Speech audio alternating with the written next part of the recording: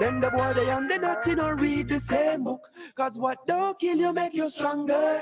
If you wanna make a move, girl, don't stand there and look. I need a lioness in a me jungle. So what you say to me? Don't kill you make you stronger. If you wanna make a move, girl, don't stand there and look. I need a lioness in a me jungle. So what you say to me? Don't kill you make you stronger. If you wanna make a move, girl, don't stand there and look. I need a lioness in a me jungle. So what you say to me? Don't kill you make you stronger. If you wanna make a move, girl, don't stand there and look. I need a lioness in a me jungle. So what you say to me? Don't kill you make you stronger.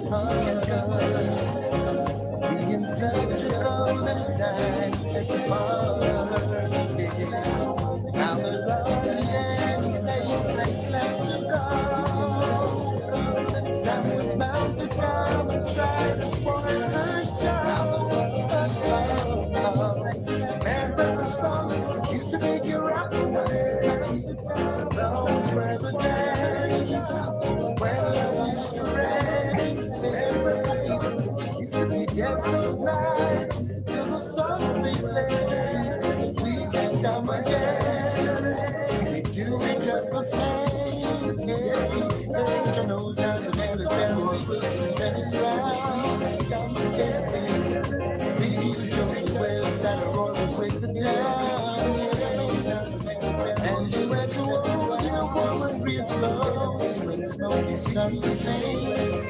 Temptations by the gay spirits of the way. Aretha Franklin. That seems to make me drift away. Places Stevie Ray. Aretha Jenny Ray. They dance all night to the songs they play. We can come again. Do it just the same. Right now, we need a brand new start. Everywhere needs it from the heart right now. And if there remains such a place that I can go, will someone tell me, I'd love to know. Remember the songs used to make you rock away.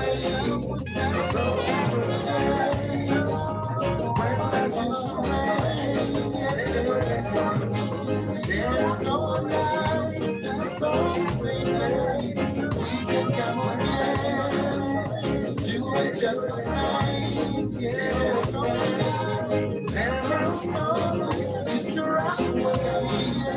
Goes for the days when life used to rain. Yes, there's no lie to the songs they play. We can come again. Just the same, there's no man.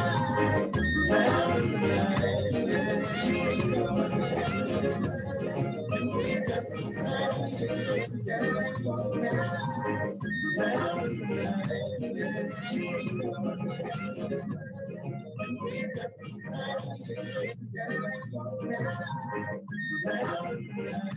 Some cry, some smile, some fight every day. We rise to the top, cause we know what it takes. Some smile, we all, we survive, yet still rise to the top. Unchangeable, what it takes. Not unchangeable, we survive. I saw the dollar might stack up, me still not change me, I go stay rough. Lord, I'm not the idiot, you have to buckle up your life, be smart. I saw the dollar might stack up, me still not change me, I go stay rough. Mama says, Lord, I'm not the idiot, don't break the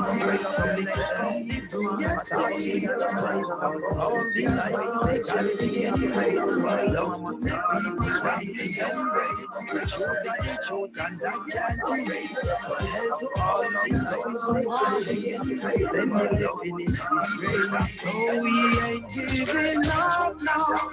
We put up a fight. We got to be ready. So we ain't giving up now. Just said don't put up a fight. We got to be ready. Just say we ain't giving up now. Just said don't put up a fight. We got to be ready.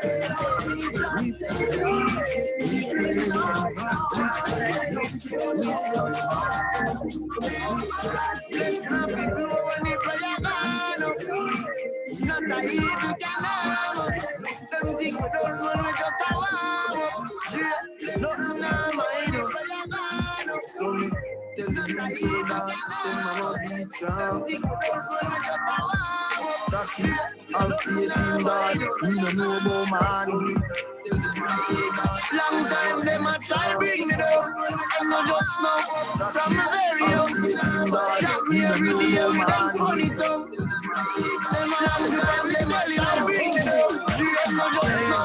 From a very young, chat me every day with them funny tongue. Them a long time them a try bring me down, and not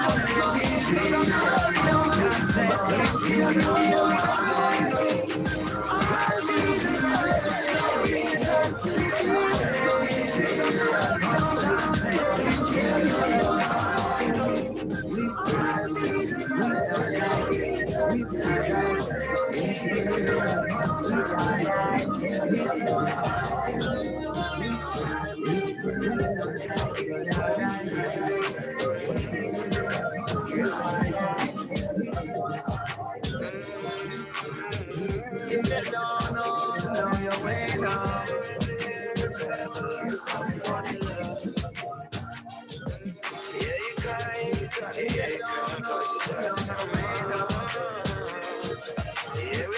Cause you know that there ain't no giving no.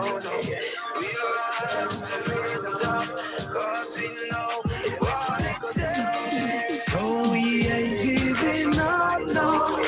We put up a fight, we got to be ready.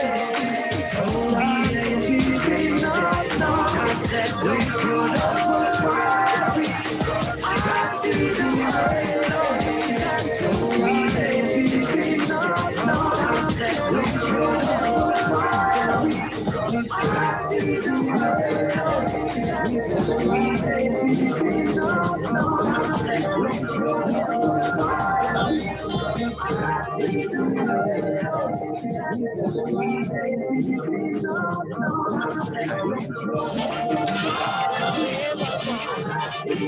Yes, I am. Highly. Forever burning. Yes, I see when the tables turn. You see, I love, I greedy. So every land of hate will burn. I was there when the ships came, and chastised I in a Jesus' name. One life me crazy, so one day land of hate will burn. I roam a couple of years when the ships came, and chastised I in a Jesus' name. One life me crazy, so one day land of hate will burn.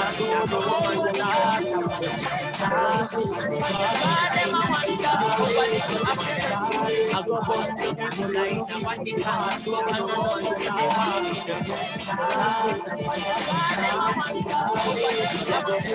I go home to people like the Vatican, go and run to the heart. When we say Rome, like the geography, but if I use the capital, then you will have to. When we say Rome, we are talking about that. When we say I see I the power and the giant, the dragon and the fear, I will fight about them can't overthrow. They can't carry me. The voice of the people, they roam and work, and the me alone, and the over evil, said they roam will burn. You know nothing for me walking a room and slide. fire, start a fire. Yes, there's nothing for me walking, I go and start a fire. Because them our little African, I go ignite the whole in a Vatican, but I know nothing for me walking, I go start a fire. I know me alone, I Calabar, Teflon and walk with the eye Calabar. And when you feel the earth, shake on a ground, and a bun, a shake that a come.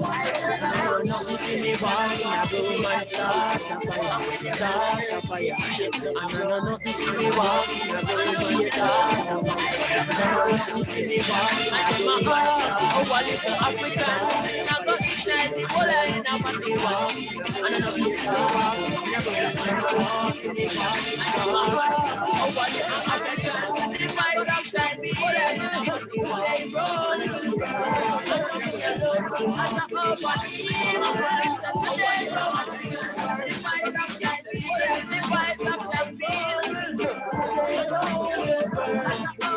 I know me alone. You know me. You know me.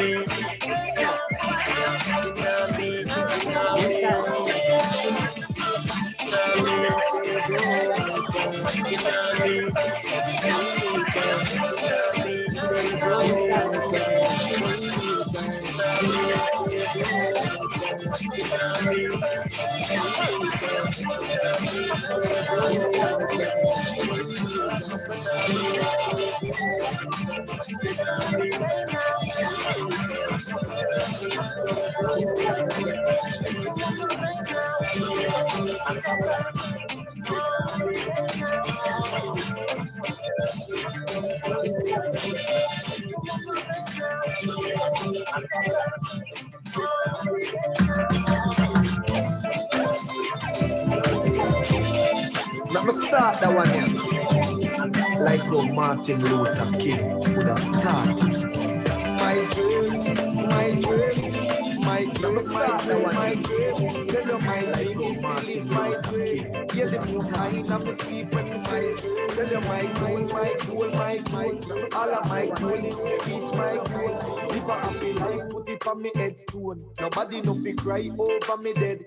Look at me now, when them treat me less than gold. Put me in a box like a rectangle. Oh, oh, look at me now, oh, look at me now, oh, look at me now. I mean, I tell you my life, where them used to go round me, go round. No one used to come round me, my life was so lonely. Look at me now, look at me now, look at me now. Me I take plain like JUTC. When you see me, it's on TV. Shows after shows after shows after shows. Tours after tours after tours after tours. When me name call is like roars after roars. Sweet melody and chorus after chorus. The black one door, me bust doors after doors after doors after doors after doors after doors. Look at me now, where them treat me less than gold. Put me in a box like a rectangle. Oh oh, look at me now, oh, look at me now, oh, look at me now. I mean, I tell you my life, where them used to go round me, go round. No one used to come round me. My life was so lonely. Look at me now, look at me now, look at me now. The blessing just a flow over. This a copia and a cover. Jaja soldier from boardhouse to sidewalk to leather sofa. Them say me living at the coast and no track, no sir. Me no mix up in a coca. Marijuana no dust to the nose ya. I no powder, not a obia. Can't get over. Look at me now, where them treat me less than gold.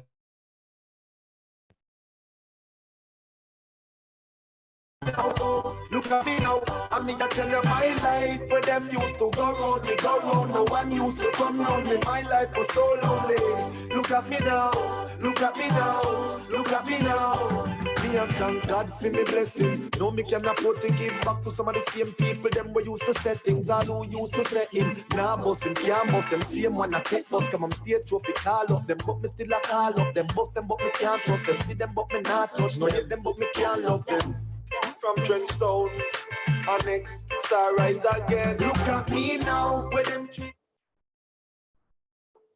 Good morning, esteemed guests. We welcome you to the second day of the second Jamaica GIS User Conference being held virtually right here where you are. And it's being held under the theme, Geospatial Technologies Shaping Our Future.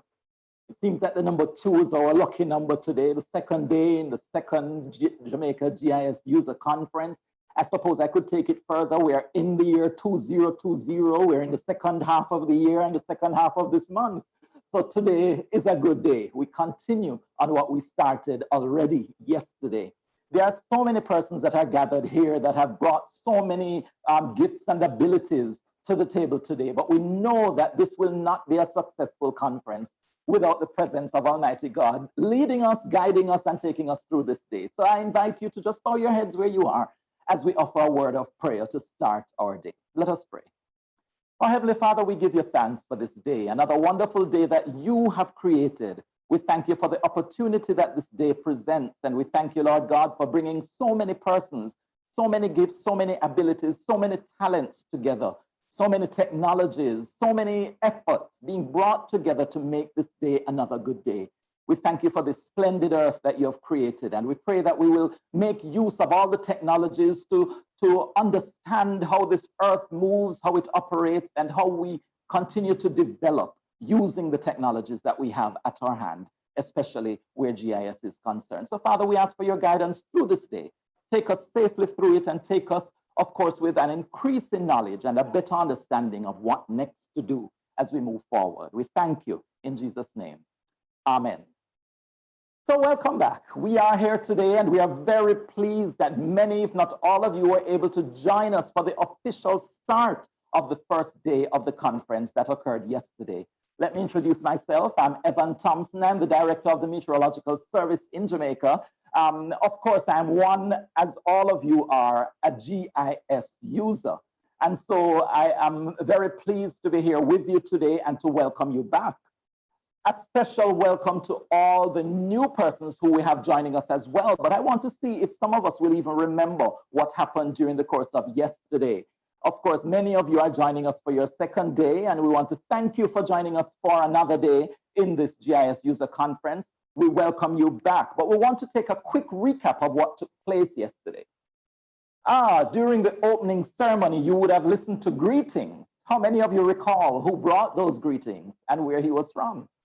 This was from Mr. Alexander Williams. He's the chairman of the LICJ, which is the Land Information Council of Jamaica. So some of you will remember those greetings. And then next, we had our permanent secretary, from the Ministry of Economic Growth and Job Creation. Anybody remembers that name? That's Mrs. Audrey V. Sewell. She was here as well, and she joined us and brought her own greetings from the ministry. And then we had a very special guest who is the Executive Secretary of the United Nations Global Geospatial Information Management Americas regional body. That's UNGGIM Americas. That was Miss Gabriela Garcia Seco. She was here as well. She joined us and she also brought her own greetings from the UNGGIM Americas. So I'm sure you'll recall having heard all of those. But then we moved on. These greetings provided the platform to then launch into the guest speaker that we had for the day. Do you remember who the guest speaker was? Of course, if you're in the GIS environment, any at all, you would know Dr. Jack Dangermond, who joined us. He's the founder and president of Environmental Systems Research Institute. That's ESRI. We know it all as ESRI. Dr. Dangermond spoke to the interconnectedness facilitated by GIS across sectors among various geospatial professionals and the new advances in the field, inclusive of AI and machine learning. He spoke of Jamaica being serious in our charge with respect to GIS, and although a developing country, the many successes that have been reaped in Jamaica. I know some of you are joining us from elsewhere outside of Jamaica, but he spoke and showcased various applications and COVID-19 dashboards that were developed by Jamaica and charged us to be renewed and energized by the conference. After the opening ceremony, we continued with a presentation by Mike Moran. If you remember where he was from OSM, that's OpenStreetMaps, and their significant contribution to global disaster events. For example, the Haiti earthquake that was in 2010. He also spoke and showed some of the work being done here in Jamaica, and he charged all of us to request assistance from OSM if and whenever there was a need. I continue with my recap of day one because the day then continued with breakout sessions. And you would recall the breakout sessions that you were involved in, those of you who are coming for your second day. These were in urban and regional planning, in social sciences, in climate change, disasters, and education. A few highlights included crime analysis, sea level rise modeling, poverty mapping, strata property management, among others.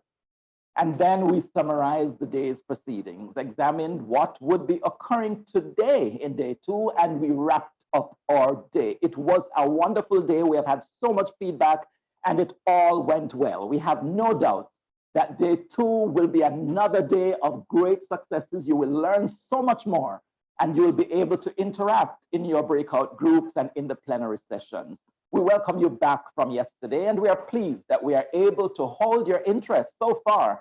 We inspired some passion and we sparked some enthusiasm for joining us on another day of sharing and learning with the hope of possible application to your own area, like meteorology or any other specialization that you might have. We extend a special welcome to those new conference attendees who are joining us today. If you are joining us for the first time, maybe you could just raise your hand. Let us see all those persons who are coming to the first day on the day two of our conference. We can assure you that you will be inspired to explore and utilize new geospatial technologies with each session explored.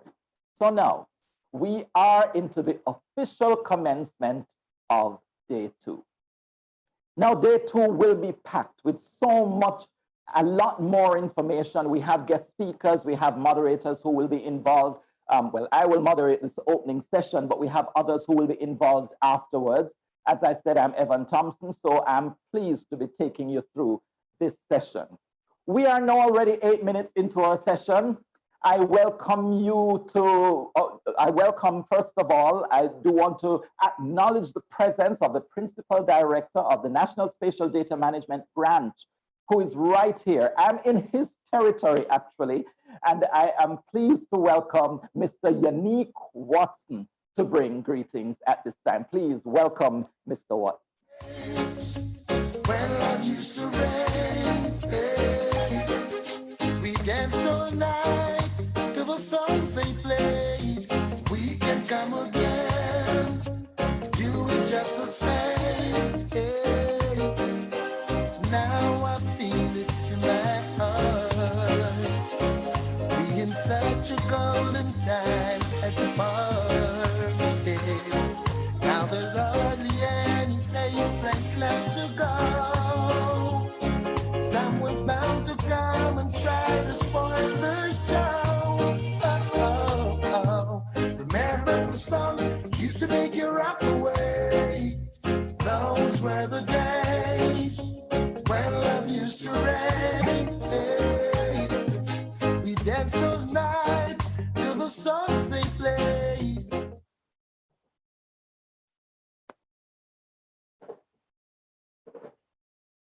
Chairman, the Land Information Council of Jamaica, Mr. Alexander Williams, Permanent Secretary, Ministry of Economic Growth and Job Creation, Mrs. Audrey Sewell.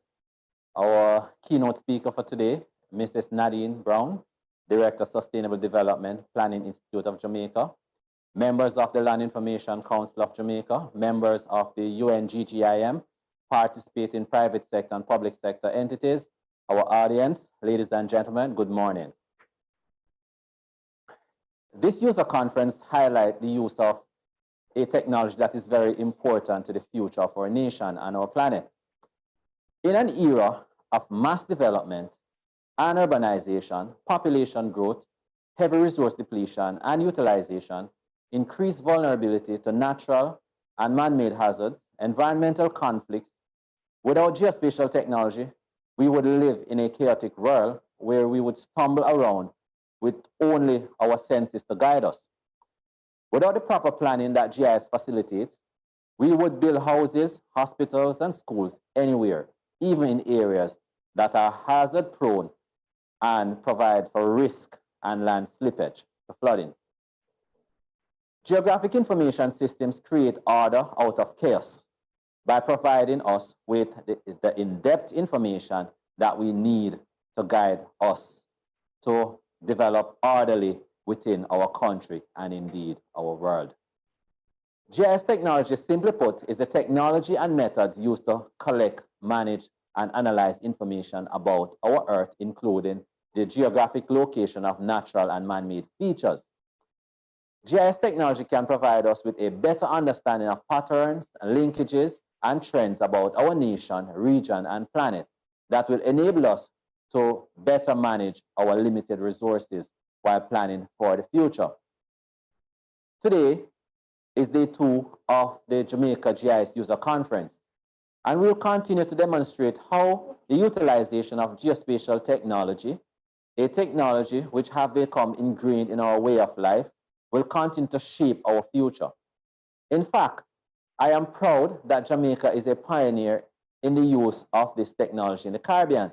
And through collaborative approaches, we have been working closely with our Caribbean partners to increase our capacities for the use of this technology on a regional level.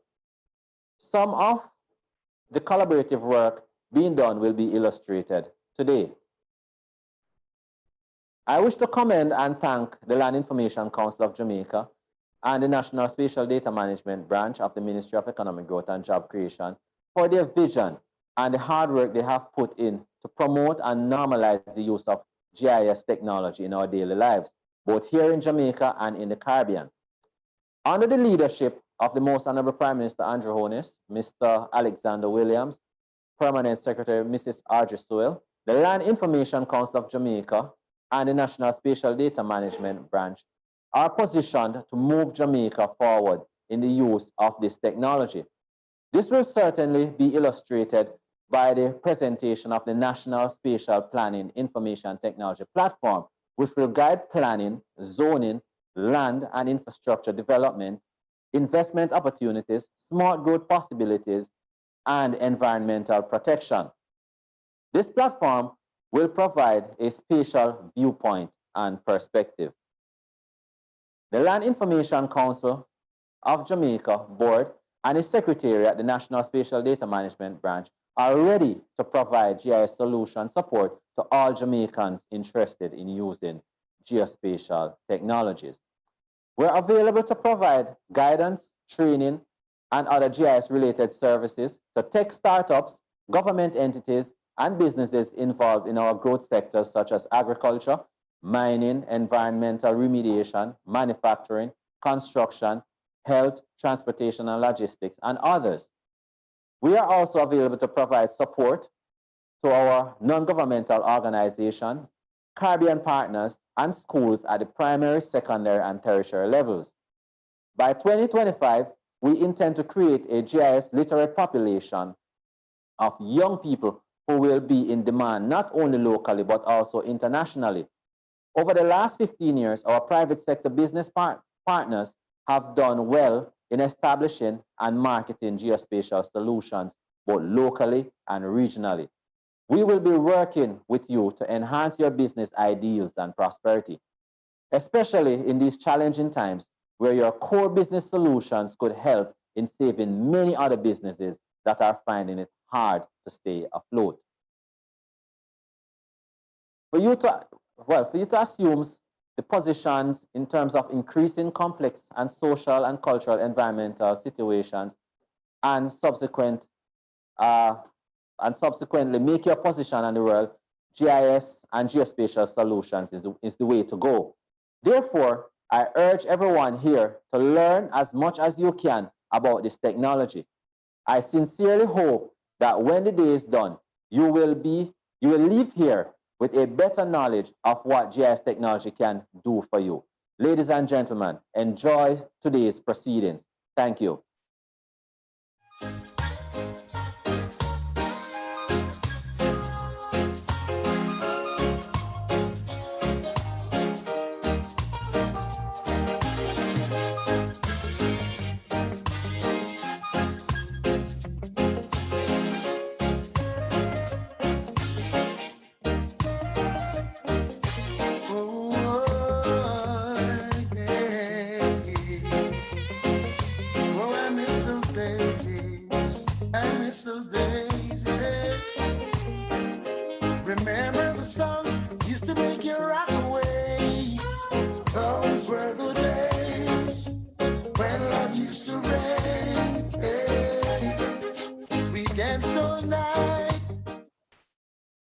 Okay, welcome back.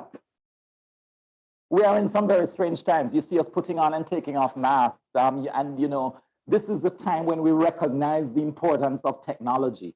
And we are going to be moving more and more talking about technology, and especially GIS technologies and what we can use, you know, in this regard.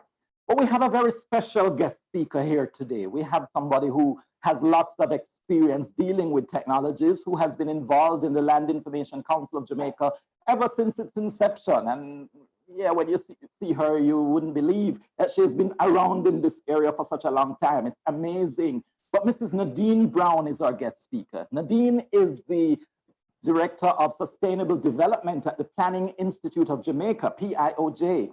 She is, among other things, responsible for providing policy advice on various sustainable development issues and monitoring related policies, programs, and projects, particularly with respect to climate change and disaster risk management. Nadine has served in GIS positions at the National Land Agency, NLA, and the PIOJ, and is integrally involved in the preparation of socioeconomic and environmental impact assessment reports of disasters affecting the island. I've had many times to interact with Nadine over the years because of this actual role. Her qualifications include a diploma in land surveying from the University of Technology, an MSc in Geographic Information Systems from ITC in the Netherlands, and an MSc in Computer-Based Management Information Systems from the University of the West Indies, UWI. So many accolades and so many things that Nadine will bring to the table as she brings us her keynote address today. I invite you at this time to just press forward into your screens and be given a lot of information from Nadine Brown, our special presenter today. Mr. Evan Thompson, moderator. Mr. Yannick Watson, Chief Technical Director of the National Spatial Data Management Division, other distinguished guests, GIS professionals, ladies and gentlemen, good morning.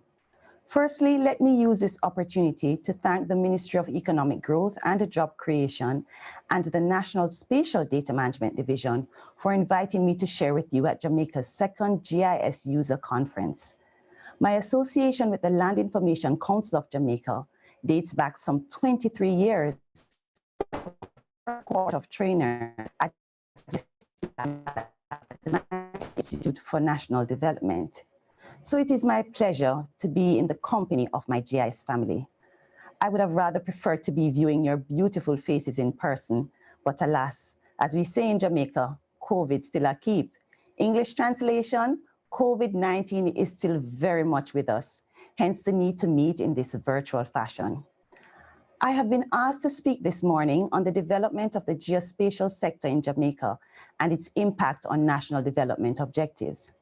The topic forced me to reflect on my early days in this geospatial business as a junior GIS engineer at a small company called Digimap Limited back in recent enough, and how novel the whole concept of GIS seemed at the time. There was nothing state-of-the-art or innovative about typing every single ArcInfo command to create the simplest of map elements. But the light bulbs that went on when people saw the analysis and visualizations that emerged at the other end of these commands was enough to make one know that this technology would make a difference. And indeed, it has. Almost 35 years after it was first introduced in Jamaica, the use of geospatial and related technologies has advanced national development through contributions to land resource assessment, the development approval and land procurement processes, disaster risk management and climate change, agriculture, population studies, public safety, and epidemiology, among others.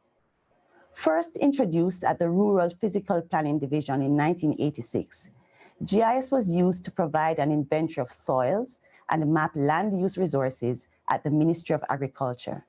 It was in the late 1980s, however, that its development gained momentum with a major reform of the land titling system. It was then that the government outlined a vision for a land information system to support the work of the Ministry of Development and Planning.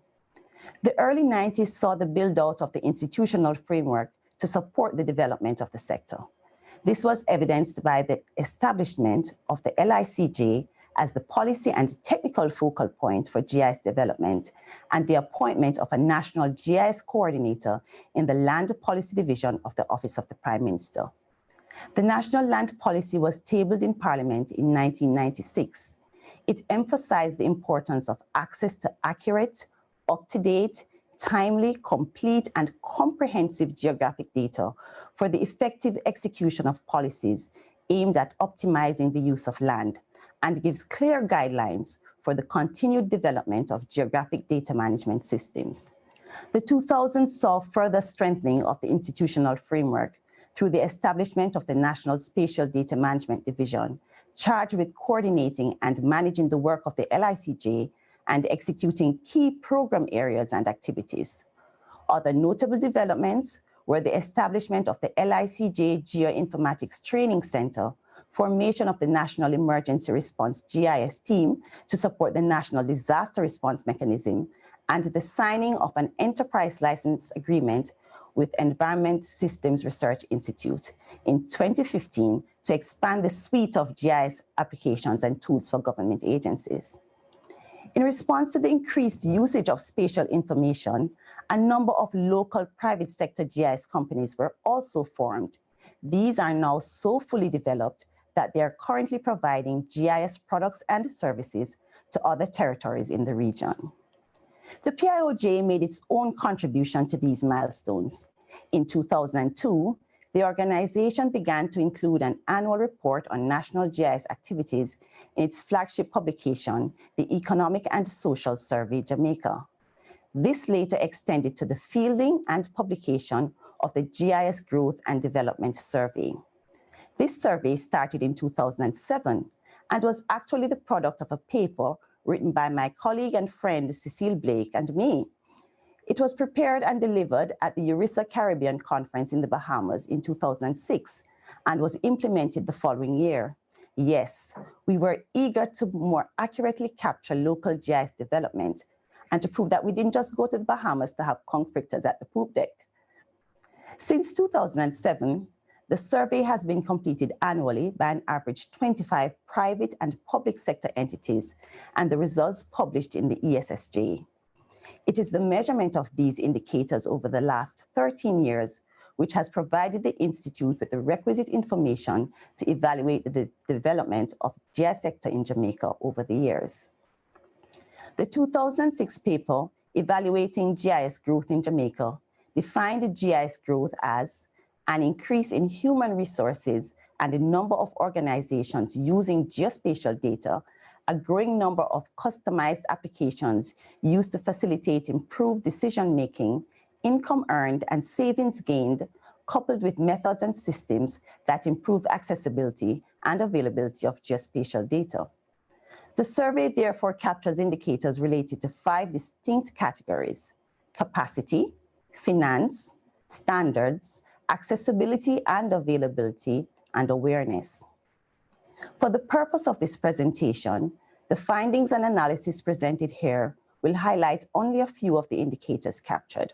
The capacity indicators seek to measure an organization's ability to utilize GIS technology to enhance its decision-making processes and its delivery of services to the public. Our review has shown that there has been an increase in the number of entities which use and provide GIS services and products, starting from a low of 7 in 2007 to some 31 entities in 2018. There has also been increased use of the technology to support decision-making, evidenced by growth in the number of entities integrating GIS into their business processes.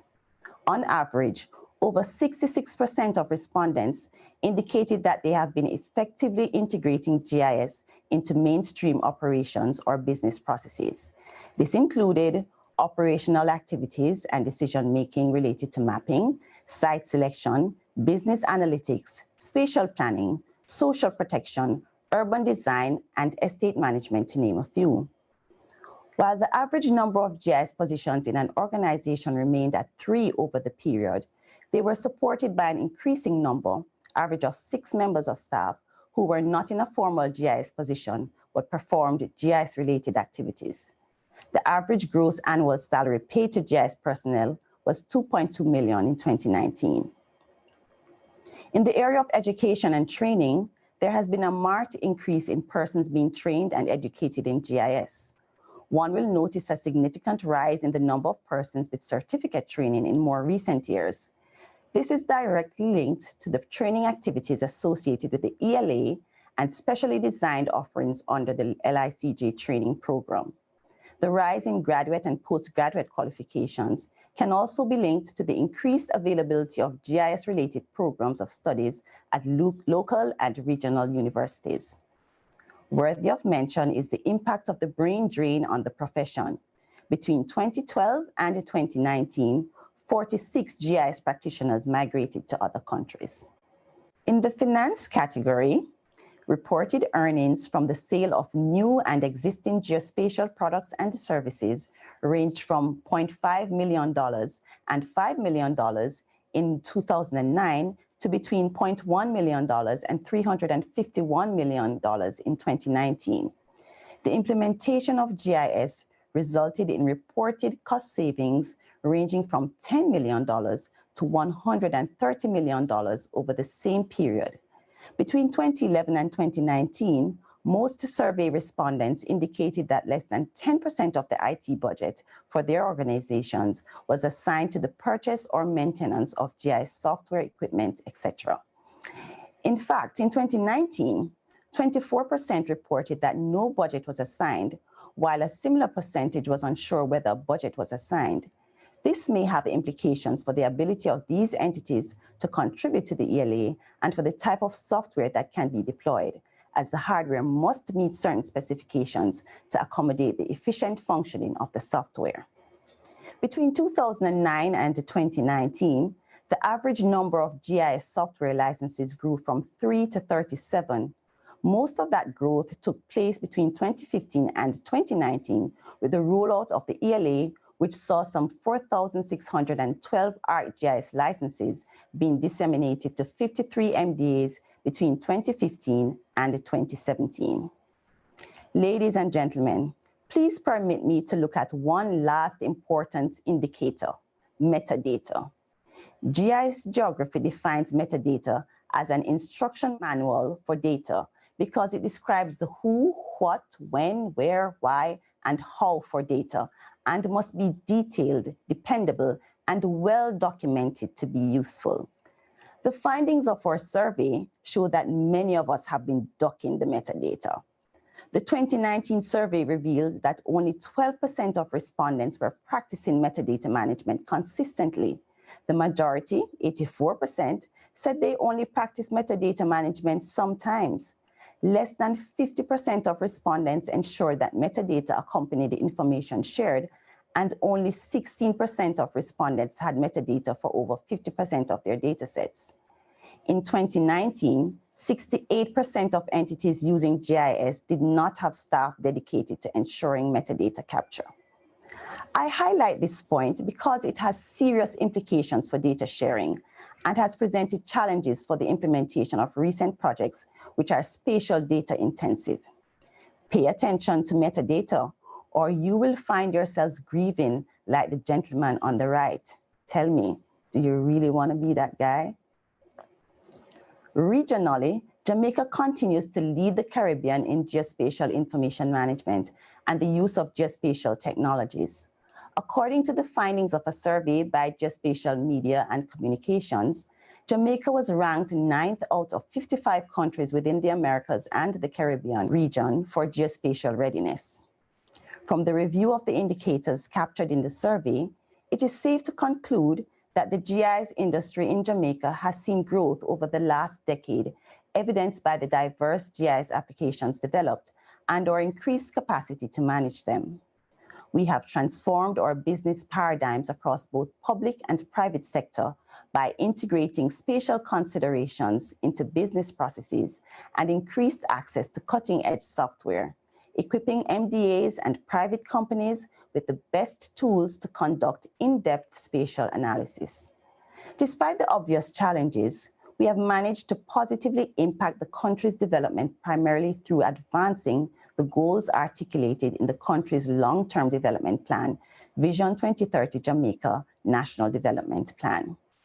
The main objectives of Vision 2030 Jamaica is to secure sustained and broad-based improvement in the quality of life of Jamaicans that will transform Jamaica into the place of choice to live, work, raise families, and do business. In order to achieve this objective, the plan articulates a comprehensive and integrated strategy around 4 fundamental goals and 15 outcomes. Over the last 10 years, the local geospatial industry, through the work of players in both the public and private sector, has helped to move the country closer towards achieving these developmental goals and their underlying objectives. Let's examine just a few of the many ways in which this is being done. We are using the technology to support effective social protection. Outcome 3 under Goal 1, Jamaicans are empowered to achieve their fullest potential. Through the work of the National Social Protection Committee, Geospatial Technology is assisting the government to examine the distribution of social housing interventions in an effort to assess the reach of these interventions nationally. Path beneficiaries will be added to the map as an indicator of vulnerability. Geospatial analysis has also been integral in improving security and safety, Outcome 5, towards the achievement of Goal 2. Some of us would have already known that the Jamaica Constabulary Force received ESRI's Special Achievement in GIS Award last year.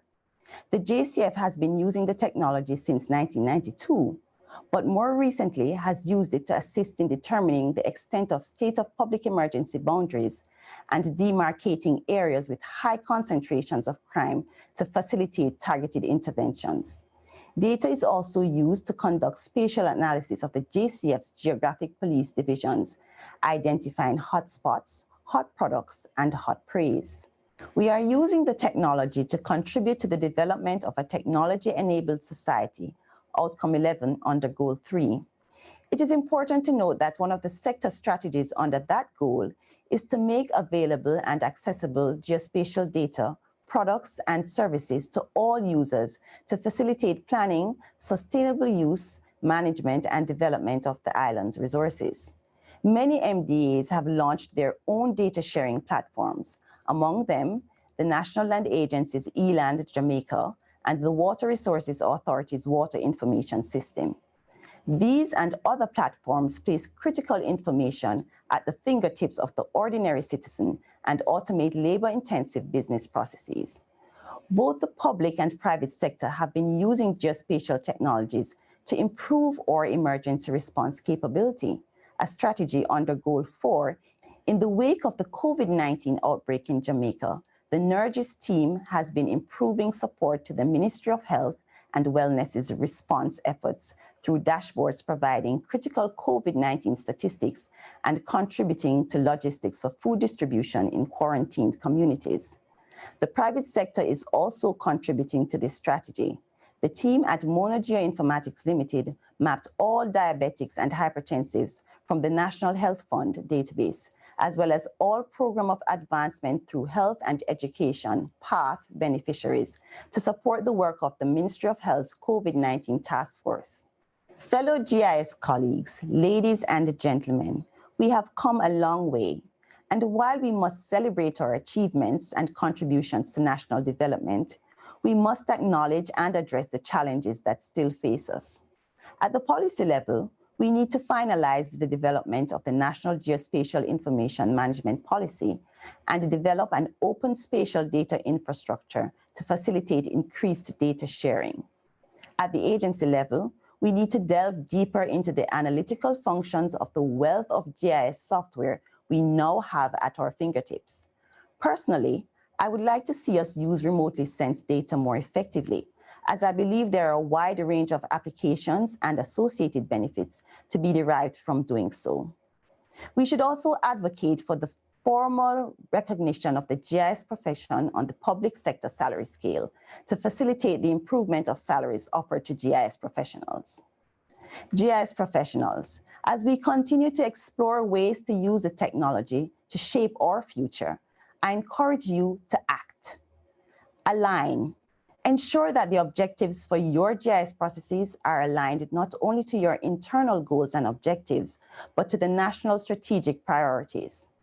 Examine the relevant documents like the Growth Inducement Strategy and the Medium-Term Socioeconomic Policy Framework. Even in the context of COVID-19, examine the report from the COVID-19 Economic Recovery Task Force and ask yourselves, how can I use geospatial technologies to provide relevant interventions to support the recommendations outlined? Collaborate.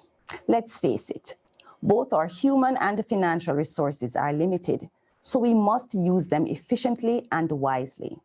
GIS technology readily lends itself to distributed collaboration to facilitate data access and sharing among organizations, especially those with similar goals and objectives.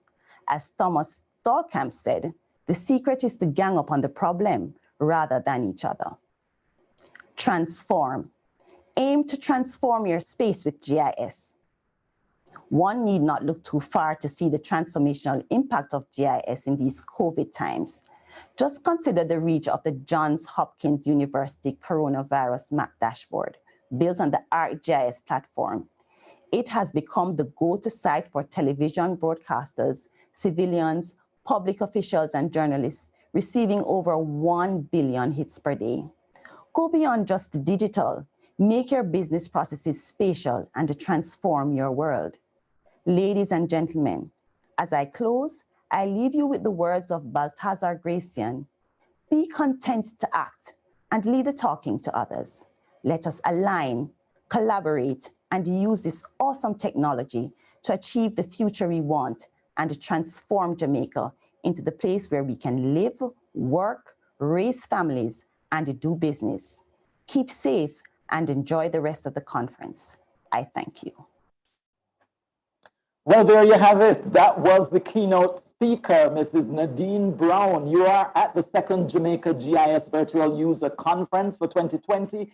It's entitled Geospatial Technology Shaping Our Future. And Nadine Brown just shared on GIS developments and the contribution to Jamaica's growth. I'm sure you got so many tidbits from that. You learned so much more.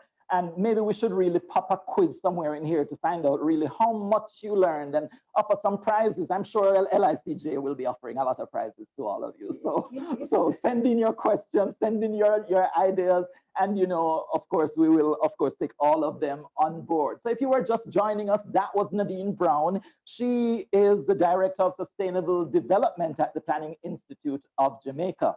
Now we are moving on. We are going now to another segment of this morning's opening session.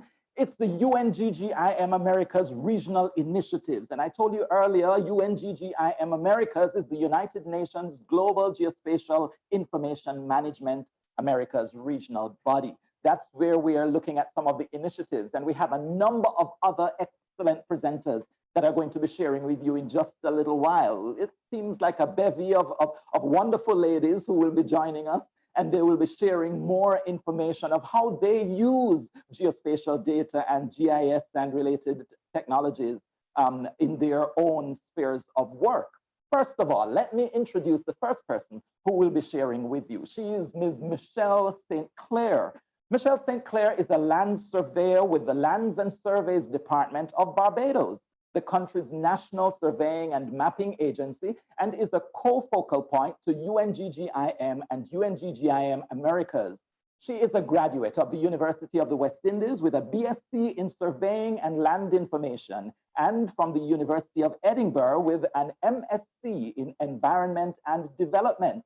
Michelle is committed to improving national spatial and land policy to ensure the decisions of both government and private citizens are informed by data that identifies the patterns and trends of what happens where.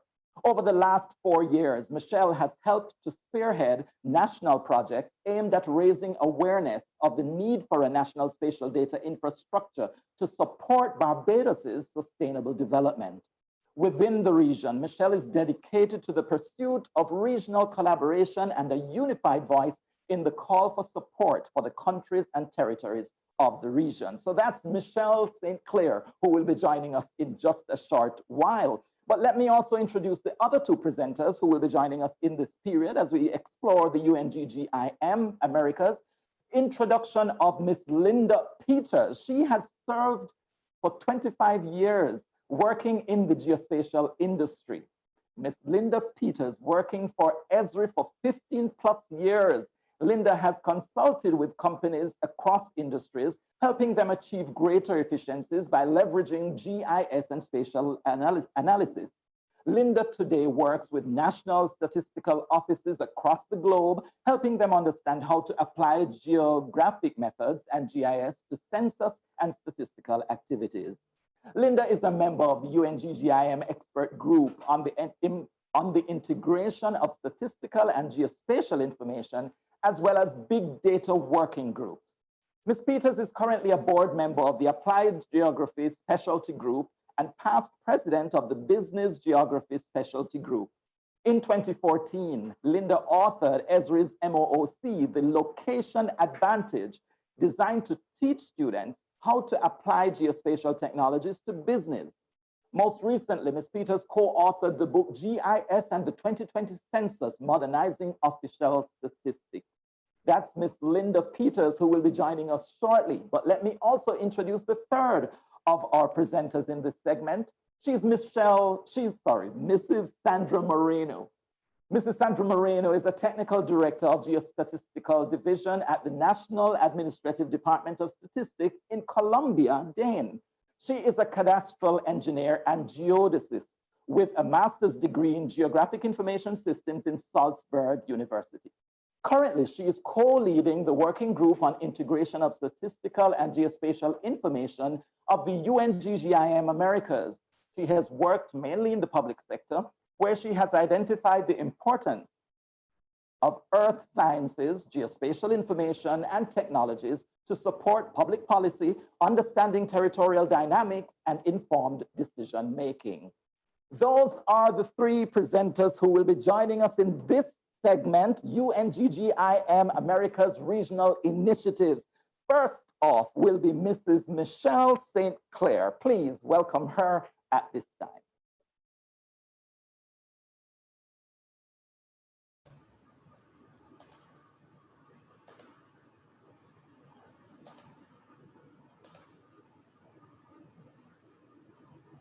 Hello, good morning. Good morning all. Thank you, Mr. Thompson. And thank you to the government and people of Jamaica, for allowing us to present and share with you our Caribbean Geospatial Development Initiative. Let me share my screen.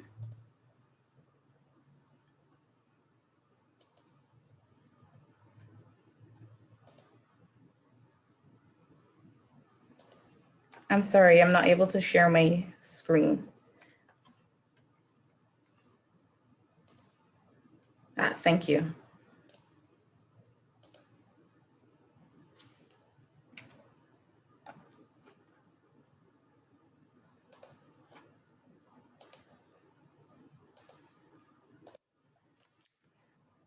Right, good morning, and thank you for the introduction. I'm here to share with you a brief overview of the Caribbean Geospatial Development Initiative called CariGeo. I'm going to share our stakeholders, the past initiative that would have brought us to this point, and to share the scope of works and our next steps in being able to act. I must say I was very inspired by Ms. Brown's keynote just now a few minutes ago. So UNGGIM Americas. This is the regional committee of United Nations Global Geospatial Information Management, and it is an intergovernmental mechanism for making joint decisions and setting directions with regard to the production, availability, and use of geospatial information within national, regional, and global policy frameworks. UNGGIM aims to address global challenges regarding the use of geospatial information and now the integration of statistical information as well for development agendas. CariGeo seeks to empower the countries and territories of our region to advance the greater use and sharing of geospatial and statistical information to support improved decision-making for sustainable national and regional development. In the Caribbean, our vulnerability is multidimensional, and as small island developing states, our location, our limited land space, and sometimes lack of economic diversification leaves us severely exposed to shocks from economic upheavals, natural disasters, climate change, and most recently, the COVID-19 pandemic. The purpose of CariGeo is to improve spatial data infrastructures in the Caribbean, building on recent and ongoing developments, leveraging our indigenous skills and our resources. And we would have heard earlier a lot of what Land Information Council Jamaica and the Planning Institute would have been doing. So to leverage those things already in place, as well as utilizing external resources and technical expertise. So who are our stakeholders? The aim is to focus on engaging the national mapping and statistical agencies of the region. And this is a collaborative effort spearheaded by UNGJM Americas, UN ECLAC, UN Group for Geographic Names, representatives of member states and territories within the Caribbean, academic institutions, private sector organizations, and civil society. And I'd like to take this time to thank our partners for the work done thus far in developing the initiative and carrying it forward. CariGeo is built on the gains of the Caribbean Project, which sought to promote the development of SDI in the Caribbean. It started in 2014 through to 2018 and was funded by the government of Mexico with support from the government of Chile. And it included, as you see on the screen, many of the Caribbean countries. So through technical cooperation, there have been several positive results of the Caribbean Project. There's now a strengthened geodetic networks in several Caribbean countries, including my own in Barbados and in Jamaica as well, through the acquisition of GNSS base stations and equipment and servers, and capacity building through workshops on a range of topics, including geospatial standards, GIS, geodetic equipment, and metadata. Also, there's been active participation by the Caribbean member states in both regional and international working groups and at the UN sessions. And at the close of the Caribbean Project in 2018, participants expressed a need to keep the forward momentum and ensure that in the Caribbean region, we did not regress, we didn't go back.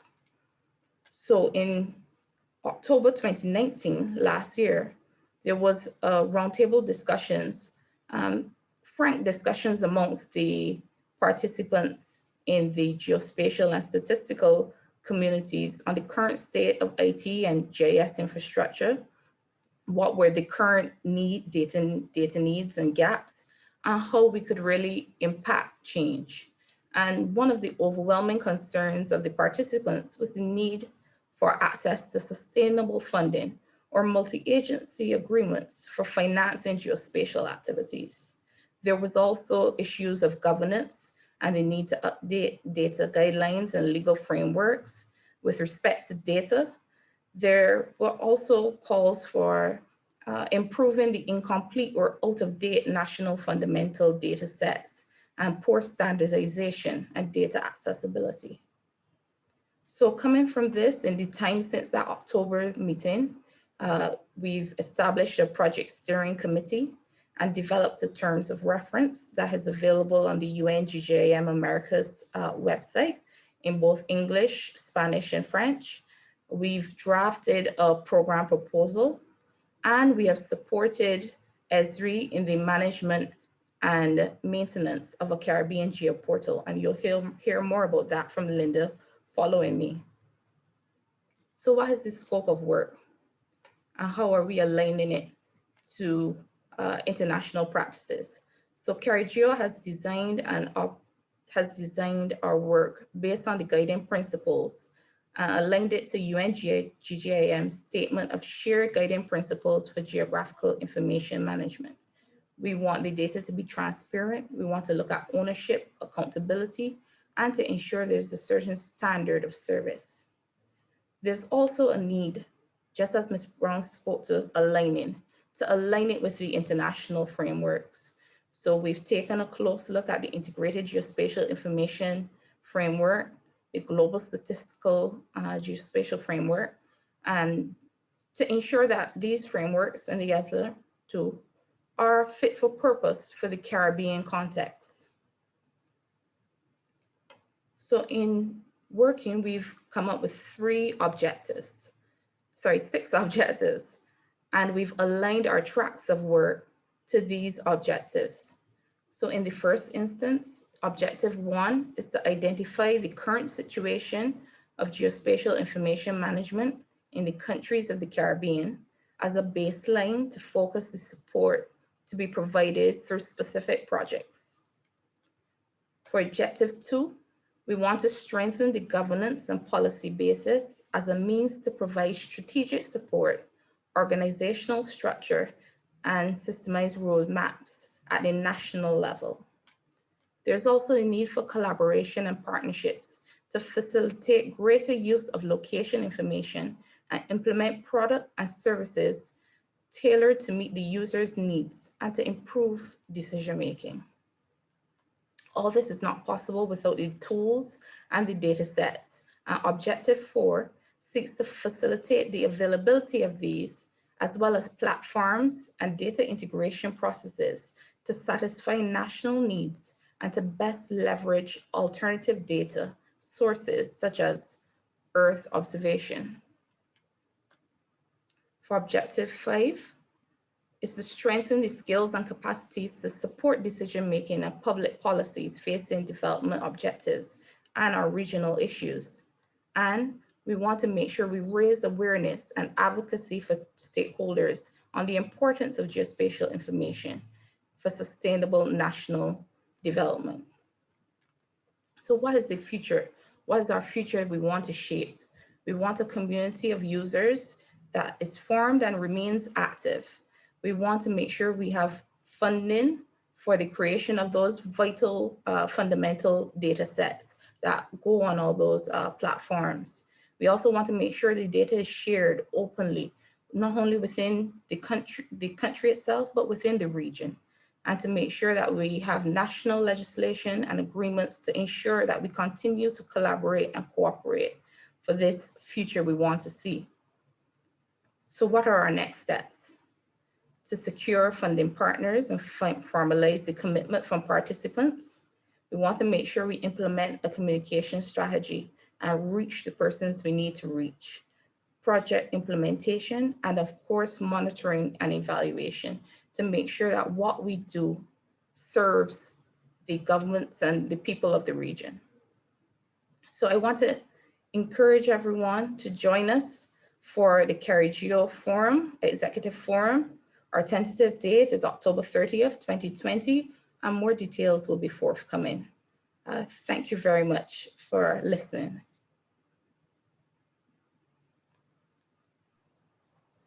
Thank you very much, Michelle. That was wonderful. That was great. That was Michelle St. Clair speaking about the Caribbean Geospatial Development Initiative, CARIGEO project. Thank you so much. We're going to move right into our next presentation. This is from Miss Linda Peters. Linda is going to be speaking about the Caribbean Geoportal. Welcome, Linda.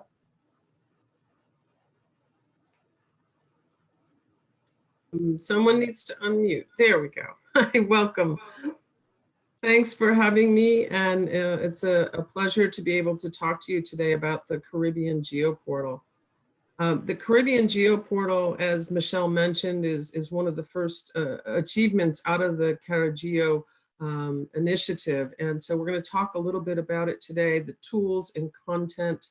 I'll speak to who will use the Geoportal and some of the impacts that are being seen. And then I'll just briefly go live and show you what it looks like. The vision that we had is to provide a one-stop shop portal for geographic content, giving comprehensive web GIS tools available across the region. And this is free for the single users, everyone coming in, whether you're working in the region or working outside of the region, but supporting the region. The idea is this will remove the barriers to entry for geospatial technology, provide access to data and learning, and enable a sustainable portal of portals and an ability to do data sharing. I know you heard from our president, Jack Dangermond, yesterday, but Jack is deeply committed to supporting innovation, in particular in this region, and helping users discover and explore the vast amount of information that's available. The information that is available includes not only data, but tools as well. And I want to touch on both of these. The Caribbean GeoPortal provides full access to ArcGIS Online, allowing you to create maps, share maps, do analytics, and collaborate with others across the region. As you can see here, there are many different data sources already within the portal.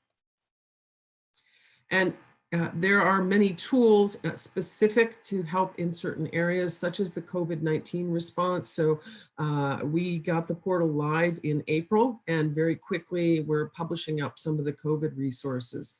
Most recently, we are focused on resources and application to help with hurricane management and preparedness. Now we see many different types of users within the portal. From students to developers to business professionals to the leaders within the community. And as I said, we're already starting to see impact. Many agencies such as NASA and NOAA have been contributing data, making that available through the portal. We've already started working with some universities. MIT ran a COVID challenge across the region for the Americas, utilizing the Caribbean GeoPortal. And UN Habitat had made their survey available, and we've shared that through the portal as well. So trying to understand what's important for a better urban future. So what I'd like to do now is go directly out to the portal. And just give you a quick tour. So this is the homepage. It's simply CaribbeanGeoPortal.com. And if you look at the portal homepage here, you'll see again, there are quick links to get to the COVID resources, a nice video about why geography is important across the region. Here are the disaster resources. You can get in here quickly to get to some of the apps and things, or come in and just view your own content. If I come over and look at the data portion, I'm going to see many different types of data available through the platform.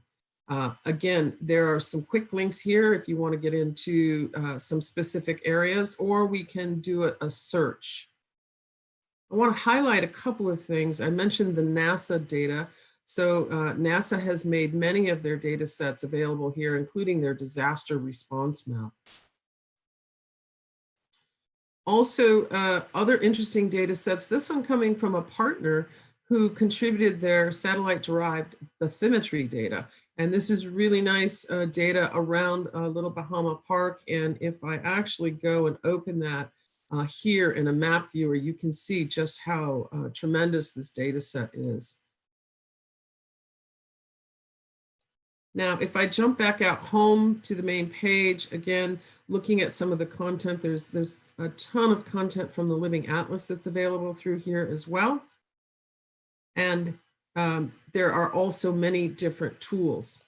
So if I come back to my home page, close one more, let's take a look at some of those tools here. You'll see that you can not only create a map, but you can do spatial analytics. And so if we take a look at all the various tools in here, this is where the true power of the Caribbean GeoPortal comes in. All of the data and tools that you are used to seeing and using in ArcGIS are all within the Caribbean GeoPortal. So I can summarize, I can aggregate, I can do analysis, I can do clustering, I can enrich different layers. So take a look through, there's so many great tools in here at your disposal. And then finally in Learn, so there's a lot of available online learning here as well. I'd encourage you to come in and take a look through the various resources in here too. So with that, I wish to thank you again. I appreciate being able to share information about the Caribbean GeoPortal with you. And I will throw it back over to our host for questions. Thank you very much, Linda. That was Linda Peters from Esri. And now we're going to be moving right into our third presentation. This is coming from Mrs. Michelle Moreno from Dane, Colombia. And she'll be speaking about the MEGA project, integration of statistical and geospatial information. Please take it away, Sandra.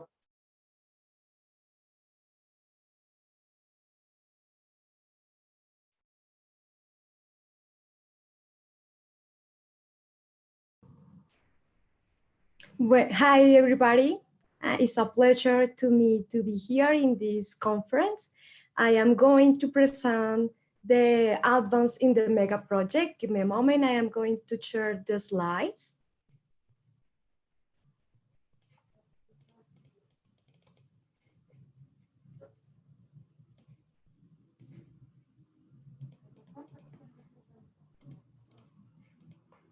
Well, please give me a moment.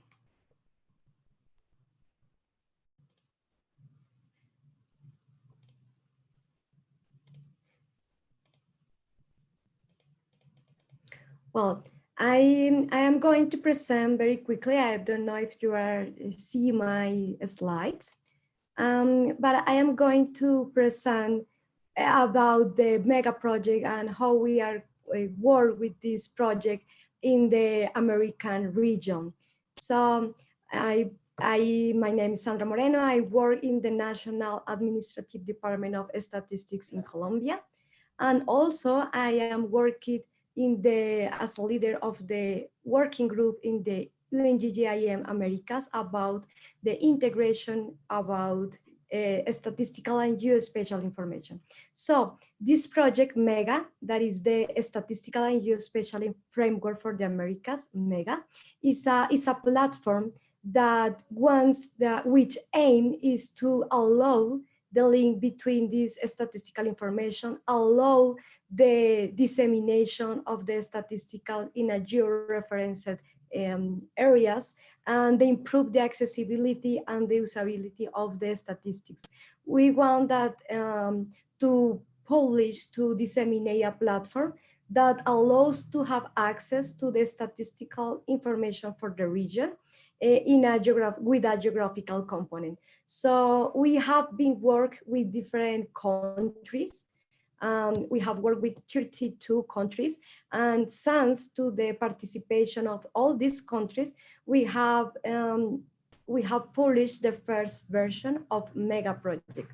So I want to say thank you to all these countries. Jamaica is one of these countries that is working with us and provide information for housing, dwellings, people disaggregate by sex. So this information is very important because it's the information that we put in the MEGA in this platform and allows to us have access to official information provided for each country, for each cartography agency and a statistical institution in each country. So this work is a work to work by all the countries in the America, and in which each country has working with the statistical and cartography agency and help us to collect this valuable information. So which results we have in the MEGA project? Well, we have in the first version of MEGA, we can collect information for all the countries about population information and housing information.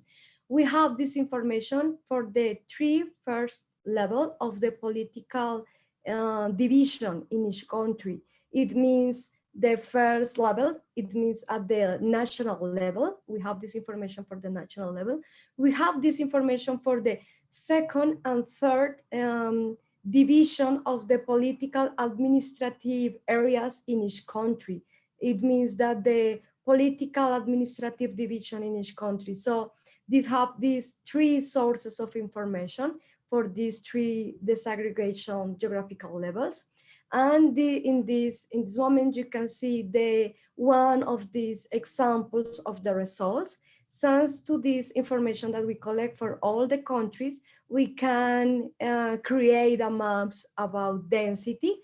For example, in the right slide, in the right hand, you can see the population density in all the Americas continent.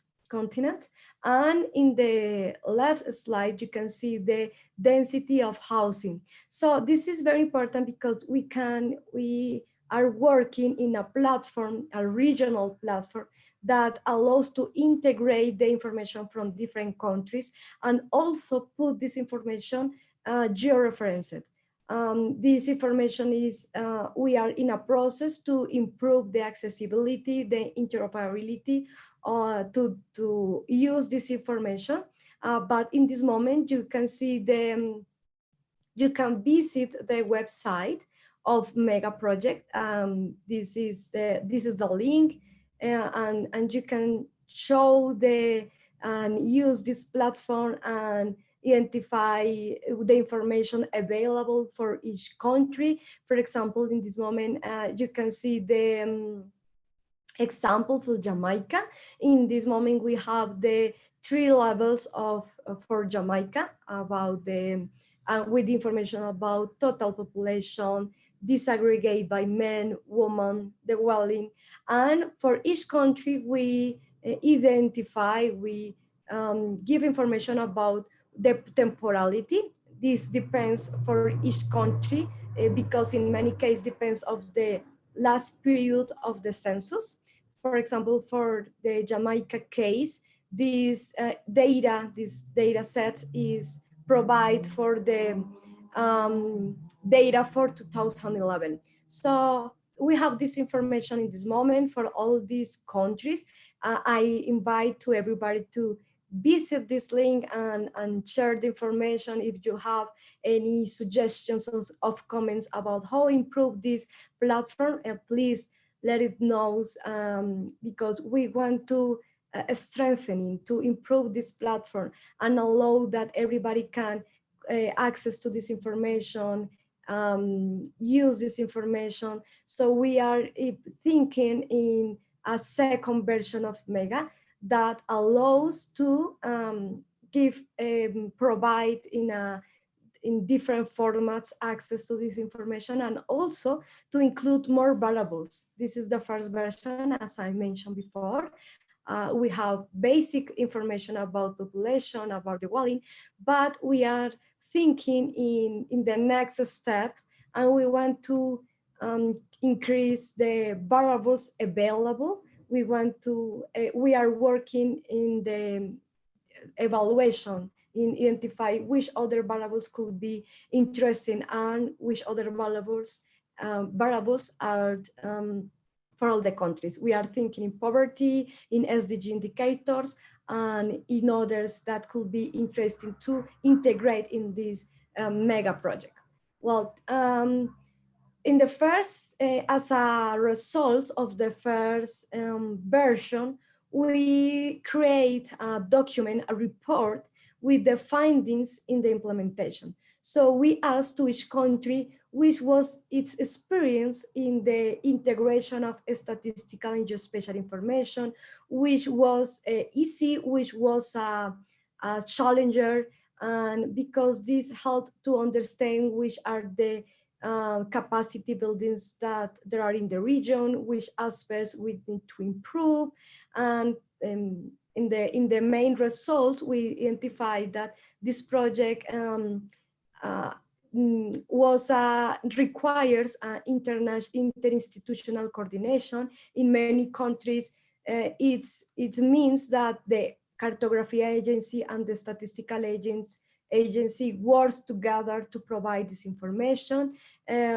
Other good aspect was that we standardize, use common standards to disseminate the result. We identify that here there are opportunities to strengthening the use of common standards for all the region. And well, in other aspects, we identify that it's important to continuous improve the capacity building for knowledge, for share this knowledge and experience.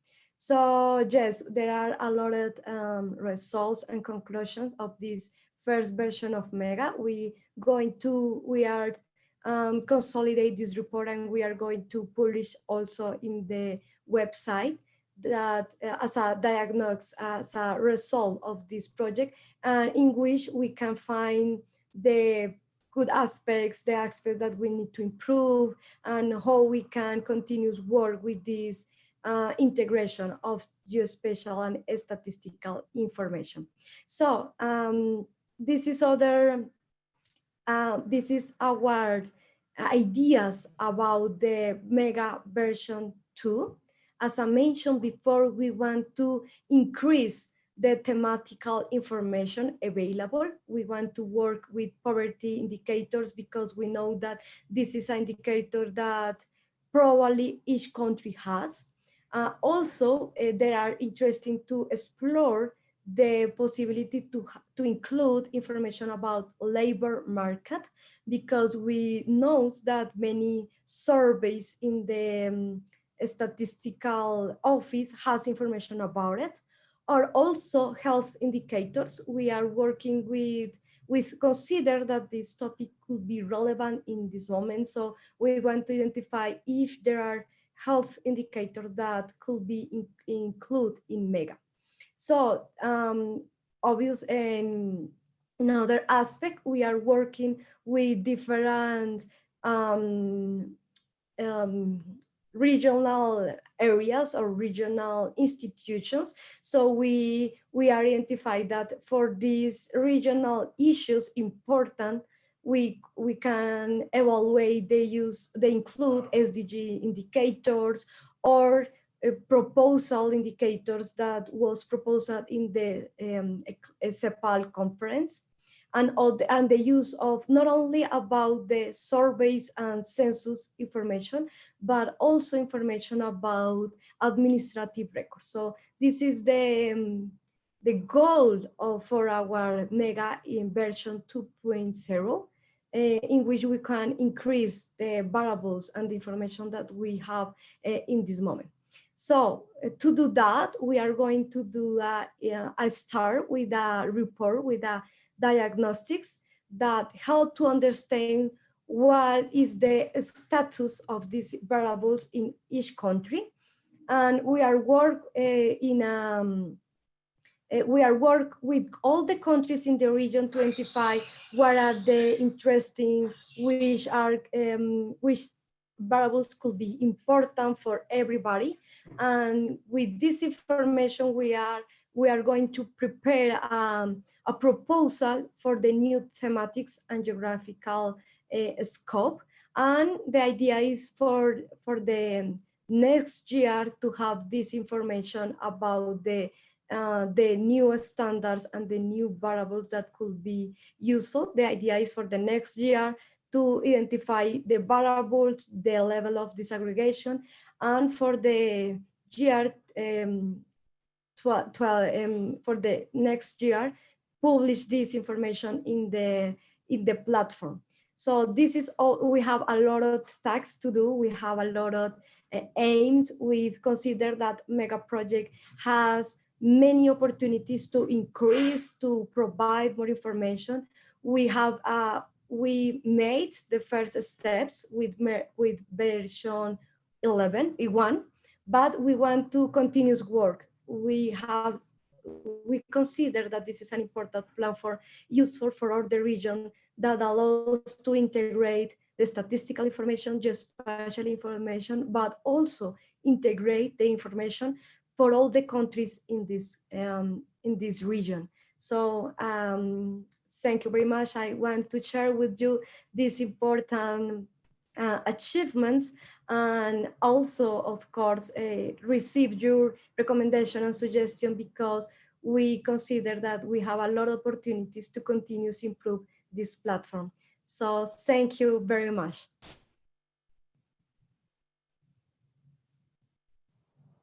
Gracias, Sandra. Muy interesante. Thank you. Ladies and gentlemen, ladies and gentlemen, I'm sure you enjoyed those 3 presentations. We've been listening to excellent presenters speaking about regional initiatives of the UNGGIM Americas.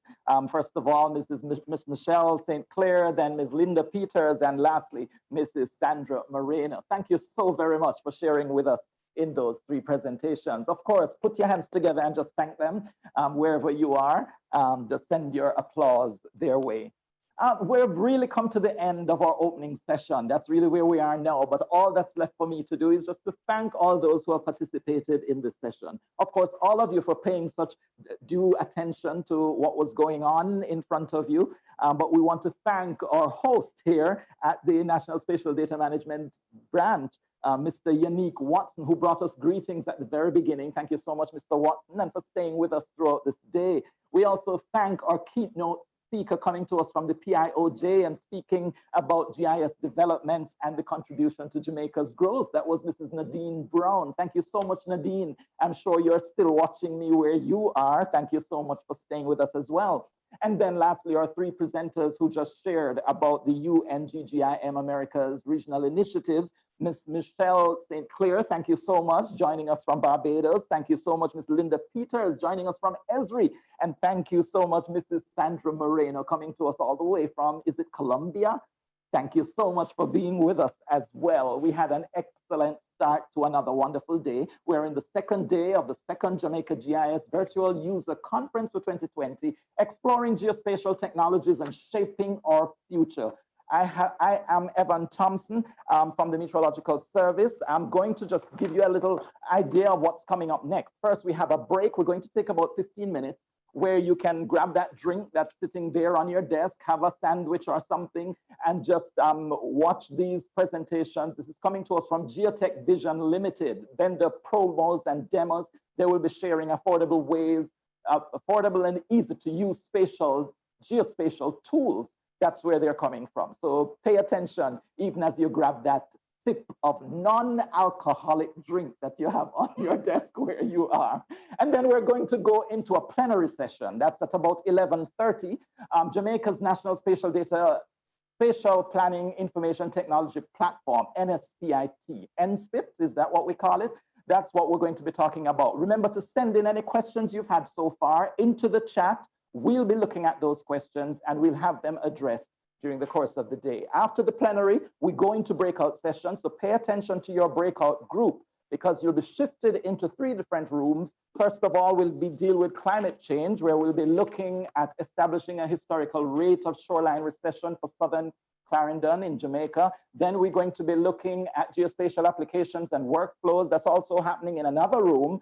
And if you're interested in planning for the dead, you should stay around for that session. And the 3rd room will be looking at remote sensing, where we look at the introduction to site scan for ArcGIS. So stay with us all the way through today. It will be an enjoyable day and you'll be learning so much more. Thank you so much. It was a pleasure sharing with you. Stay tuned now for your demos that will be coming.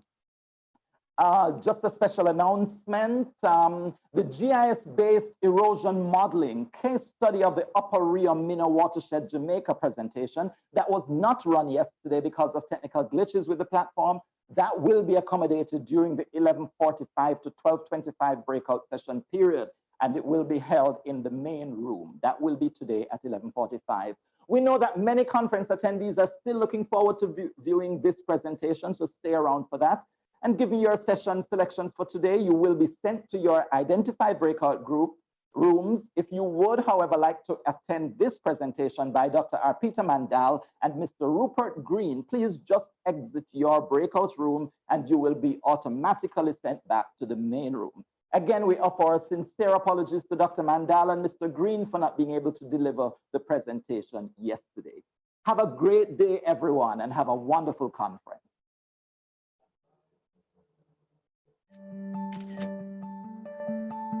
Taking measurements is fundamental to so many businesses and everyday tasks. Yet, taking measurements is often a difficult, lengthy, or expensive process. With Spike, the way measurements are taken and shared has changed. Spike allows you to measure an object simply with a snap from your phone. From that photo, you can capture real-time measurements, including height, width, area, length, and target location. The time to measure objects is reduced from hours to minutes, and all you need is Spike and your smartphone or tablet. Spike has a built-in laser rangefinder and Bluetooth, which makes it all work seamlessly with your smartphone or tablet's camera, GPS, compass, and connection to the internet. With Spike's easy-to-use app, take a photo of the object you want to measure. Using the app's measurement tools, you can record dimensions on the spot, or wait until later. You'll be able to reference your photos and measurements at any time, in case you want to make changes or take additional measurements without returning to the site. Instantly share that photo with your measurements via email to your teammate, boss, customer, or yourself. Spike works with both Apple iOS and Google Android devices, making it ideal for all kinds of business and personal use. Whether you sell or design advertising, size up your construction site, estimate residential or commercial jobs, assess and evaluate properties, design or manage remodels, or manage facilities and assets. Spike will change the way you take and share measurements forever. Get the measure of your world with Spike by Ike GPS.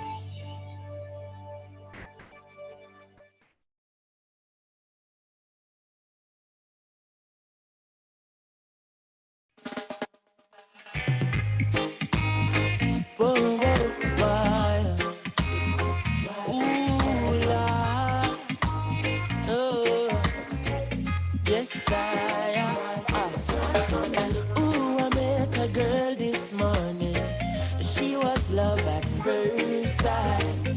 Ooh, I met a girl this morning, and she was beauty to my eyes. I asked her where she from, she tell me in the tropics. She asked me what's my name, I tell her I am Connie. And I said, girl, tell me what's your name, and she tell me that her name is Jamaica. And I said, smile, girl, smile. Smile for me, Jamaica. And I said, smile, girl, smile. Ooh, Lord, smile for me, Jamaica. And never you cry, here am I. Yeah, I'm here for you, Jamaica. Dry your eyes, girl, smile. Smile for me, Jamaica. Lord, hey, she have a rich history. A beautiful woman with the sweetest gifts. Beautiful sunrise and an evening kiss of a nice sunset on the evening season. But she tell me, said she tired. Tired of the exploit and the liars. She give them reggae, give them beaches, give them flowers and the ferns. All she got is abuse in return. But I say, don't you worry yourself, mama.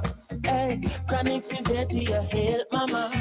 Ooh, I said, no worry yourself, mommy. One thing me, I beg you do for me. And I said, smile, girl, smile. Smile for me, Jamaica. And I said, smile, girl, smile. Hey, smile for me, Jamaica. Never you cry, here am I. Girl, I'm here for you, Jamaica. What must I try? Oh, my. That she asked me, and this is what me say. A sweet, sweet chronics, you give them. The one drop beat, pan a rhythm. Are you give them bob with a different stepping?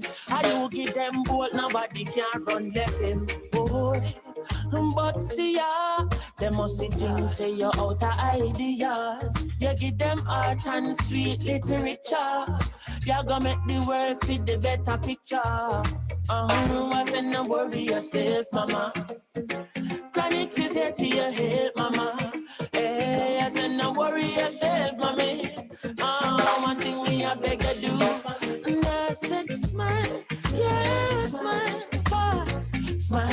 me, Jamaica. And I said, smile, girl, smile. Wah, wah, wah, wah, wah. For me, Jamaica. Never you cry, here am I. Whoa, for me, Jamaica. And I said, smile, boy.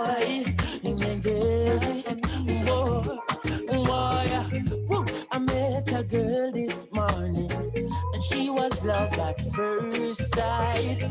And I met a girl this morning, she was beauty to my eyes. And she said, what's her name? I tell her I am Conix. And where you from? She tell me in the tropics. And I said, girl, tell me what's your name? She tell me that her name is Jamaica. And I said, smile, girl, smile.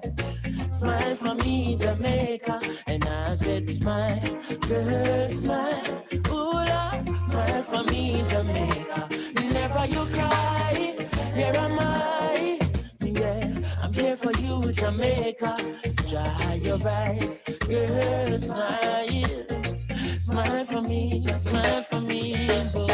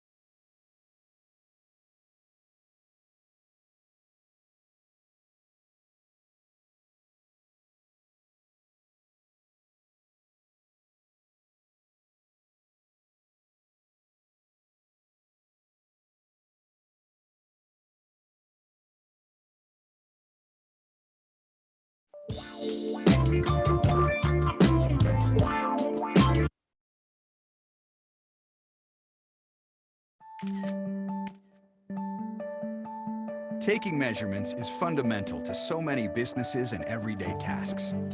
Yet, taking measurements is often a difficult, lengthy, or expensive process. With Spike, the way measurements are taken and shared has changed. Spike allows you to measure an object simply with a snap from your phone. From that photo, you can capture real-time measurements, including height, width, area, length, and target location. The time to measure objects is reduced from hours to minutes, and all you need is Spike and your smartphone or tablet. Spike has a built-in laser rangefinder and Bluetooth, which makes it all work seamlessly with your smartphone or tablet's camera, GPS, compass, and connection to the internet. With Spike's easy-to-use app, take a photo of the object you want to measure. Using the app's measurement tools, you can record dimensions on the spot, or wait until later. You'll be able to reference your photos and measurements at any time, in case you want to make changes or take additional measurements without returning to the site. Instantly share that photo with your measurements via email to your teammate, boss, customer, or yourself. Spike works with both Apple iOS and Google Android devices, making it ideal for all kinds of business and personal use. Whether you sell or design advertising, size up your construction site, estimate residential or commercial jobs, assess and evaluate properties, design or manage remodels, or manage facilities and assets. Spike will change the way you take and share measurements forever. Get the measure of your world with Spike by Ike GPS.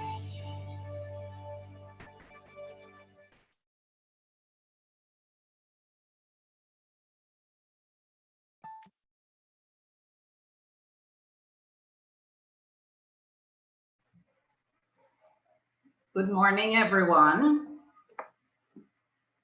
Am I being heard?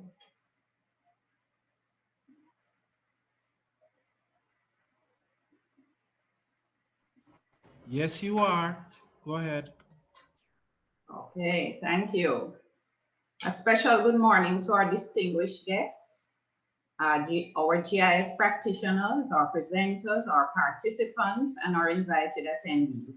Welcome to this plenary session. My name is Tanya Hay, LICJ board member and senior GIS analyst, coming to you from Noranda, Jamaica Bauxite Partners in St. Anne, Jamaica. And I will be moderating this session.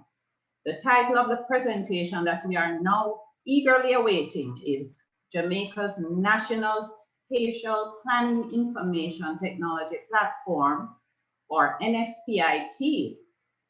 For those of us who are GIS practitioners within Jamaica, we recognize the importance of this platform. Why is that? Well, the NSPIT platform will function as Jamaica's spatial data infrastructure to improve decision-making in planning and national development, providing government agencies, educational institutions, the private sector, and citizens access to Jamaica's spatial data. The system is based entirely on open source components and it is free to use. So we see that this has been a very important step in the development of a standardized channel with a robust enough infrastructure to facilitate widespread access to geospatial data in Jamaica. So we want to pay close attention to this presentation. So let me tell you a little bit about our three presenters. First, we have Mr. Raymond Poiser, who is the National Spatial Plan Coordinator in the National Spatial Data Management Branch of the Ministry of Economic Growth and Job Creation. He is an urban planning and development practitioner with over 14 years experience, having worked in public policy development, housing management, and project administration. He's a regional correspondent of the International Federation for Housing and Planning, the IFHP, where he participated in a discussion forum highlighting the housing situation in Jamaica and the region. And he's also a member of the Global Network of Development Professionals, GNDT. We are also pleased to have Mr. Martin Dressen, CEO of GeoSys in Germany, and Mr. Numa Gremling, Senior GIS Developer, who is a GeoSys consultant also with GeoSys. Mr. Martin Dressen, as we said before, is based in Berlin, Germany, and he has more than 20 years of experience in the implementation of GIS and web mapping platforms, and he has managed a variety of national and international projects. He is often involved in the entire process, from meeting stakeholders to defining system requirements to presenting the final system to users, stakeholders, and he does so at all different levels and at conferences. Mr. Numa Gremling, he's responsible for leading GIS, remote sensing, and software development projects at GeoSys. And he's experienced in both proprietary and open source software. Currently, he manages various projects at GeoSys and leads different teams. In addition to participating in the development process, of course, we're very honored to have them here, and we look forward to the presentation they are about to give. As a note, before we start, we're going to ask for our attendees and participants to direct any questions they may have regarding this presentation to the chat, where we're asking Mr. Poiser to address those questions also in the chat. Gentlemen, take it away.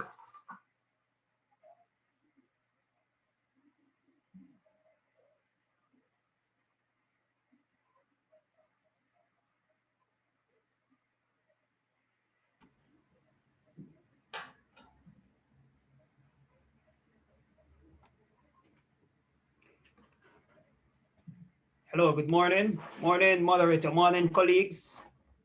Agents of change in the geospatial world. Good morning. Technical team, I'd like to share my screen, please.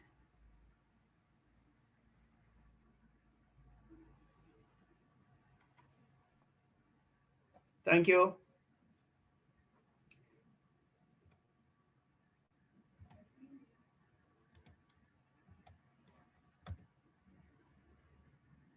I am moving. Okay. There's a bit of a delay.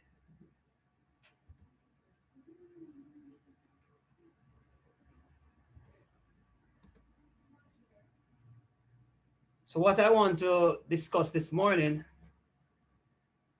there's a bit of a delay with the presentation. It's not coming up as quickly as we would like.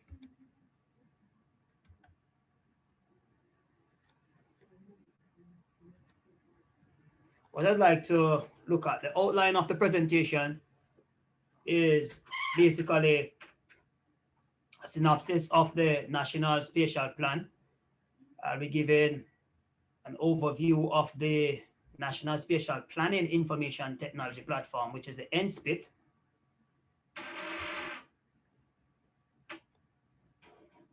I'll be looking at the components of the NSPIT, the basic principles guiding its development, and some functionalities of NSPIT, as well as international examples that mirrors, or international examples that mirror NSPIT, or what we would have used to influence the development of NSPIT. I'm not able to move along my, okay, there's a delay. Okay, so the synopsis of the National Spatial Plan. One might ask, what is the National Spatial Plan? There's so much talk about a National Spatial Plan for Jamaica. And these conversations would have been had for years now, right? But we are finally getting the traction. We are finally at the stage where as a plan has been drafted, and this spatial plan is the instrument, really, a macro plan to provide a strategic spatial framework to guide national development and investment decision making.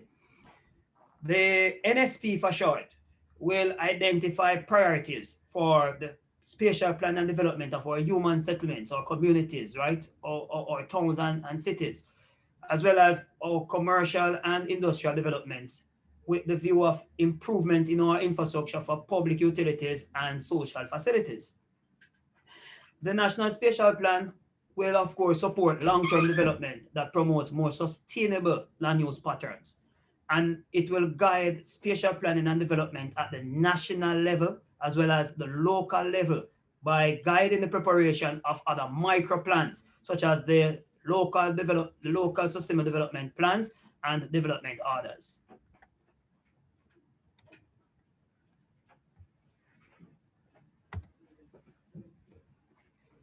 For the overview of the NSPIT platform, the National Spatial Planning Information Technology Platform is a web-enabled geospatial tool developed on open source data and software to provide the graphical and the visual representation of the National Spatial Plan. So therefore, the Spatial Plan and the NSPIT platform are linked. This project is being undertaken by GIS, who will be doing another part of the presentation after I'm finished with this section. And as outlined by our moderator, there are consultants based in Germany, and the period of the project is for 13 months. It should be noted also that the use of this platform and the development of this platform forms part of the government's efforts to include technology to drive and enhance business processes and national development. And that was also brought up this morning by Mr. Yannick Watson in his opening remarks. The system or the platform uses geospatial data sets, right, which are processed from the map server while also interfacing with database and displaying the outputs via the NSPIT viewer.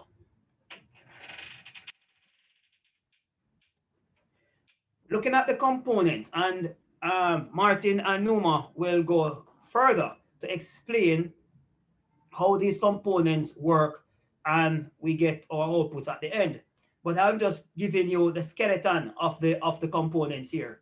So we have basically the input, the processing, and output. On your left, on the left-hand side of the diagram is where the input section will take place. So we're using all form of data entry mechanism to input data into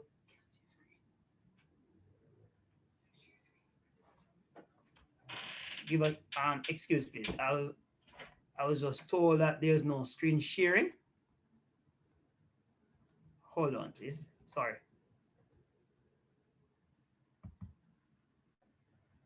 Okay.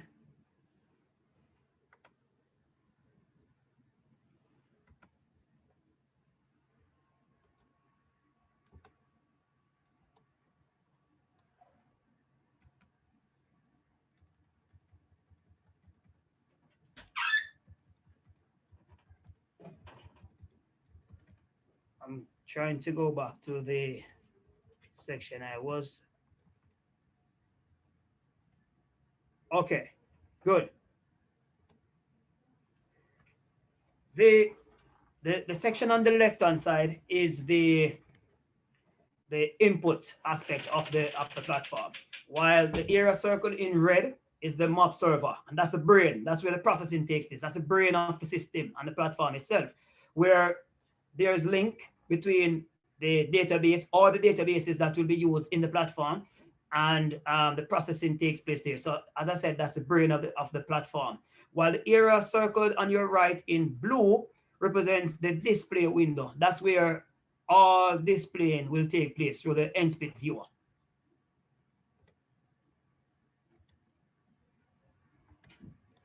The 5 basic principles that guide the design and development of the NSPIT platform are open source, which means we don't have any restrictive agreements in terms of the use of the platform. It's flexible, allowing for easy integration of various components to synchronize with the platform. There's transparency, as malicious components can be easily detected. It's stable and robust, which means there is a provision of security patches and bugs can be fixed quite quickly. And it's compatible, which means that other geospatial software can be synchronized with the platform. So it doesn't matter what geospatial technology you're using, that can be integrated and synchronized with NSPIT for functioning.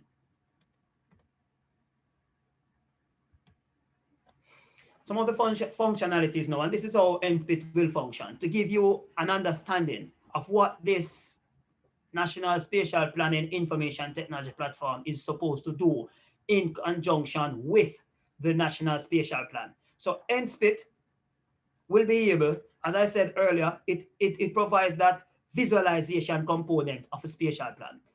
The NSPIT will be able to clearly display where our growth centers are, our town centers, or human settlements are located. It will also display economic clusters, transport networks, or ecological zones based on the National Spatial Plan.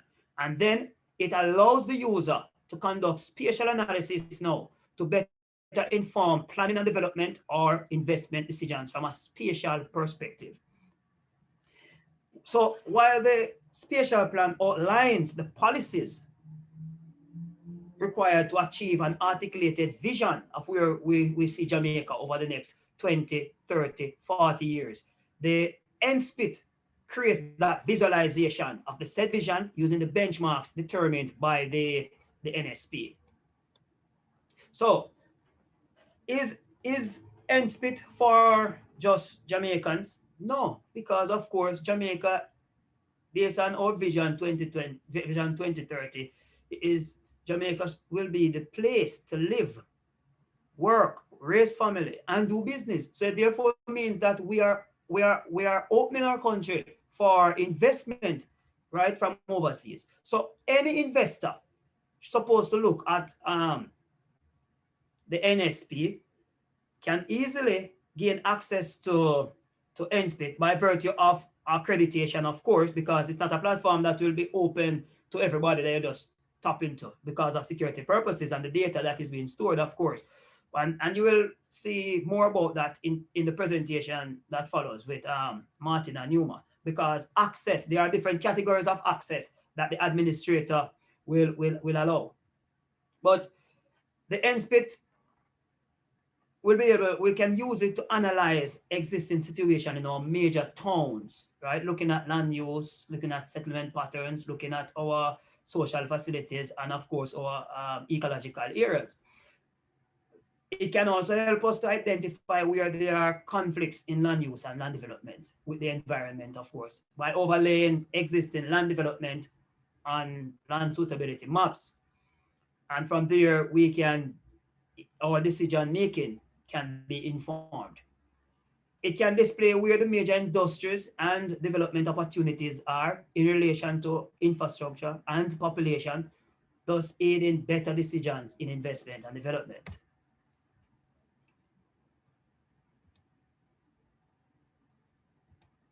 So, as I was saying earlier, any developer, whether local or foreign, supposed to, or investor, a service provider, supposed to be able to take up the NSP, the National Spatial Plan, yeah, and ask, where do I fit in all of this? And the question here is where, because we're talking about spatial, which is linked to land and location, right? So where in this do I fit? Where can I put, or where should I place my investment initiative? Where can I direct a factory? Where can I construct the next hospital? Where can I construct an agro processing plant? These are some of the questions that will be asked. And of course, where can I make my next move in terms of my goals? And the NSP should outline a crystal clear vision of Jamaica, right? Which can be easily represented and graphically displayed by the NSPIT, thus answering the questions of that developer or the overseas investor or the public service provider. So the effectiveness of the platform, the NSPIT platform, depends largely on the quality and strength of the National Spatial Plan, right? So a weak spatial plan will reflect in weak outputs from the NSPIT, since the tool is merely the visualization and spatial expression of the plan. So it's very important that the two are in sync. Now, there are international tools similar to NSPIT, or tools that NSPIT seek to mirror, right, in its conceptualization, design, and development, as well as implementation. We're talking about here like Inspire, which is the infrastructure for spatial information in Europe. So this is the European platform that countries across the EU use to facilitate public access to spatial information across boundaries and assist in policy making. Of course, there is National Map in Australia, which is the Australian online map-based tool allowing easy access to spatial data from government agencies. And of course, this platform helps the Australian government and entities under the government to make informed decisions in terms of infrastructure, their economic clusters, their social facilities, and so forth, because of the platform. Even in Singapore, there is Eurospace and OneMap. And I should point out that even OneMap is an application that every citizen in Singapore can download on your smartphone, and you have that information walking around with in your hand, that you can access geospatial data quickly with right at your fingertips. And of course, we know about ZIMAS that the Los Angeles Municipal Council uses, and it assists businesses and residents in making better informed land use decisions in the city of Los Angeles. So that itself concludes my presentation to give an overview of the spatial plan, as well as the National Spatial Planning Information Technology Platform, NSPIT, how the two should work, how the two will work. And Martin and Numa will pick up and give greater overview and insight into how the system, the network, the platform itself will work, how you as a user will be able to access the data, how you as a user will be able to see your output and make informed decisions. Thank you very much for your time. Thank you very much for the opportunity to present to you.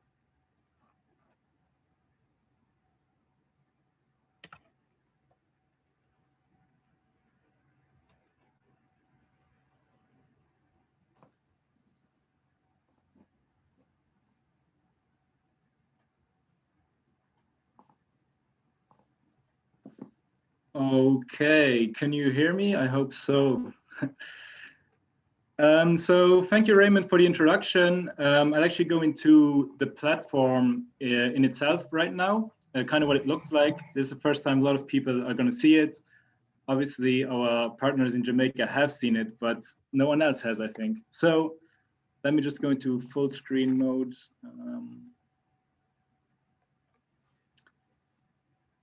Okay, there we go. So let's talk about the NSPIT platform and actually what it really is on a technological level. It has different components, and we'd like to go into each of these components, and we'll focus on one of them especially, and you'll see that in a second. First of all, where's Martin? He's having issues with his technology. His microphone cannot be shared. I'm not sure what's happening.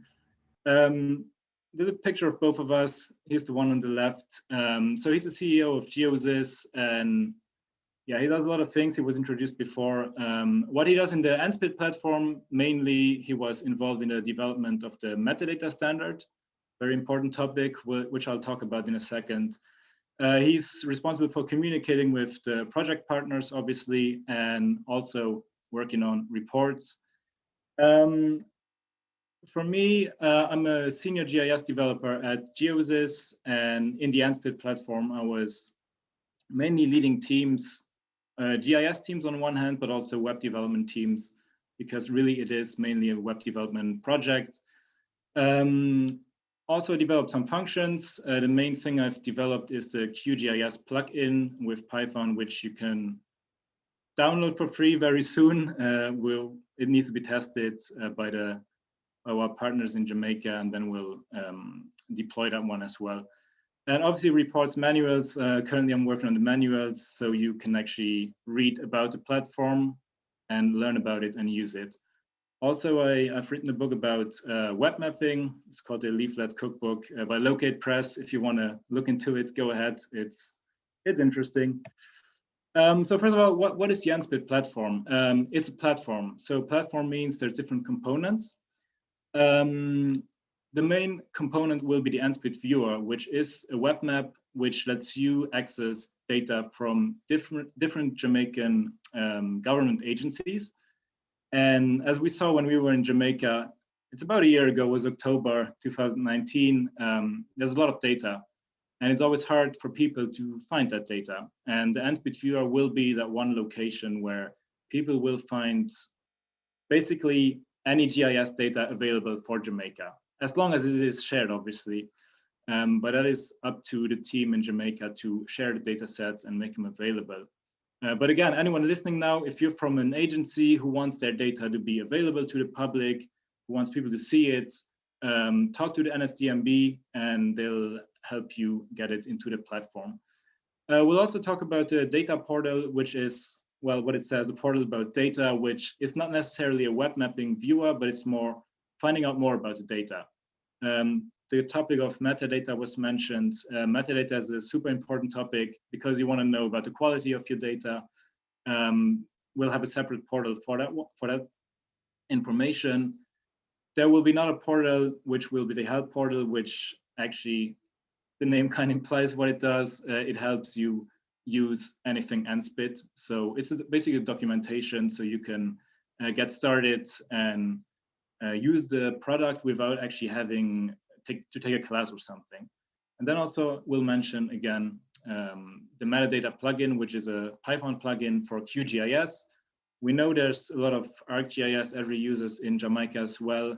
So there is an Esri version, a tool for ArcGIS, ArcMap, which you can install. Both of these tools will also be released very soon, so you can download them and get started.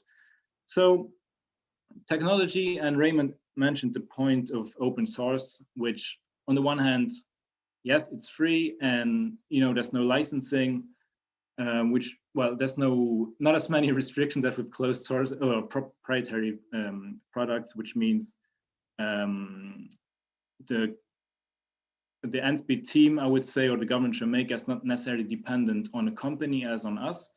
And also what happens when we leave one day. We'd like to continue this project. It's been very interesting, and it's we put a lot of passion and a lot of work into it. But you never know. And the idea is that anyone actually can, if they know some coding, obviously, can participate in extending the project. So if you need a tool that's not part of the viewer yet, you'll have the ability to actually program it, let's say that. How that all works, you know, the details will be shared soon, but that's the idea. So here are some components that are used. Many more components in the project, obviously, but the main web mapping library we used is OpenLayers, just because it's very powerful, has a lot of functionalities. Any services we shared, we use GeoServer services, OGC web services like WMS, WFS. Database, we used Postgres with the PostGIS extension, and that's where all the spatial data is shared. The GeoServer also hooks up to that database. That's how the services get into the viewer in the end. And for user management, because you can create your own account, you can log in. It's for free, you can test it, you'll see that soon. It's all done with MySQL. So it's a separate instance of a database, just managing the user management. So that's a broad overview of the technology. Obviously, there's way more than this, and there's, you know, thousands and thousands of lines of code, but let's first have a look at the NSPIT viewer. Again, this will be the place where you can actually look for data from Jamaica and do certain things like measure, you can draw. It's not a full digitizing tool like you would expect to be from a GIS. It's not as complex, but it's a drawing tool where I can draw something, you know, like my backyard, I want to put it on a map and I want to show someone else. That's all things you can do here. You can actually, let me go to the next slide. You can register, you can log in, and it's more a coincidence that the conference, I guess, is happening now, but it's coinciding with the NSPIT development being pretty much done. We're 99.9% through, and we're currently working on documentation, some last minute bug fixing, polishing, but you can already test the platform. So if you type in that URL, you can actually test it now. And again, it's free. So create an account that gives you more opportunities, more tools that you can actually use. And important for us is feedback, because the more people test it, the more people use it, the better the product's going to be. And again, we're passionate about it, and it'd be awesome to get some feedback and see what people think of this platform. So I guess now we'll switch to Martin. He can't say much again, but he can at least show the demo so he can participate. Let me see if we can see his screen. Actually, we don't use Zoom too much in Europe, so I'm not actually sure how to get back to the main. Okay, I think you can see the NSPIT viewer. Can you see a web map with a big blue base map? If anyone can confirm that in the chat, I'd be grateful. Okay, so Martin just opened the NSPIT platform. When you never opened it before, you'll have a tour. You can take a tour just to find out kind of what is available. And actually, it would be a good idea to just show you, because it actually points out the main functionality. So he's going to start the tour right now. And the first thing you'll see is a table of contents. You'll see here's where you actually select layers and add that data to your project.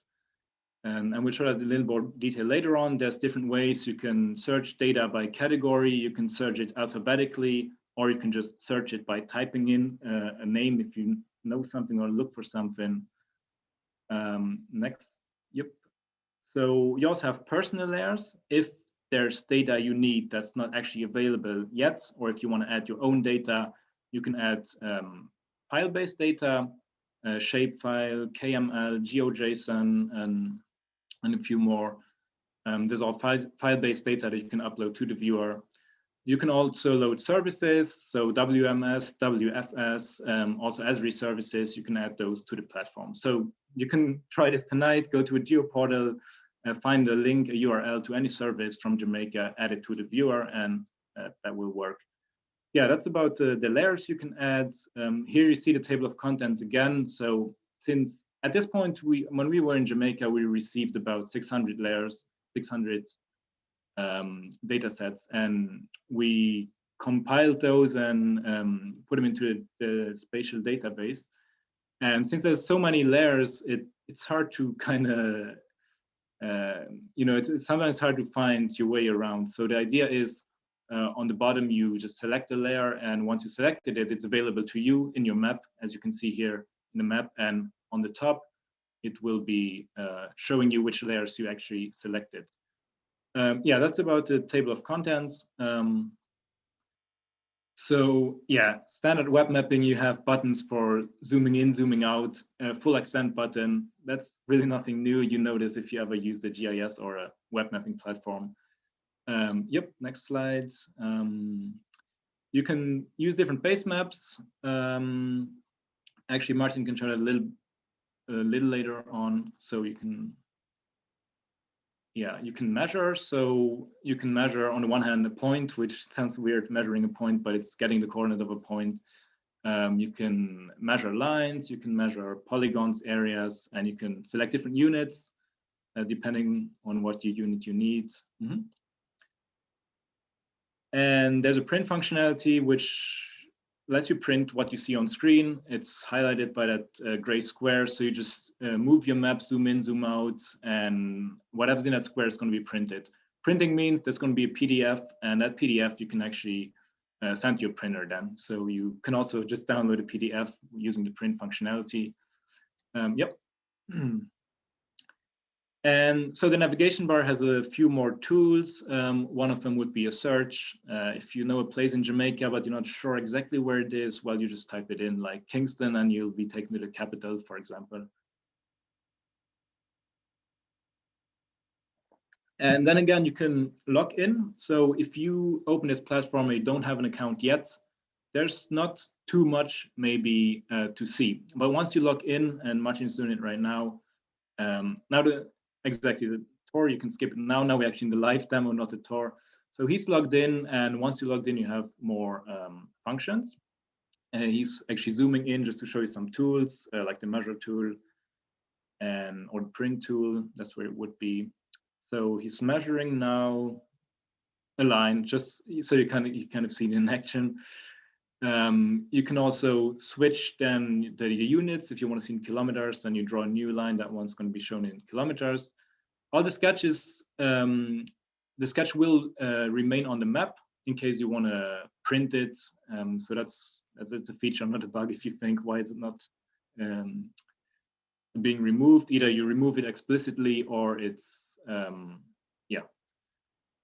So there we go, that's the measuring tool. The drawing tool is, again, not a full digitizing tool like in a GIS, because the platform should be accessible to many, many people, also those who do not have too much experience with platforms like this. So it's more like a drawing tool. So I guess Martin's creating a new layer right now. So he's clicking on this. This layer, and that's why you need to be logged in, will be saved in your profile. So if you're not logged in, you cannot save anything, and that's why you cannot draw anything. So now he's logged in, and he has different ways to digitize, to draw, I guess. Pick colors, pick symbols, and we're talking about points here, but you can also add polygons and lines and text. So yeah, change the size of an element, and now he's adding a label, which we just call text, because everyone knows what text is. The label is more specific, I guess. It's calling my point, and it's large, and yeah, you can see the text on the map. It's right next to that point, or should I say marker, because it's actually a symbol. So now digitizing a line, which you can also change the sketches while you're in editing mode by moving vertices, yeah, changing colors, opacity, also adding text. So now you got my point and my line. It's getting interesting. Yeah, and you can also change the background of the text. So if you need a halo, let's say you have a busy base map and you do not want the text to conflict with what you see on a map, well, you just add the halo to it, and that's fine. So yeah, you could also download the data, which might be hard to show in the demo now, but well, now he's showing different layers. Sorry about that. So he's showing different layers. The layer you create, layer is just another word for data set. they're all saved in your project. So in your profile, excuse me. So in your profile, so the idea is like in a GIS where you can open a document and pull in data sets to multiple documents, you can do the same thing here. So you open any document and you can access any of your created files from that document. You can also download the data. It will be a GeoJSON file, which you can convert to any file if you want to have it, let's say a shape file or KML. That's easy to do. So he's activating print. And now you can see that the square or rectangle, I should say, I was talking about. So whatever's in the rectangle will be exported. So you can move the map, zoom in, and add some information. He didn't add too much information, but there's the output. This is just one example. The idea is there can be templates, and there's just one in it for now. But once we hand over the project, which again, deployment, currently it runs on our server still, but it will be deployed within the next weeks. Once that happens, the team in Jamaica has the ability to create their own templates. So we can do much more interesting. Excuse me? Yes, I'm interrupting momentarily just to let you know that we are extending an additional 10 minutes for the presentation. Right. Is that enough time? I think that should be enough time, yeah. We'll try to speed up too. Thank you so much. For yourself and Mr. Dressel?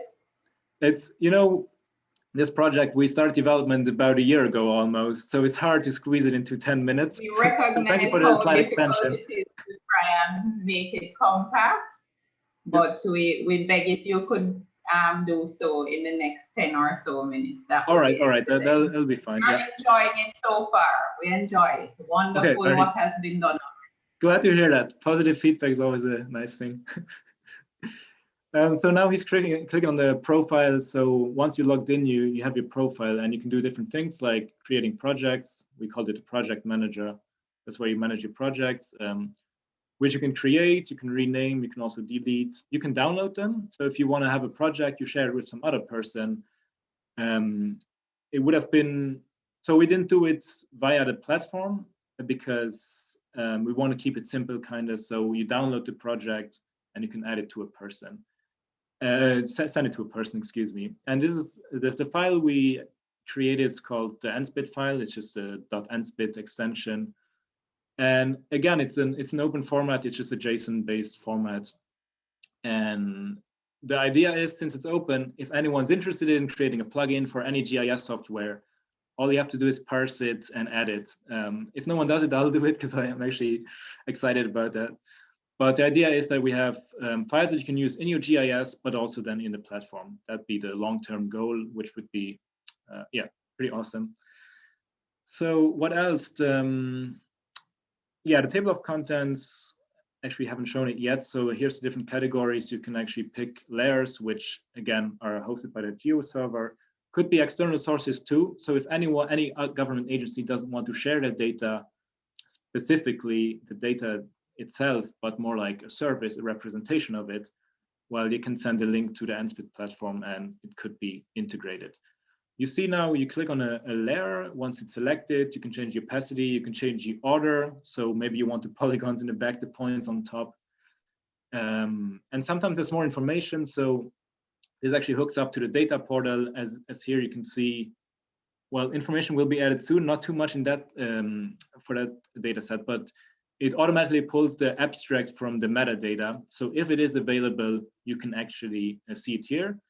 And then you can you click here, and now he's in the data portal. That's like the second part of this whole, one of the big parts of the NSPIT platform. And you can see here have metadata, as you know, if you're familiar with it, is all XML based. And now it's XML in the background. It's all in a database, Postgres. But here it is shown in a web form, so it's easier to read. And if it says no data available, well, that's how the data was given to us. A lot of data has good metadata, not all of it. But the long-term goal, again, is to, once data is in here, it has metadata already. So we have some required fields. For now, it's demo data.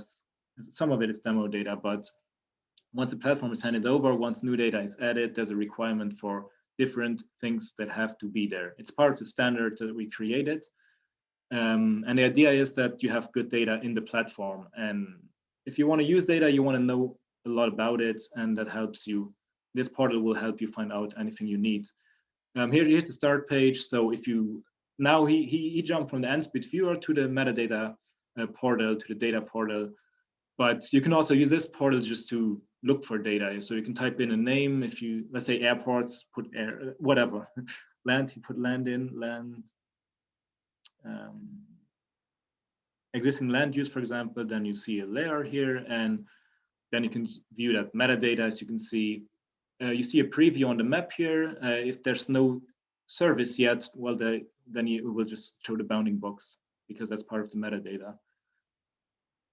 You could also use the page to filter by category, you know, select some tags and so on. You see by category here what's been added to the platform so far. It's about 600 data sets, but again, after deployment, anyone's free to share data, and we'd love to see the platform grow. I mean, that's the point, have a good platform with good data.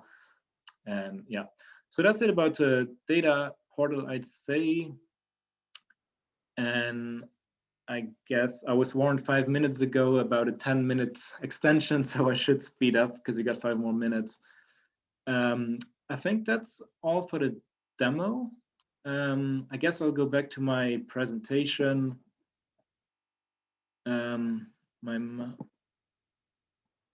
Yes, so I share my screen again.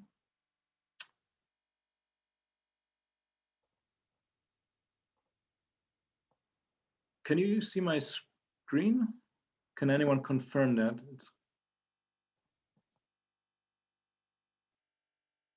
Yes, okay, that's good. So let me go into full screen mode again. Oops, I didn't start at the correct slide. So yeah, so anything not a lot of the things that we showed in the demo is actually still in the presentation, just as a backup in case we had internet issues, but it worked fine. So have a look at the presentation if you want. Here's actually a slide about. You can't see it? Okay. So let me try again. I think now it's fine, right? Yes, we can see you now. Oh, okay, perfect. So let me go back to the presentation. So here's a few more slides that just maybe elaborate on the things I just presented. Here you see the file-based data sets, so GeoJSON, GPX, KML, shapefile, WKT, well-known text, and obviously the services. But again, let me not repeat all this because you've seen it and you can actually test that after the presentation or after the conference. You should listen to the other presentations and then go ahead and test NSPIT. Here's just an image of the NSPIT file. It's just a JSON basically, so you could parse it with JavaScript, Python, whatever you want to parse it with. You can go ahead and write a little plugin. I didn't mention the settings. Settings is you can actually make certain menus toggle. You can toggle them from view or not, so you see them or you don't see them, and this will be saved in your profile. So next time you open it, you might not see the zoom buttons that you don't want to see anyways. So also, you know. So then again, the metadata stuff, we created a standard for Jamaica. It's nothing new. It's all based on ISO standards. So we just looked what's interesting, what's good about, what are parts that we should actually include. It's about 100 elements that can be populated. Over 90, it says. I think it's like 98 or something. Yeah, and the idea is that any data added to the platform actually respects its standards. So we want good data in the platform because good data means people will know what they can do with it, and that will really help Jamaica in general, you know, and the Vision 2030 and so on. This will all be a big part of it, we hope, obviously. So the data portal, that's where you see all that stuff. Again, that's repetition here. Then a plugin. So the plugin, again, is a QGIS plugin. But we also have an ArcGIS version. The QGIS plugin has a little more functionality. You can test both depending on what you use. So the idea is you can create metadata, you can edit it if you have existing data, and you can validate it. And once it's validated, you can send it to the team. And the NSPIT team in Jamaica has a separate plugin where they can upload it to the platform. So they don't have to log into the database, they just do it via QGIS. So that makes it much easier.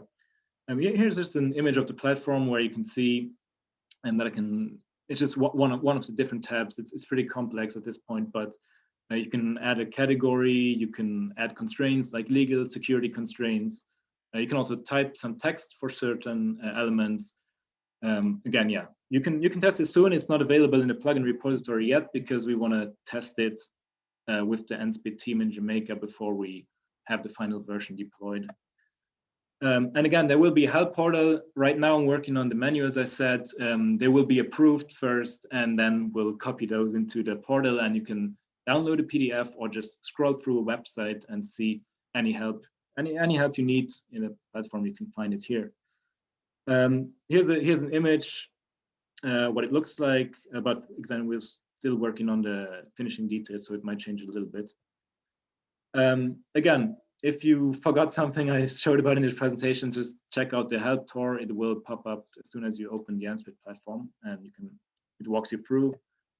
And again, it's online, it's live. It's not the final version because we're fixing a couple of things still, but it's live, it's public, it's free. Go ahead and use it, and we hope to see a lot of people using it and that it makes a change in Jamaica.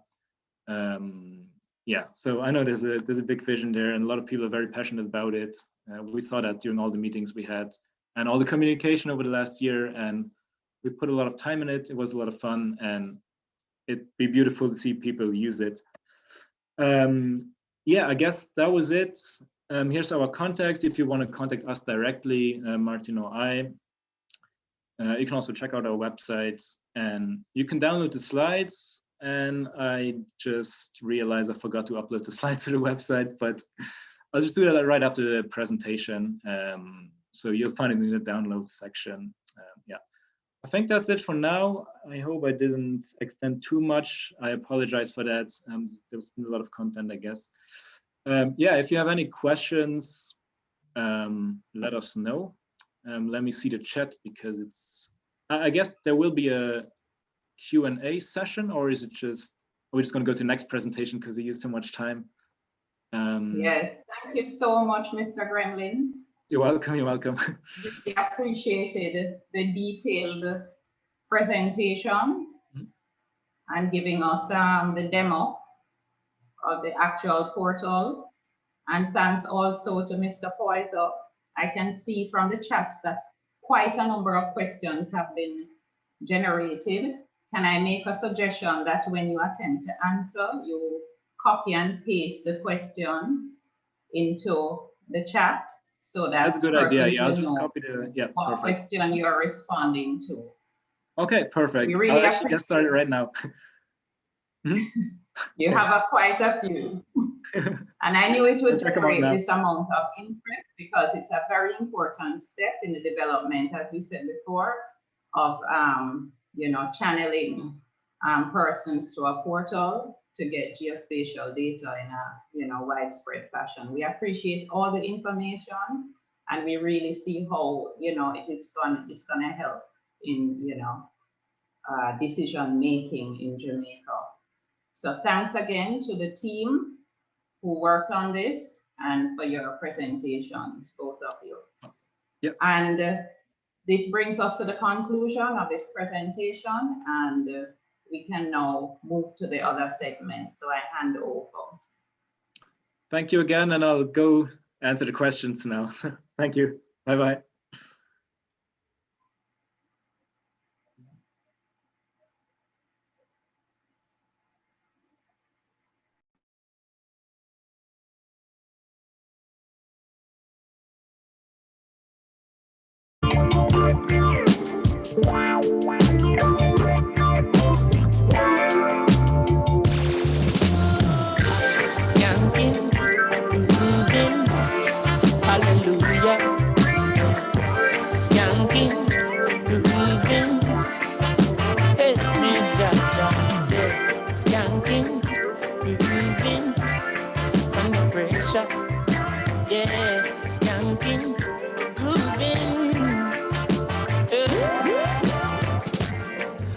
The pressures of your life and it tough. No stay down, mama, time pick it up. No bother with the down, full style, strictly up, full vibes. I pick it up when the bills, them, the rent and the mortgage due. Yeah. When me chalice, when your best friends are gone and it's only you. Yeah. Like up a split, turn up the music. Skanking sweet. Everybody wanna feel like free. Forget your troubles and rock with me. You know feel a reggae music sweet, yeah. Skanking sweet. Everybody wanna feel like free. Forget your troubles and rock with me. You know feel a reggae music sweet, yeah. Skanking sweet. For every pain there's a melody, yeah. For every trouble there's a harmony that brings everything together. So make we sing together. And who said life no order? And every man got this struggle. I beg you to help me, Lord, and let me overcome my struggles. Skanking sweet, yeah. Everybody wanna feel like free. Forget your troubles and rock with me. You know feel a reggae music sweet, yeah. Skanking sweet. Everybody wanna feel like free. Forget your troubles and rock with me. You know feel a reggae music sweet, yeah. Skanking sweet. We skank it till the morning come. Until the day when my troubles are gone. Hallelujah. We're grooving in a jazz. We're grooving on my troubles away. Everybody wanna feel like your troubles and the rockin'. You know feel a reggae music sweet, yeah. Scan. Everybody wanna feel like troubles and the rock, yeah. You know feel a reggae music sweet, yeah. So skanking, grooving, forget your troubles and the rock with me. Skanking, grooving, yeah. Everybody was skanking sweet. Everybody was skanking sweet. Body was skanking sweet. Everybody was skanking sweet, yeah. Good afternoon, everyone. We're going to move now to our breakout rooms. Please stand by.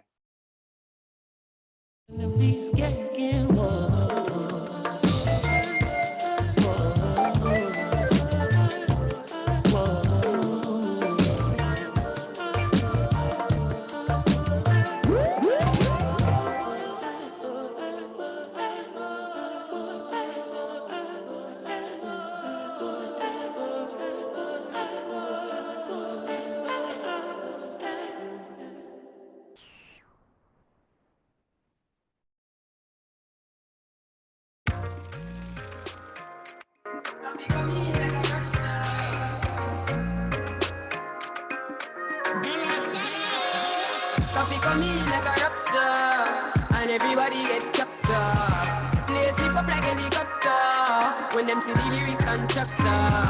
Coffee come in like a rapture, and everybody get captured. Play slip up like a helicopter, when them see the lyrical doctor. Coffee acting up the temperature for them see. Me know the man fi but friend me fi enemy. Yo, I first me see people there around me so plenty, but me pocket na empty, me need space. So Lord, yeah, me see them a watch me to a cop now. I'ma see to me a beating for lockdown. Sitting in a the bed, ni picking in a the century. A drench me, but for me fire go blaze. And I see him way, so me see the enemy a protest. Oh, and him could come the closest. No, I can feel still I do the mostest. I want me to put in the work and touch the process. Oh, yes, that's how we grind right now. Coffee with the prime time flow. Time for we accumulate the kinds I know. Me say, give me the signs like, whoa, coffee come in like a rapture, and everybody get captured. Play sleep up like a helicopter, when them see the lyrics constructor. Coffee come in like a rapture, and everybody get captured. Play sleep up like a helicopter, when them see the lyrical doctor. Tell them to give me no limit. No, them say coffee, but you are all midget. Girl, but when me speak lyrics, me don't fidget with it. Show did it, roll with it, let me go dig it. Bro, me find him ready. Me not tell her from me was a child, me ready. The God want me serve the same time, me you see. My highly blessed, so you can't spoil me, baby, you can't pile me, me see me too profound. Kill him with the words and with the pronouns. When me come around, lift up the whole town. Anyone me show up is a showdown. Yo, every African crew a bubble hotter than stew. We still not build until the Vatican slew. Me we hold still until the coffee turn blue. Tell them go and chill until the coffee done do. Coffee come in like a rapture, and everybody get captured. Place me up like a helicopter when them see the lyrics constructor. Coffee come in like a rapture, and everybody get captured. Place me up like a helicopter when them see the lyrical doctor. Coffee come in like a rapture. Coffee come in. Coffee come in like a rapture. Coffee come in.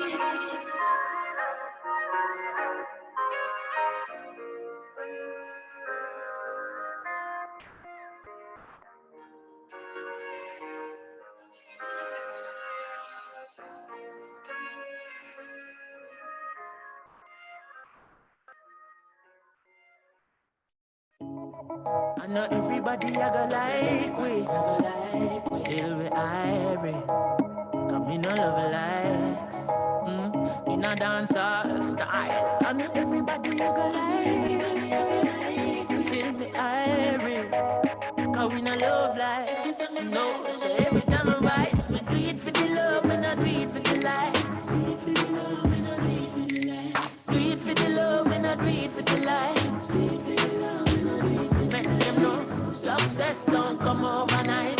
No make them know a substance over hype. Do it for the love and I do it for the likes. Enough of them love likes, that's alright. Sit down on a post and a tweet all night. Sit them on social media type. While like say them they a studio advice. But me never put them up on no flight. And me never see them a live no tour life. You miss someone now you have so much likes. I'm always still a lead by iTunes. Simple mean we not ready yet. If we put the music first, that's all. While we there on a bar and a hype. Work, dance all. When you see me, yes, I see I. And every tune when me never write. And every show where we end night. No, we not do it for the likes, but me tell them we do it for the love. We not do it for the likes. What da di da da di. Do it for the love, we not do it for the likes. Never tell you if you bust a shot and quench them. Instead we tell you say it on a buy a yen yen. Cause we do it for the love, we not do it for the likes.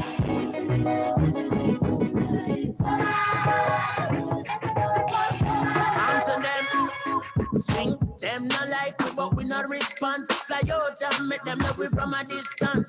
Come home for 2 weeks vacation. Enough of them still stuck in the quicksand. Enough to hear us say them are the big man. In a Jamaica, and them have the hit song. A gentleman, me hear a play a Finland. Me never hear them playing a Pakistan. That's simple mean we not ready yet. That one like a you own dancehall. While we there on a war on a hype. No take a control and all. Give me a beat and a mic. Ready for the studio rise. But when me put that song up on my timeline. No, me not do it for the likes. Me tell them we do it for the love. We not do it for the likes. Jesus Christ, do it for the love. We not do it for the likes. Something to the beat, everybody move your feet. And you know fit it, and me mommy know fit it. After that. When we mix a tune and drop it like a bomb. Me no wanna waste guy critique my song. Me no wanna media guy interpret me wrong. So make me give me credits in a dancehall fashion first. Big up Kalanji and the one Capleton. The Wild Apache and the one Ninja Man. Then big up the Killer and the one Beanie Man. King Yellow Man, Buru Buju Bantan. Early B, Nachina Simadidan. Me and Jamaica, him sister Diamond. And none of them no bad like Marianne. Ladies, you are the big man. Big up Lady Dika, you are the Lavegan. Big up Dirts, man, and even play the my son. Big up Gary Minor, you don't know I got done. Big up Connectly, what it all like a can. Stevie, Stevie, Tony and Dave Kelly. Happy Digital General King Jammy. Exterminators, Lion Rabbit. Stephen McGregor and Carly Only. We got Succulent, King Bulby. Donovan, Jermaine, Graft and Mikey. Deep, now the science and I know me ready. All these Cub Scouts have to talk up to me.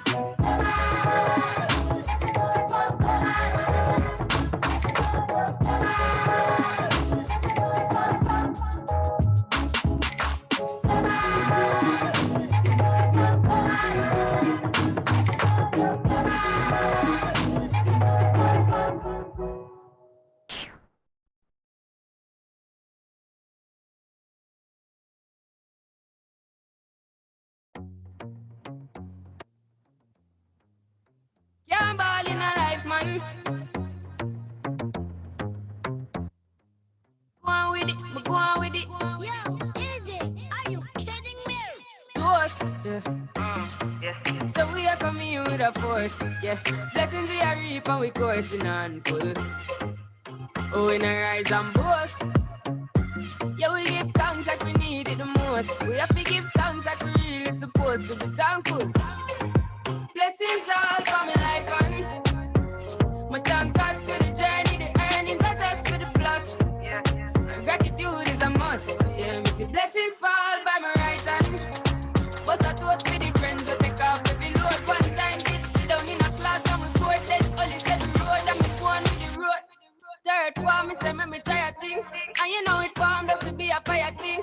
Now up on stage with chronic, say I sing, yeah, see me all diggy soon, get the higher ring like hello, brother. You say I had to shot ya. Saw your poster, spectacular photo. Keep it burning, yes, that's the motto. If me the butter pass through your shot to can't ball in a life, man. Me have to thank God for the journey, the earnings are just for the plus. Yeah. And gratitude is a must. Yeah, me see blessings fall by my right hand.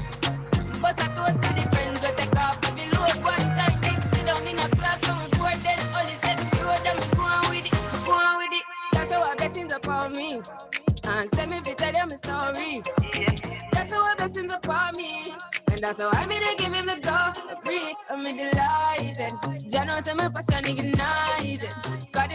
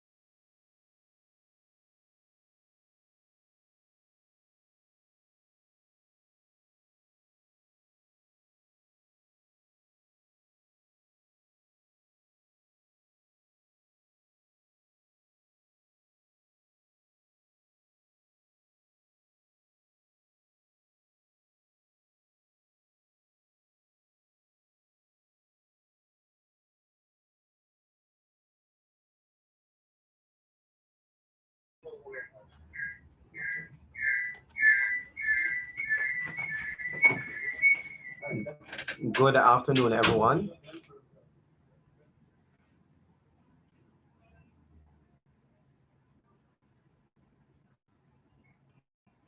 Good afternoon, everyone. This is Ranford Campbell. Are you hearing me?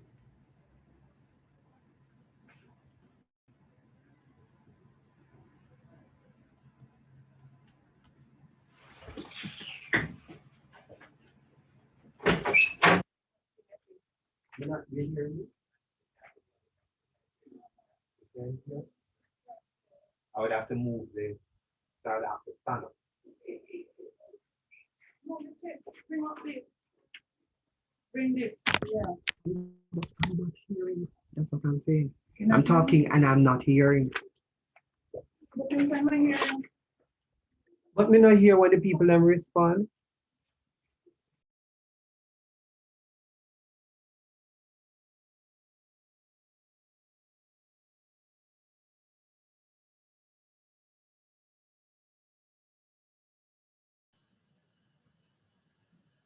Hello?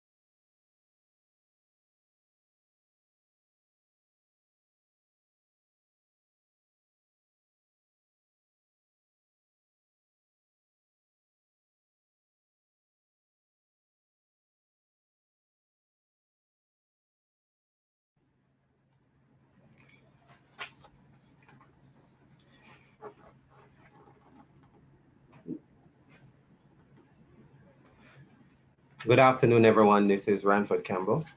As we continue with the presentation, at this time, I will be your moderator.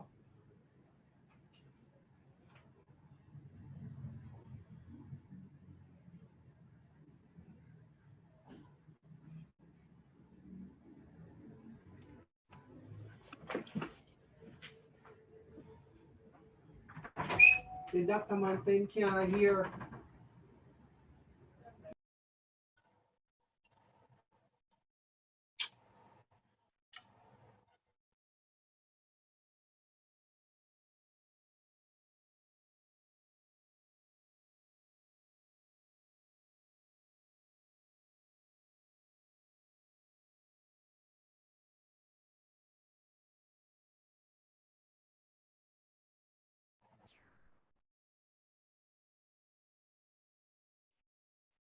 Hello?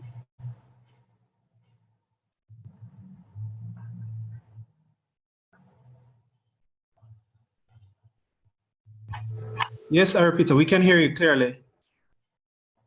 Okay.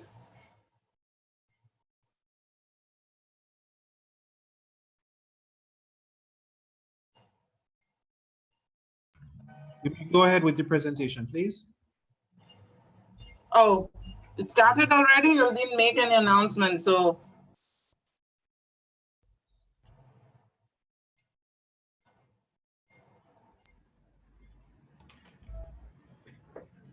Good afternoon, everyone. Ranford Campbell here. I'll be your moderator. Our presenters today is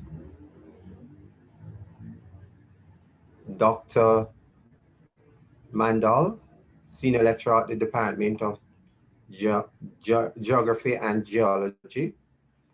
Dr. Peter Mandal is a Senior Lecturer in the Department of Geography at the University of the West Indies, Mona, where she's also an adjunct Senior Lecturer at the Department of Civic Engineering at the University of the West Indies, Mona campus.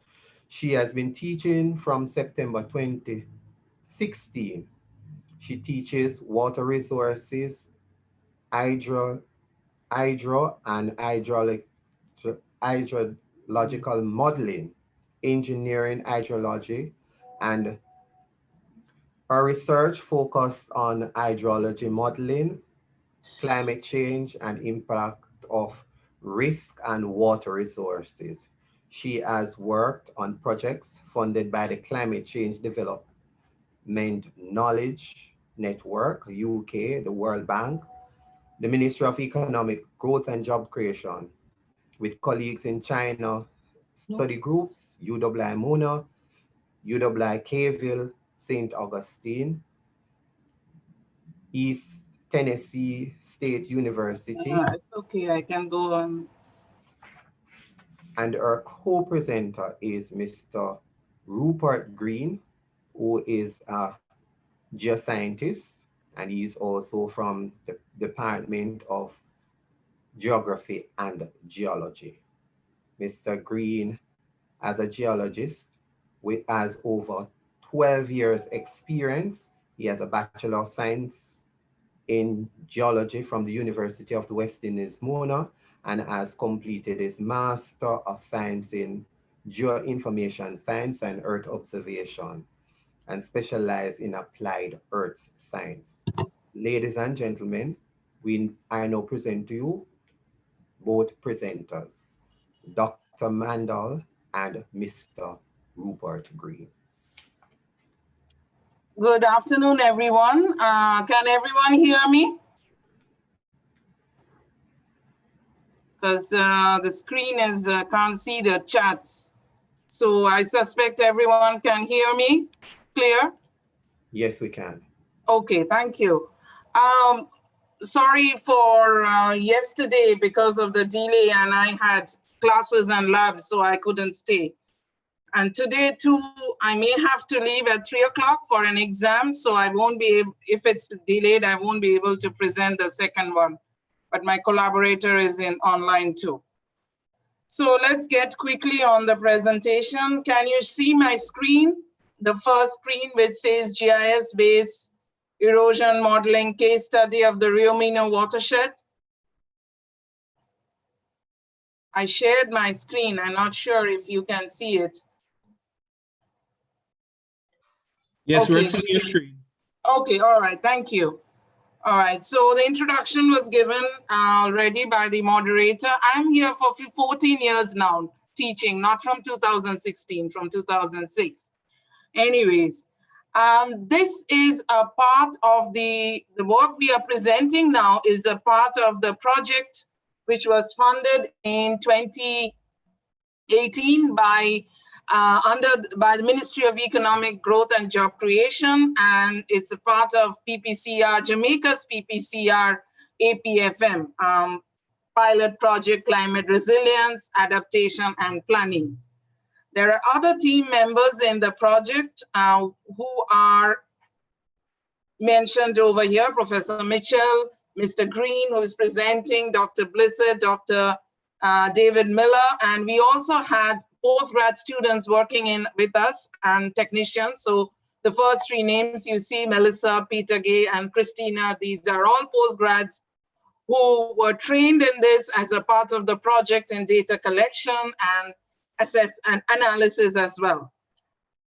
Sincere acknowledgements to all these agencies who have helped us with the data and logistics, that's NSDMB, WRA, with all water related data on stream flows, ODPM, Met Service, who assisted us with the installation of 2 weather stations in Edwin Allen and Clarendon College, RADA for field work, Ministry of MEGJC, Ministry of Economic Growth and Job Creation, IDB for the funding through the ministry, both IDB and the ministry for the funding, and of course, PIOJ, Planning Institute of Jamaica, for different documents we accessed from them for allowing us to present last year at a session as well. So the project is on, put it on slideshow. It was on sediment budget monitoring of the upper Rio Mino watershed in Jamaica. And we are going to talk a section of the project. We are not going to show the entire thing. So this map, which you see on the right in GIS map, is the upper Rio Mino only the upper Rio Mino watershed.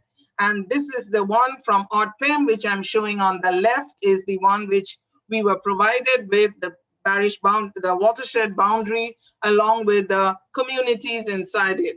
And our project had different aspects of it, which involved, I'll soon come to just giving you a brief background.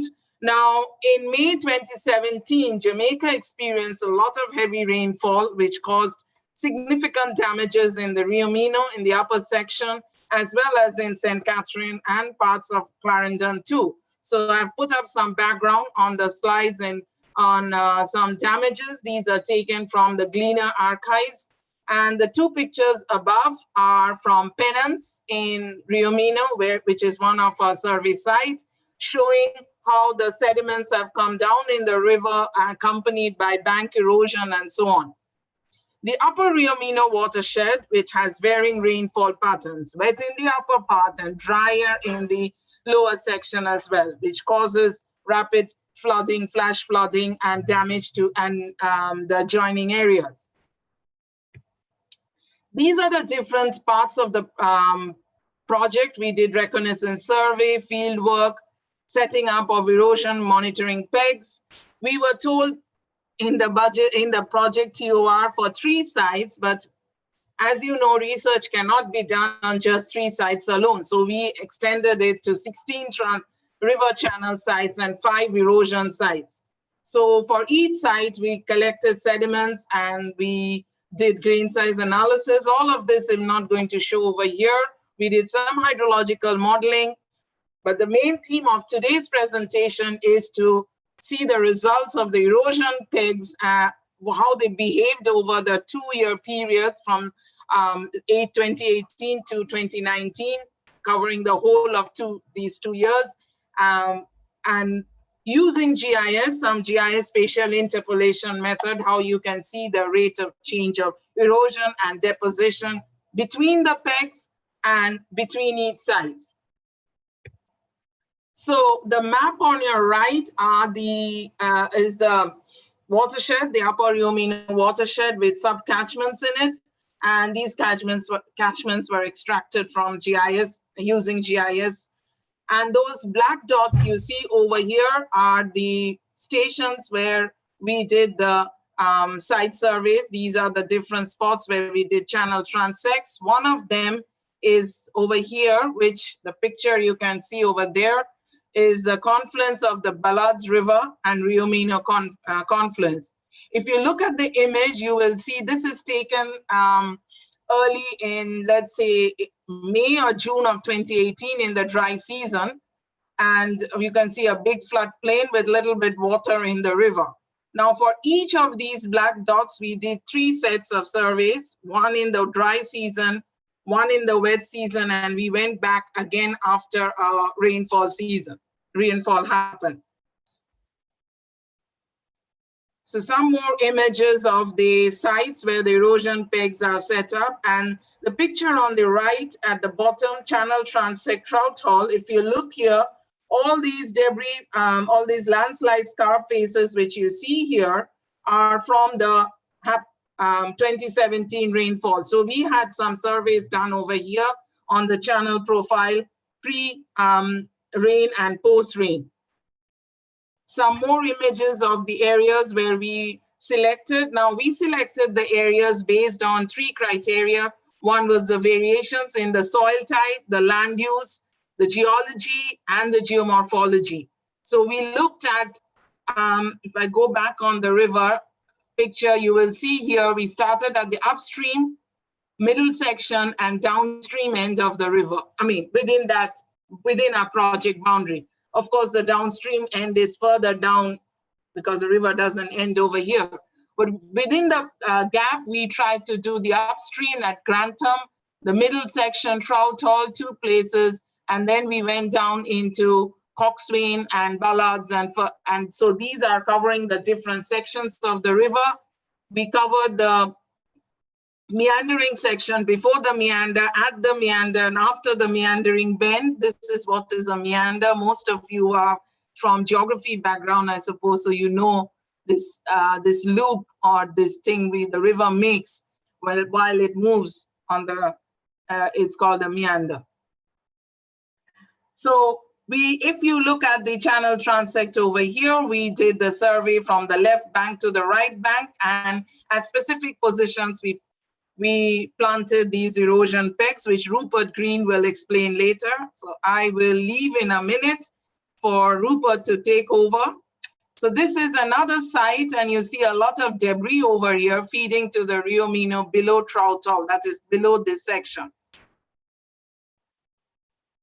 This is another site which is at Penance, that is where the damage was occurred, and some of the stakeholder agencies were taken on a site visit when we started the project, and then we showed them how we did the survey too. So we started from the left end over here in the channel, and we came all the way down here. Now this is a geology map of Jamaica from Professor Mitchell, and the sites cover all the volcanics and volcanoclastics, which are rocks which are prone to more erosion.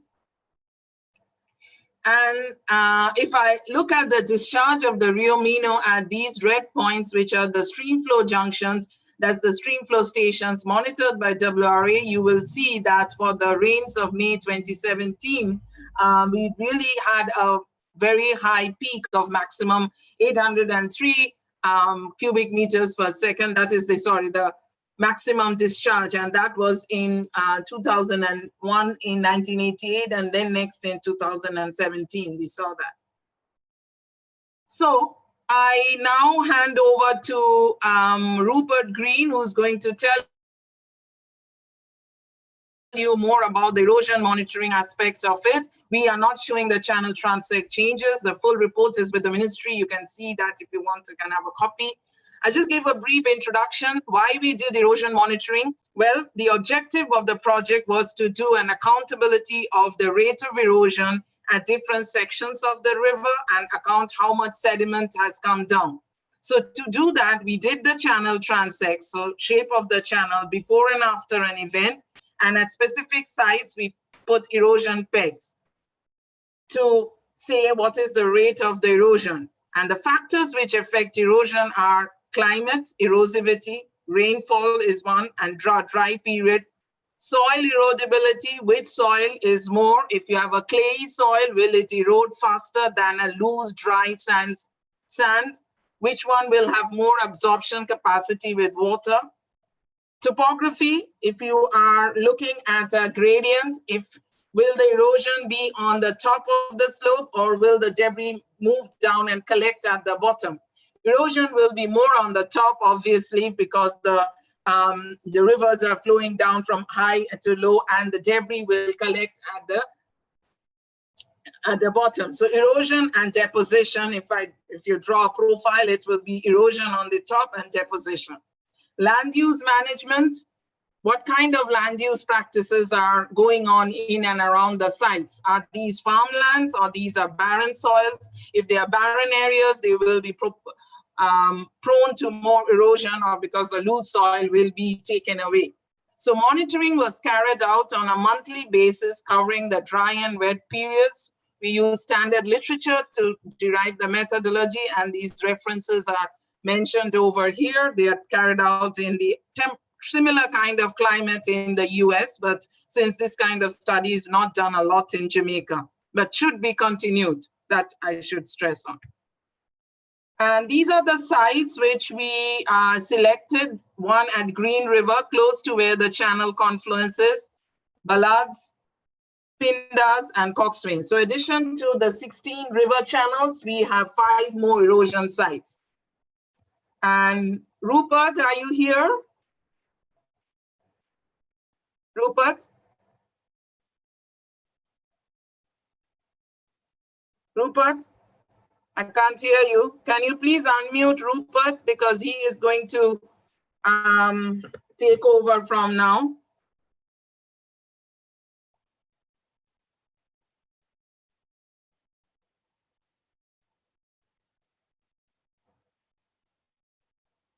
Guess he's not here. All right, I'll continue. So in Gang Savoy, that is one of the sites over here, we had 3 sites, one on the slope, one on the left bank, and one on the right bank. So if Rupert is here, please let him, please unmute Rupert. He is muted, so he cannot talk. Organizer, host, moderator, yes. All right, so yes, Rupert, you can take on from here. Okay, all right, thanks, Dr. Mandel. So afternoon, everyone. Not sure if you all hearing me. Yeah, we can hear you. I will share my screen. So could I get access to sharing my screen, please? It's the same one. You can. Oh. I'll stop share and Rupert can share. So I should be. So I'm Yes. sharing now. So Okay. let me go to where Dr. Mandel.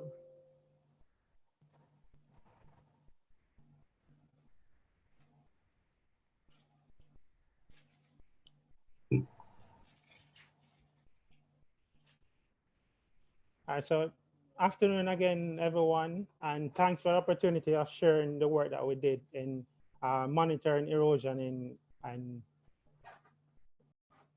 in upper Riamino section. So as Dr. Mandel indicated, we looked at 4 sites, well, 5 sites.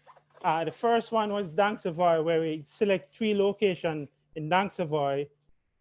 Then we looked at Ballards. So Ballards and Dank Savoy share similar, what I call lithology, which are Thomas River Formation, which are pretty much thick units of sandstones and shales. So those sites were similar, but they were under different conditions. So different land cover, one would say. Then we looked at Green River. So Green River as the name suggests is near Green River, and the lithology is what we call Green River Formation. And that's again is a sandstone. So what we looked at from our studies, we found that most of the areas of interest that were susceptible to movement or sites that are very easily erodible were sandstone or what we call shale based lithology. So if you can see that these are the conditions that we're looking at. So these are examples. Then we looked at Coxswain. The Coxswain and Pindars, they're under the similar lithology or formation called Moha River, which is a conglomerate with minor sandstone. And again, the cover was different, so we could monitor what's happening for different localities and see how cover may influence erodibility in this study. So one of the problems that we face in any of these studies is that when we're looking at the landscape, at any one moment, things may change if we have significant rainfall. And that's what we realize in the Riamina area, that once there's significant rainfall, there will be significant amount of sediments going into your river system.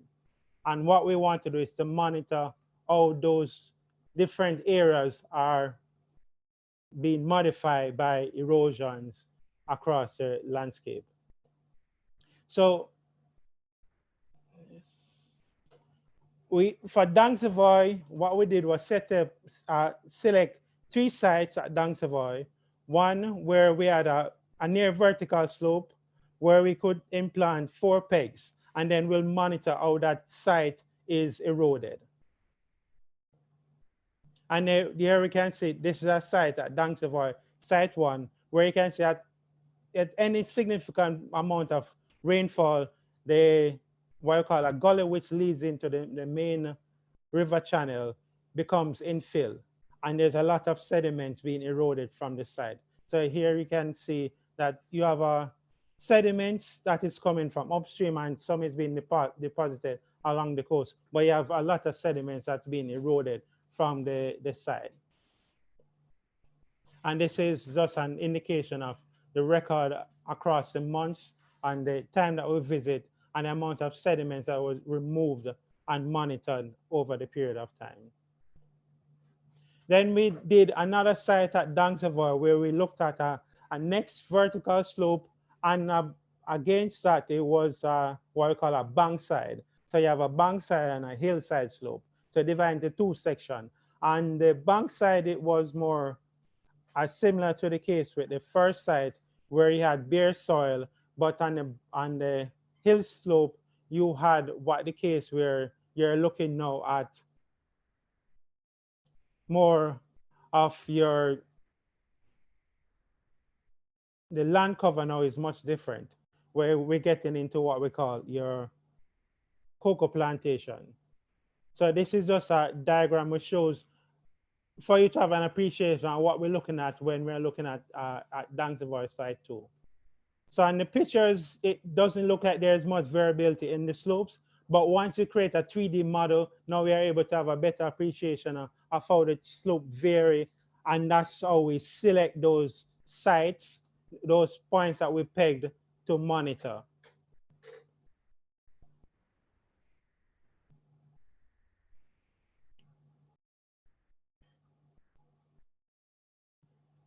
The third site that we selected at Dancevoy was one that gave us opportunity to observe a site that is actively being modified because there's some amount of movement on it because you have a lot of animals being traversing this area. So it's an area that was used to house cows after they have come from the pasture. So it gave us this opportunity to see how this landscape will be modified based on the movement of animals or man across this landscape. So it gives us that dimension of how human activity may modify the landscape. And as well with this, it's not just a smooth surface, but you have this irregularity in the slope, which also give us the opportunity to see how that variability within slope change or modify or assist with erosion or erodibility. Even though it's documented in literature about how does that play in our tropical environment, that much is lacking from the literature. And that's what we want to gather. How much of that change can we pick up based on the conditions that we're seeing on the landscape? So as I said before, Ballards and Dancevoy, they're under the same what we call lithology. But with Ballards, we had two sites. One of the sites was pretty much one where you have limited surface cover or land cover, where it's mostly barren soil. And we can realize that in this kind of cover, we expect different conditions to happen. And it opened our eyes to certain things that we didn't expect. So by monitoring soil erosion across these 5 different sites, we're able to have a better understanding of how the surface of within the Rio Minho area is modified because of different factors. And these are some of the observations that we made for a different time period. So what we did was to implant what I call pegs. And these pegs were measured, and there was a mark in there which indicate the point of the amount of the peg that was left exposed at any one point at the initial stage. Then what we did was to monitor the change. So that red area would have been the change in the amount of the change observed. So the blue indicate the amount of exposed peg that was there initially. After an event, there is some amount of erosion or deposition. Then we go back and monitor that change from the initial measurement. And here are some pictures of Ballards. So what we realized in some of the studies that were done, they set up what I call erosion trap or net for our site in Ballards and most of the sites that we were able to select, because accessibility is one of the factors. Setting up an erosion net at this site is very much impossible because there's a stream next to it and any sediments would have been eroded.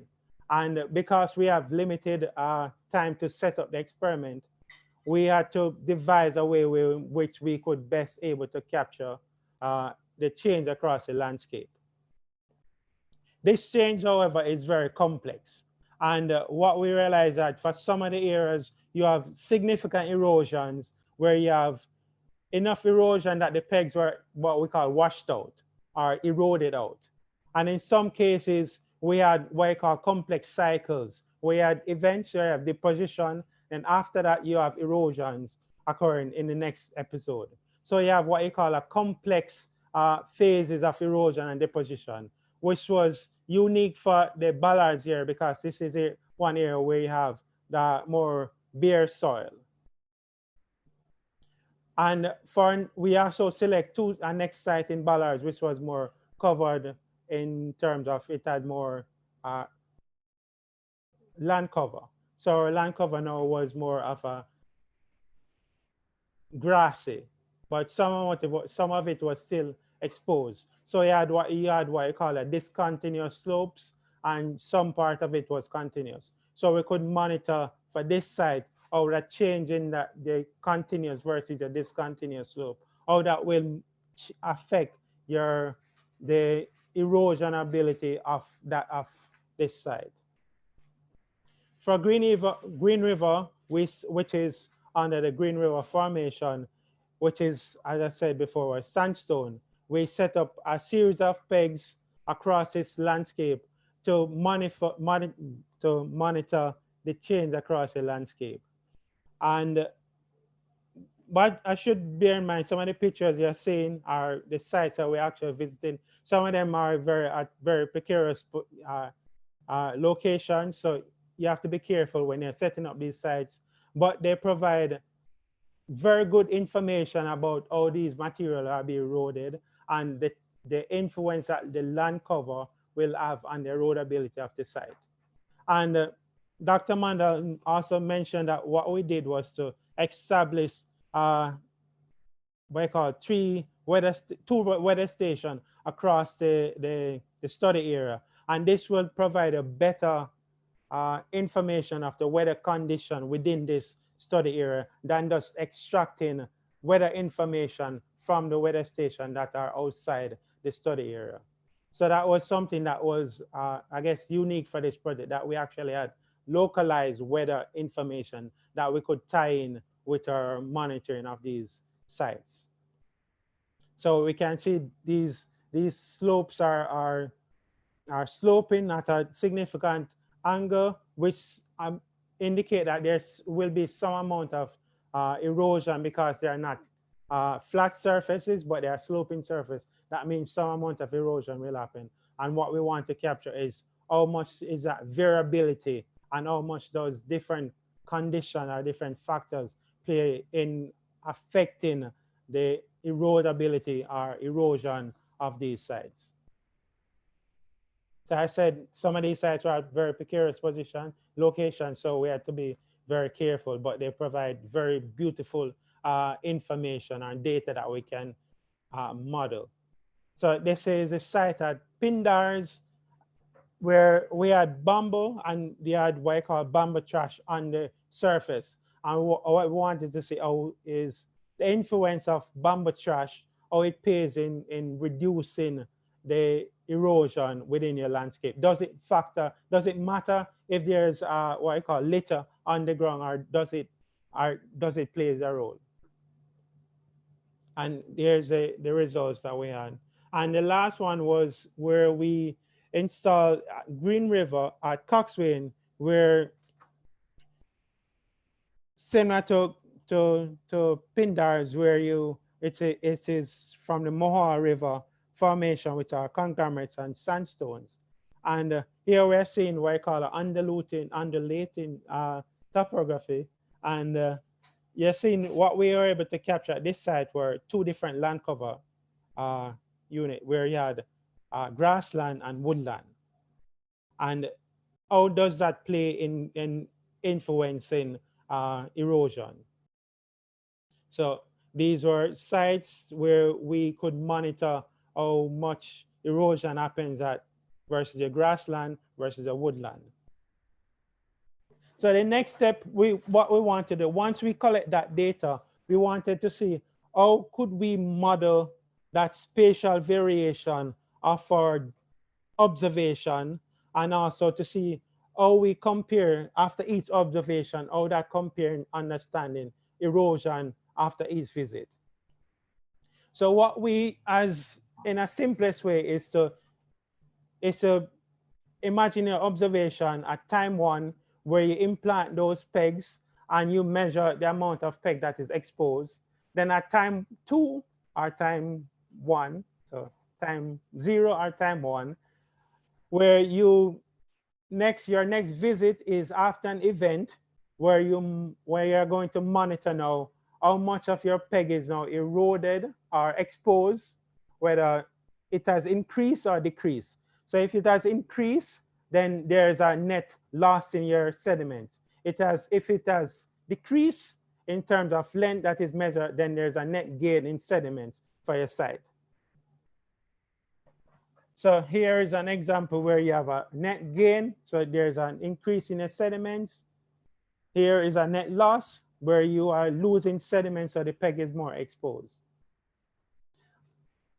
Gullies are something that pose some problematic when we're trying to model the erosion. So we talk a bit about how gullies are, well, especially when looking at bare soil, how it affects your modeling ability, because that's something that we couldn't capture. So in a nutshell, what we had were location, observation, then surface model. And to bring that into concept, and for our relative erosion model, so we had for location, we're implanting the pegs, observation, then we create surface model using interpolation in GIS. Then what we did was to compare each visit against the first one. So for example, the first visit, which is T0, which is the initial visit, was compared against T1. So because our interest is in erosion, erosion is given a positive view. So in this case, when you do this comparison, erosion, once there's erosion, it's given a positive. If there's deposition, you're given a negative view. So because our main goal is to look at erosion, not deposition.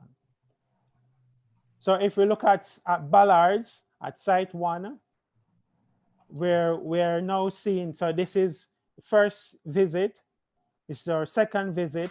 And if we compare these two, we can see that that relative change across those two areas. And what we observe is that for this site, we had a change that was up to 50 centimeters. That's it, the relative change between our first visit and our second visit. And here's our next one where we went in April and also in June. And we did a comparison again. And then we're seeing this change where we had more deposition occurring across our study. So we had one event, great amount of erosion. The next event, we had greater deposition occurring as well. So we're seeing that in some cases, your pegs are eroded, or some are eroded out. In other cases, your pegs are more being covered, or their erosion is such that you have so much deposition occurring that your pegs are almost covered. And this is just to show you for all those 4 observation sites, dates, and the short over the complete period, the variability across from those pegs and how they vary when we look at across for each peg site and each month that we visit. For site 2, and this is just looking at all the sites, all the dates that we visit, and we compared to their relative surface model, we're seeing that there's an average change of about 2 centimeters of materials being removed at any one point. And this is a graph that shows for all the times that we visit, the variation of your surface as we move across from different months and move from one peg locality to the next. We now move to looking at Dang Savoy. So the talk will only cover two areas, Dank Savoy and Ballards. This is because we're now able to look at, they're under the same lithology, but they're under different condition. One is where we have bare soil, and one is where you have what you call cocoa plantation. So at Dank Savoy at site 2, we broke the section in two segments. One we call the bank side. The second section is called your hill slope side. So if we look at the bank side, so here, this is your bank side, and this is your hill slope. This is where you're covered with cocoa plantation, and then you are cocoa plants where you have the litter from the leaf covering a lot of the surface. And we realize that from our observation that the litter from the leaf reduced that erosion that would have occurred. So for this site here, you have a lot of erosion. For your bank side, was significant erosion occurring at any one point in time.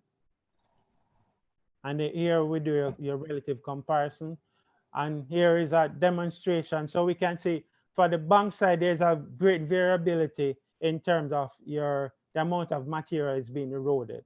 There's some amount of deposition, but the general trend is that from your initial implant, from the initial stage to your final stage, there's more of your materials being eroded. If we compare that to your hill slope, we're seeing, even though there's some amount of erosion, the amount of erosion is much less. And that's something that we need to get across, that having those, what we observe, having the litter on the surface of those, on the hill slope, they reduce the amount of sediments that would have been removed. And this is just a summary of what we observe. So for the entire period, what we observe at Ballards is a relative change of about 2.7 centimeters. And for that entire area, what he had was a change of sediments that accumulated of 9.3 or 9.23 cubic meters, which one may wonder why Ballards has an accumulation. And one of the factors that we had an accumulation is that for our modeling, what we were not able to capture was those areas that were eroded due and material was being eroded in channels. So our model was not able to capture those areas that had material removed in channels that were not pegged. And from our observation, realize that for Ballards, what you have is not a continuous removing of material, but a gradual, what we call a storage and then release. So the material is moved from upper slope down to the lower slope, and then it's stored for a bit until we have a much larger event which remove a large portion of your sediment at any one point in time. For site 2, what you have was more of a erosion where for some part of a section is eroding, but for the lower section you have deposition. And what that means is that for upper section, which are steeper for site 2, is that you had more material eroding and then being deposited in the lower section. And then when we do our averaging of those areas, we saw that there's a relative change of 0.9 centimeters. So 0.9 centimeters is being deposited in our lower section. For our bank side at Dank Savoy, we observe that for different locality, you have significant erosion. So for the peg site that we had at S1HP, we had significant change in across that peg. And for S2H1, that's the location of our peg, we had a variation in change that was significant. And here we see for bank side, we have what you call a net erosion of 4.1 centimeter. And that gave us that from our area of study for this site, the Bankside site 2 at Dang Savoy, you had a net loss of 1.25 cubic meter. In comparison to the hill slope side at Dang Savoy, site 2, where the factoring of your cocoa plant, these are something that we realized played a factor in reducing the amount of sediments that was lost for this period. So what we had was a change in terms of depth change across that entire area of 1 centimeter. If you compare that to what we saw at Dang Savoy site 2 at Bankside, where you had a net change of 4 centimeter, we realized that having these plants or having this litter on the surface, it reduces the amount of sediment that is removed because these litter act as a break in reducing the erodibility of the water itself and removing sediments from these areas. So at that moment, I would like to thank you for your, so I would like to thank you for the opportunity to present what we would have done for the last few years.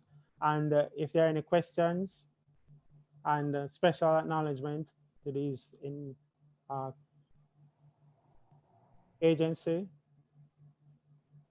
Okay, sorry, Rupert, just looking at the questions. Just a special acknowledgement to Edwin Allen and Clarendon College for allowing us to place the weather station, would provide a good opportunity for us to tie in what we observe in terms of the what you call the weather systems or rainfall information. Okay. Sorry, guys, I have to go to room 3, but I see a couple of good questions. So I will try to quickly answer some of them, and then I go back to, on the erosion monitoring slide, is the imagery radar? And no, we did not use any radar. What we have, it was a DEM. We used the available DEM for the island. NSDMB, we got it from NSDMB through request and project. Spatial resolution, 6 meter horizontal, 1 meter vertical. Which 3D model was employed? IDW, GIS, under spatial analyst. Interpolation, IDW. So you find the difference in the two, each of these erosion points had a GPS location.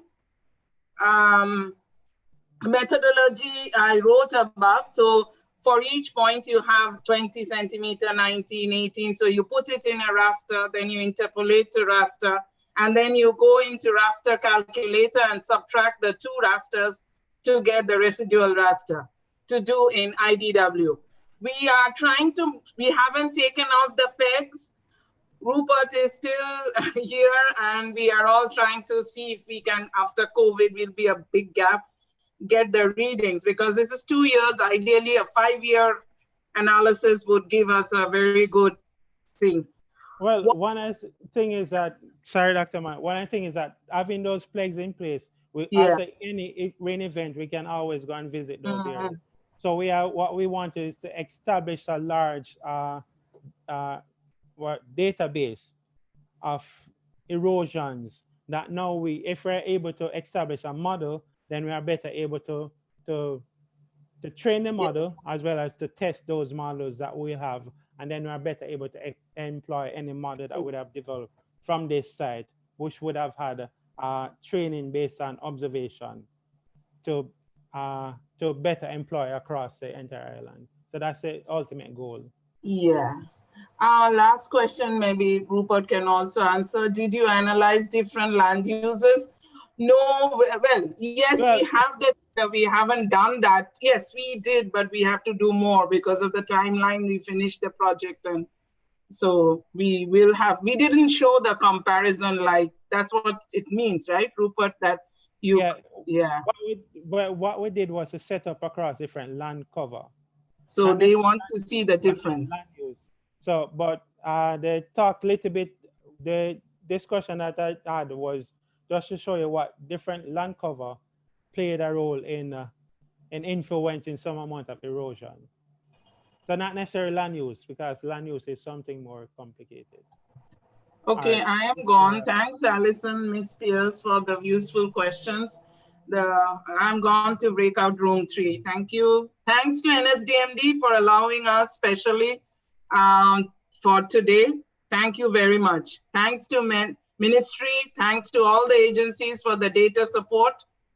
And the 2 automated weather station data were the rainfall data you saw in some of the slides, were the hourly and 5-minute interval data, and then they are in the schools, and we hope it keeps working.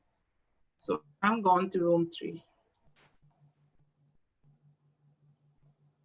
I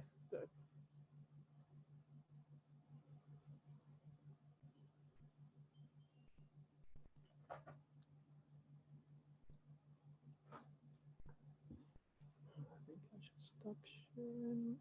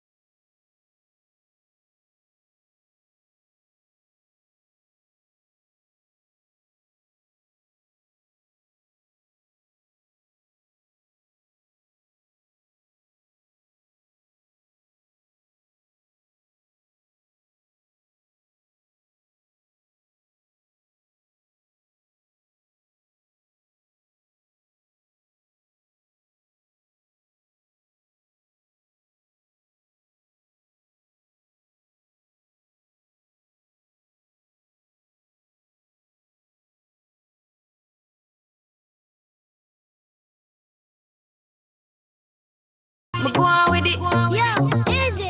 Are you kidding me? To us, yeah. So we are coming with a force, yeah. Blessings we are reap and we coursing on full. Oh, in a rise and boast. Yeah, we give thanks like we need it the most. We have to give thanks like we really supposed to be thankful. Blessings all for my life and my thank God for the journey, the earnings are just for the plus. Yeah. And gratitude is a must. Yeah, we see blessings fall by my right hand. But I toast with the friends we take off every load. One time did sit down in a class and we board then only said the road and we go on with the road. Third form, me say me try a thing. And you know it formed up to be a fire thing. Now up on stage with chronic say I sing. Yeah, see me all diggy soon get the higher ring. Like hello brother, you say I had to shot ya. Saw your poster, spectacular photo. Keep it burning, yes that's the motto. If me the butter pass through your shot to get ball in a life man. Me have to thank God for the journey, the earnings are just for the plus. Yeah, and gratitude is a must. Yeah, me see blessings fall them right on. But I toast to the friends we take off with the load. One time they sit down in a class and we board then only said the road and we go on with it, go on with it. That's how our blessings upon me. And send me to tell them a story. That's how our blessings upon me. And that's how I mean I give him the go, the breathe, and me delighted. Jano say my passion ignited. Got the music get me excited. I'm coming like a potion. Blessings all for my life and my thank God for the journey, the earnings are just for the plus. Yeah, and gratitude is a must. Yeah, me see blessings fall by my right hand. But I toast with the friends we take off every load. One time did sit down in a class and we board then only said the road and we go on with the road. Toast, yeah, yeah. Toast. Oh, in a rise and boast. Yeah, we give thanks. We have to give thanks like we really supposed to be thankful. Blessings all for my life and my thank God for the journey, the earnings are just for the plus. Yeah, And gratitude is a must. Yeah, me see blessings fall by my right hand. But I toast to the friends that take off every load. One time did sit down in a class and we bored dead. Only said the road and me going with the road. Toast. Yeah. Yeah. Toast. Yeah. Toast. Yeah. We have to give thanks like we're really supposed to be thankful. I've got love in my heart for you. Tell me what you wanna do. I've got love in my heart for you. Telling you it's me and you. Yeah. Say what don't kill you, make you stronger. If you wanna make a move, girl, don't stand there. Look, I know you got your heart broke before, girl. Then the boy they and the naughty don't read the same book. Cause what don't kill you, make you stronger. If you wanna make a move, girl, don't stand there. Look, I need a lioness in a me jungle. So what you say to me? Yeah, girl, if you see what you want, please not be cease, proceed, bring it come, girl. Any season you want, reach when you speak it, no reason, no concern. How it feel when I gone, turn when you sleep, it's so real, make you wonder.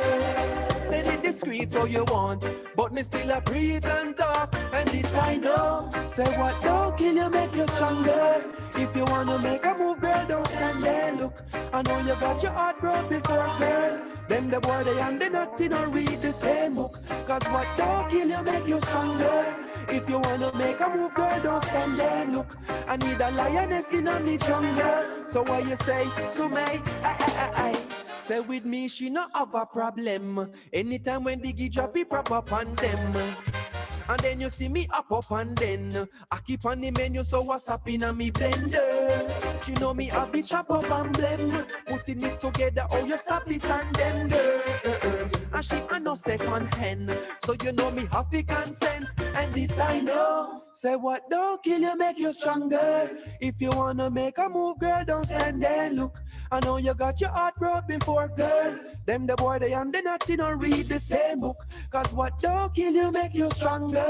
If you wanna make a move, girl, don't stand there. Look, I need a lioness in a me jungle. So what you say to me? Tell me, girl, how it feel when you're right. Thief never love to see thief make a swipe. Misery, love keep company by its side, and them don't know the feeling, so them start criticize. Never have you in a doubt, never left you in a drought. If I diss me in, you never see me coming out. Now go see me looking out, carry you around a corner. That's not what I want, look at this I know. Say what don't kill you, make you stronger. If you wanna make a move, girl, don't stand there. Look, I know you got your heart broke before, girl. Then the boy they and the naughty don't read the same book. Cause what don't kill you, make you stronger. If you wanna make a move, girl, don't stand there. Look, I need a lioness in a me jungle. So what you say to me? Yeah, girl, if you see what you want, please not be cease to proceed, bring it come, girl. Any season you want, reach when you speak it, no reason, no concern. How it feel when I gone, turn when you sleep, it's so real, make you wonder. Say it discreet how you want, but me still a breathe and talk, and this I know. Say what don't kill you, make you stronger. If you wanna make a move, girl, don't stand there. Look, I know you got your heart broke before, girl. Then the boy they and the naughty don't read the same book. Cause what don't kill you, make you stronger. If you wanna make a move, girl, don't stand there. Look, I need a lioness in a me jungle. So what you say to me?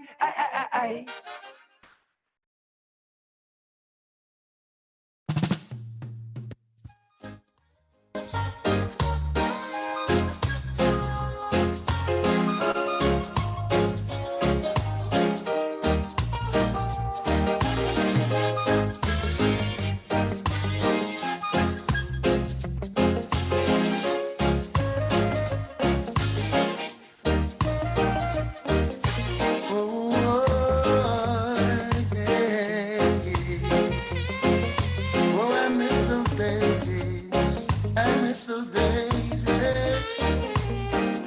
remember the songs used to make you rock away.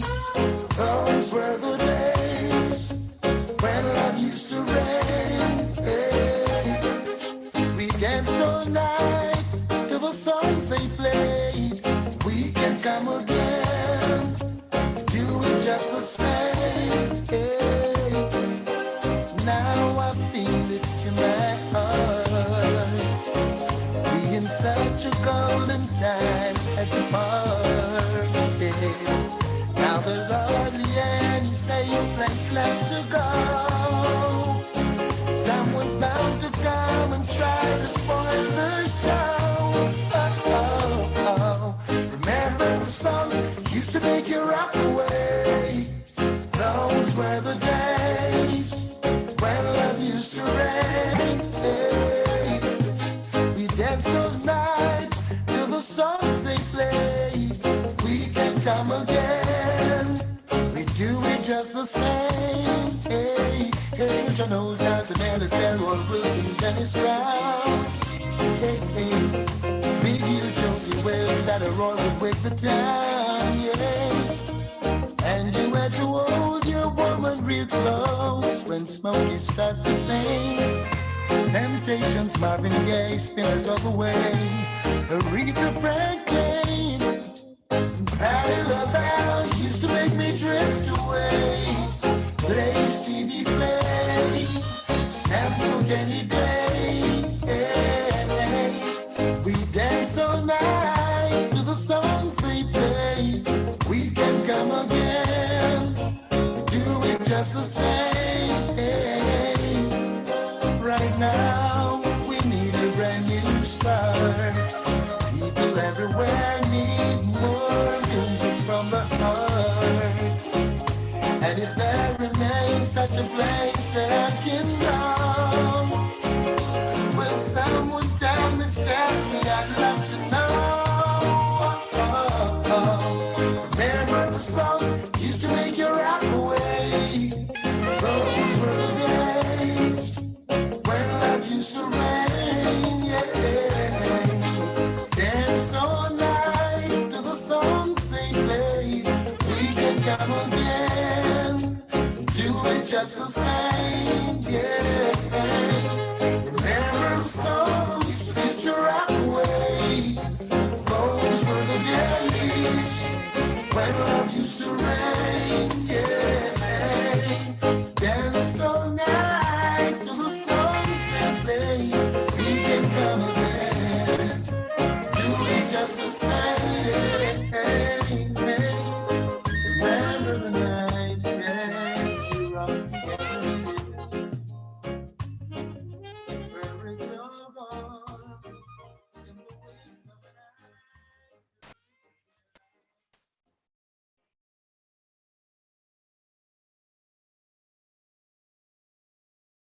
Some cry, some smile, some fight every day.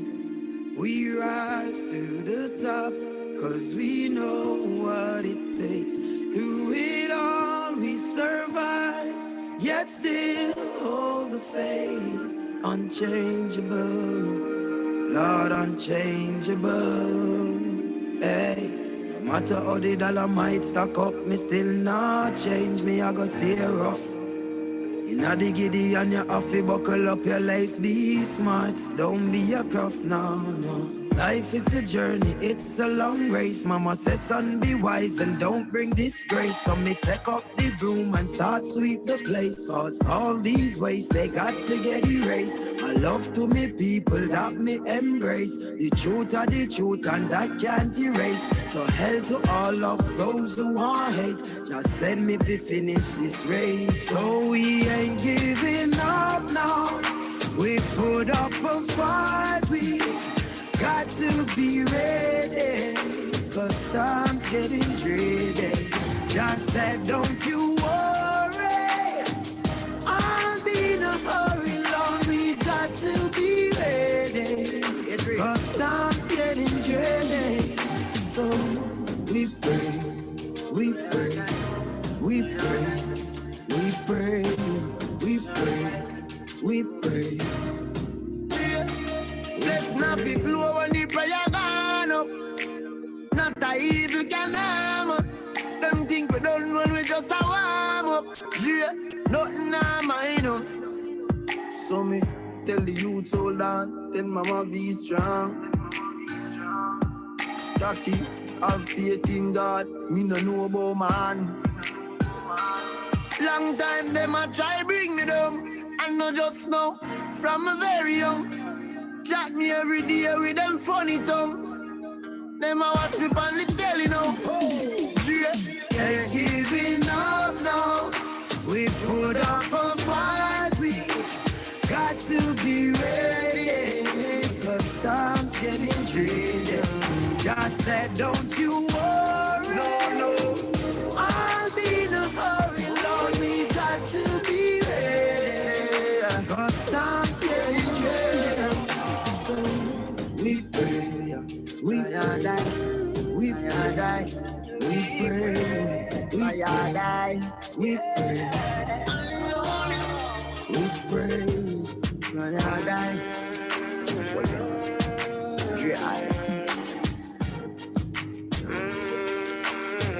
If you don't know your way now. If you ever lost somebody love, yeah, you cry, cause you hurt someone. Yeah, we fight cause we know that there ain't no giving, no. We'll rise to the top, cause we know what it takes. So we ain't giving up, no. We put up a fight, we got to be ready, cause time's getting tricky. Just said, don't you worry, I'll be in a hurry, Lord, we got to be ready, cause time's getting tricky. So we pray, we pray, we pray, we pray, we pray, we pray, we pray. Again. Yes, highly. Ah, boy, you never want me, forever burning. Can you see when the tables turn? Me say I love her, I and I preaching, so every land of hate will burn. I was there when the ships came and chastised I in a Jesus' name. Wonder if me crazy, wonder if me sing, but the whole of Rome I go up in a flame. I know nothing see me walk in a room and start a fire. And I know nothing see me walk in a room and start a fire. God them I wonder how a little African I go burn down the whole in a Vatican, but I know nothing see me walk in a room. Start a fire. We a go home, the whole demographic. And when me talk, I mean no hypocritic. When me say Rome, I eat no geography. But if I you feel wear the cap, then I you will have it. When me say Rome, me a talk about lion. I will see Lassie, I the power of the triad. The eagle and the dragon and the bear spit fire, but them can't overthrow the conquering lion. Listen to the voice of the people. Today Rome will burn, and not me alone as a over evil. Said today Rome will burn. No nothing see me walk in a room and start a fire. Yes, no nothing see me walk in a room and start a fire. Me say a fire because them a ask our little African. I go ignite the whole in a Vatican, but I know nothing see me walk in a room start a fire. Yes, I know me alone. I call a come, Teflon a walk with the eye Taliban. And when you feel a earthquake shake down a ground and a gun, a shades that a come. And I know nothing see me walk in a room and start a fire. And I know nothing see me walk in a room and start a fire. And them a ask, oh a little African, I go ignite the whole in a Vatican. And I nothing see me walk in a room and start a fire. And me say listen to the voice of the people. Today Rome will burn, and not me alone as a over evil. Said today Rome will burn. And me say listen to the voice of the people. Today Rome will burn, and not me alone. Today. You You know what I mean? You know what I mean? You know what I mean? You know what I mean? Yes, I today Rome will burn. Rome will burn. Today Rome will burn. Rome will burn.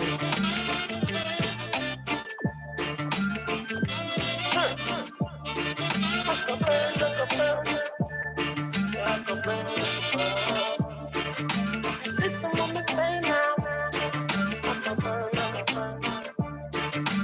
Listen what me say now.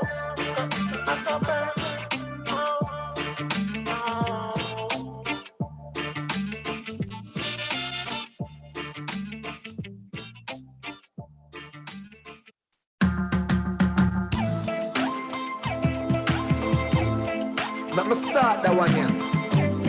Like how Martin Luther King would have started. My dream, my dream, my dream, my dream, my dream. Tell you my dream is to live my dream. Hear the most I in me sleep when me sleep. Tell you my goal, my goal, my goal. All of my goal is to reach my goal. Live a happy life, put it on me headstone. Nobody no fi cry over me dead. Look at me now, when them treat me less than gold. Put me in a box like a rectangle. Oh, oh. Look at me now, oh. Look at me now, oh. Look at me now. I mean, I tell you my life, for them used to go round me, go round. No one used to come round me. My life was so lonely. Look at me now, look at me now, look at me now. Me a take plane like JUTC. When you see me, it's on TV. Shows after shows after shows after shows. Tours after tours after tours after tours. When me name call is like roars after roars. Sweet melody and chorus after chorus. Them lock a one door, me bust doors after doors after doors after doors after doors after doors. Look at me now, when them treat me less than gold. Put me in a box like a rectangle. Oh, oh. Look at me now, oh. Look at me now, oh. Look at me now, I mean I tell you my life. For them used to go round me, go round. No one used to come round me. My life was so lonely. Look at me now, look at me now, look at me now. The blessing does a flow over. This a copia and a cover. Jaja soldier, from boardhouse to sidewalk to leather sofa. Them say me living like the Cosa Nostra. No sir, me no mix up in a coca. Marijuana no dust to the nose ya. I no powder, not a obia, can't get over. Look at me now, when them treat me less than gold. Put me in a box like a rectangle. Oh, oh. Look at me now, oh. Look at me now, oh. Look at me now. I mean I tell you my life. For them used to go round me, go round. No one used to come round me. My life was so lonely. Look at me now, look at me now, look at me now. Me and thank God for me blessing. No me can afford to give back to some of the same people. Them were used to settings, all who used to set him. Now bust him, can't bust them. Same one I take bust, come on stage trophy, call up them. But me still a call up them. Bust them but me can't trust them. See them but me not touch. No hate them but me can't love them. From Trenchtown, our next star rise again. Look at me now, when them treat me less than gold. Put me in a box like a rectangle. Oh, oh. Look at me now, oh. Look at me now, oh. Look at me now. I mean I tell you my life. For them used to go round me, go round. No one used to come round me. My life was so lonely. Look at me now, look at me now, look at me now. Look at me now, when them treat me less than gold. Put me in a box like a rectangle. Oh, oh. Look at me now, oh. Look at me now, oh. Look at me now. I mean I tell you my life. For them used to go round me, go round. No one used to come round me. My life was so lonely. Look at me now, look at me now, look at me now.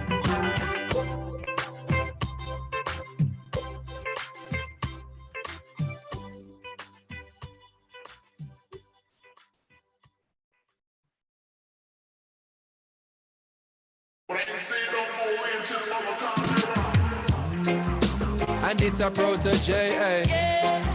Chronics are where you say, eh? Okay. Who knows? Who knows? Who knows? Who knows? I just go where the trade wind blows, sending love to my friends and foes. And I suppose I'm pleased to be chilling in the West Indies. Jah provide all my wants and needs. got the sunshine, rivers and trees. Green leaves, hey. When me see Jah, me see a way. Drastically straight from hypocrisy, I say, hey. Every man to them own a philosophy. I live the proper way and then me read a chapter daily. Man, they in a city hungry and no eat. And food they down a country just a drop off of the tree then. You see, say poverty no real then, is what the reasoning revealing. Who knows? Who knows? Who knows? Who knows? I just go where the trade wind blows, sending love to my friends and foes. And I suppose I'm pleased to be chilling in the West Indies. I provide all my wants and needs. I got the sunshine, rivers and trees. Green leaves, yeah. When the rain pit up on the roof, herb just a steam pepper pot on the stew. Life is a dream if you got gratitude. So go tell the regime them can't stop where we do now. Information you think on your own, or else you're a slave to the things that you know. What do you know if you learn every day? So be careful of things where you say. Who knows? Who knows? Who knows? Who knows? I just go where the trade wind blows, sending love to my friends and foes. And I suppose I'm pleased to be chilling in the West Indies. I provide all my wants and needs. I got the sunshine, rivers and trees. Green leaves. Africa in our soul, but a Jah in our heart. It is of importance for I and I gather. If we cannot show now a balance that we are, how do we propose then to carry it abroad? Cannot go to Ethiopia and you not have a plan. The building of a nation and a helper on. Every one a lover, one a man is just a man. It shall be a coronation when we land. Who knows? Who knows? Who knows? Who knows? I just go where the trade wind blows, sending love to my friends and foes. And I suppose I'm pleased to be chilling in the West Indies. I provide all my wants and needs. I got the sunshine, rivers and trees.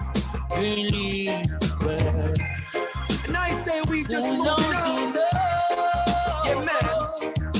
Who knows, babe? We just move with joy every time. I'm pleased and give thanks, to be chilling in the West Indies. You see that smile on me. I provide all my wants and my needs, oh dream. Oh well.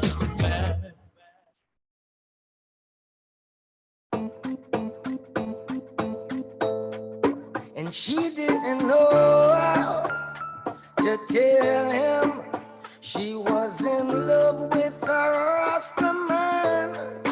Fire was burning and burning till I thought what she was holding in. And she didn't know how to tell him she was in love with a Rasta man.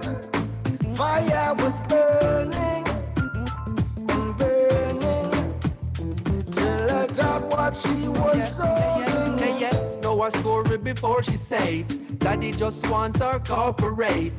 Find somebody that's corporate, suit and tie more appropriate. Him say him now make him daughter stray, but reggae music she start with late. I tell food when she start her plate. Militant youth where she want to date, and that is what she need. Marcus Garvey she start to read. Here stop home and it start to neat.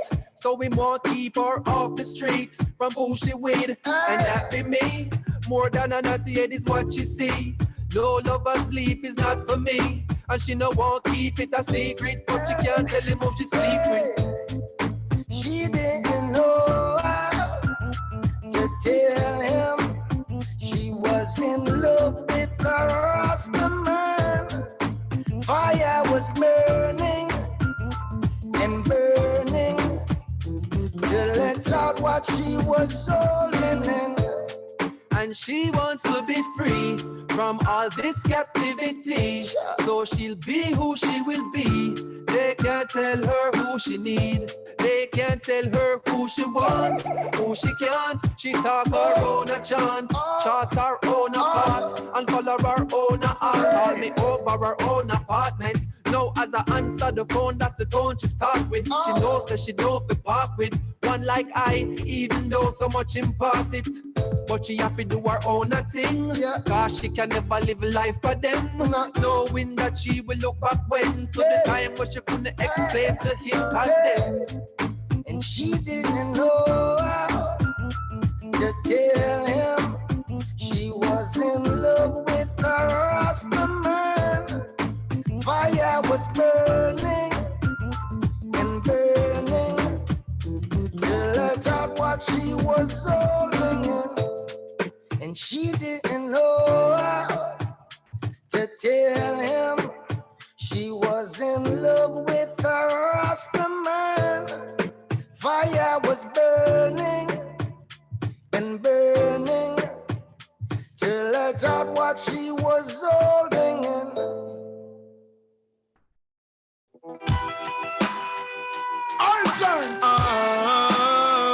Sasko. Hey, yo, Roman. Yo, Sasko.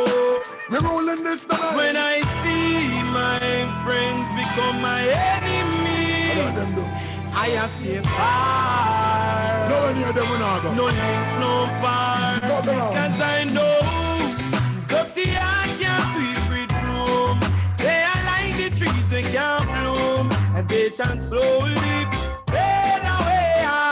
And I know dirty heart can't wash with soap. The meditation we sublime group, and they shall slowly fade away. But I'm an assassin, we no remain. Enough of them now go like that tune. Why? Bad man stuck in a them head like a tomb. Them bird like tree stripe, one a night made by Puma. Them ten believe police, not only by rumor. Start go you not to them, I say you got a code. Get your visa, you fly out them, I pay for you drop out them. Sit down like calculate by in and you back out them. Say them are your friend, but them heart mama approach them and say, well, dirty heart can't sweep with blue. Good and never. They are like the trees we can't bloom. Good and never. They shall show it. Fade away. And I know dirty heart can't wash with soap, and there is no bad mind antidote. They shall slowly fade away. Then look along we tell them say we stop fight. Kingston and dead enough of them a come and act like them are your brother, all them good family backbite. Watch them kill it pretty soon them a go show them colors like a stoplight. Them call it on a fast fight. Them hearts are dirty, want to discover with a Scotch bride. Them need a whole reservoir of jelly water to wash off them heart. That could go in on the back pan at the standpipe. I know dirty heart can't sweep with blue. Good and never. They are like the trees we can't bloom. Good and never. They shall surely fade away. And I know dirty heart can't wash with soap. The meditation to sublime group, and they shall slowly fade away. Well, Granny tell me, friend, don't trip. So from the other day you said, friend, we don't trip. A family we say because and everything we come and show teeth and your friend. First, if you're making money, only enough. Last them raised like the sheep, back a little more peep. Watch them gain and leave a queen. Don't sleep, got them in your desk if you won't sleep. Boy, boy, boy, boy. When I call you friend, I see you as my brother. Always lie. But if I can't trust my brother-in-law, I tell you, say, I got to go, cause I know dirty heart can't sweep with room. They are like the trees they can't bloom. They shall show you what fade away. And I know dirty heart can't wash with soap. There is no bad mind antidote, and they shall slowly fade away. And anything we no clean and pure, we are cut them out. Cut them out early. Smile them and joke, can't hide them deceitful heart. Know them thoughts dirty. From them no clean and pure, we are cut them off. Chop them off early. Smile up in your face, so take disgrace. We know them are dirty. See my friends turn enemy. I ask me far. No link, no bar, no link, no bar. When your friends turn the enemy apart, so me say no link, no bar. It don't come too far. Mommy and me brother, we go war. Come on, brother. I won't bury you. The Almighty is so different God, so me understand. Hear me now. No fear, friend. I don't want to talk, man. I don't want to speak up. Hey, follow me now.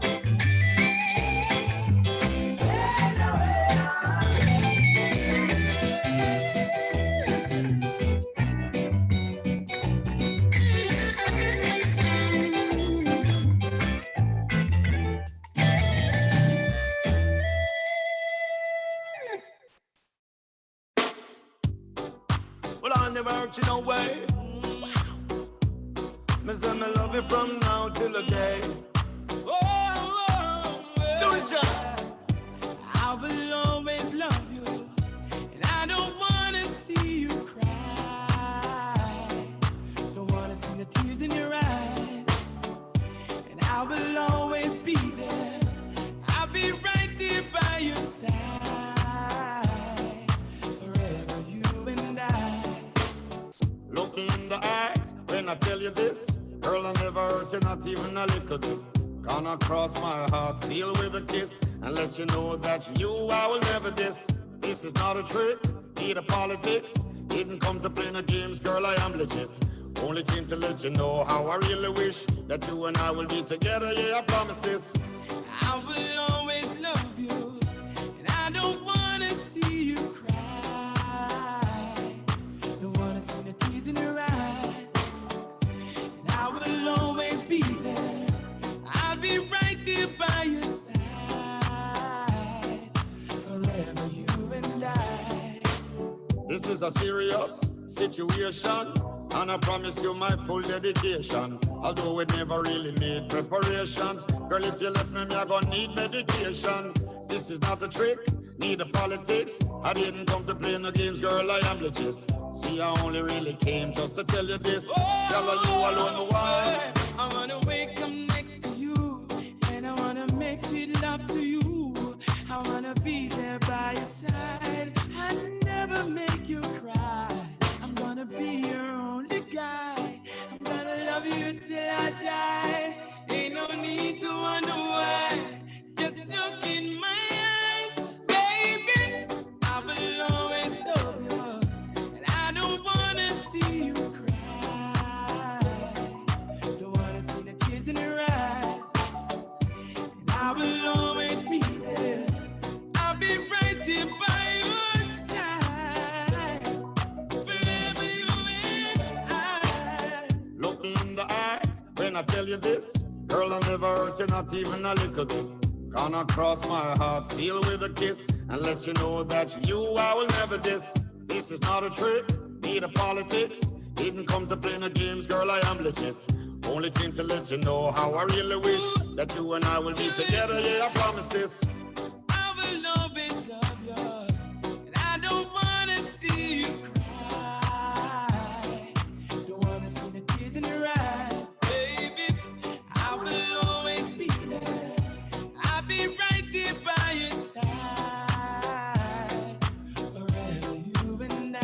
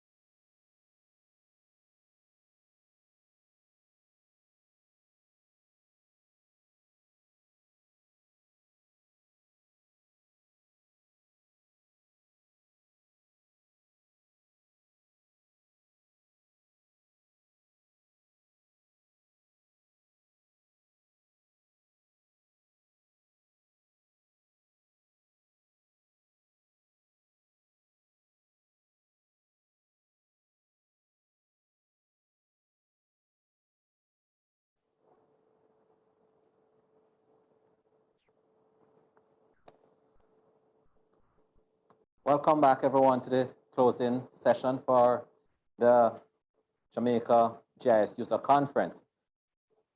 Now we'll focus on the closing plenary address, building towards geospatial collaboratives, which is very important. And sales leader for Esri Business Development, Mr. Randall Billy, will do this presentation. As the director for Esri International Government Business Development Group, Randall Billy is a recognized authority in evangelizing the use of location intelligence services to drive innovation and support policy-based decision-making. He is passionate about the need for building local GIS capacity and governance models into national government. Prior to assuming his current position, he headed Esri's national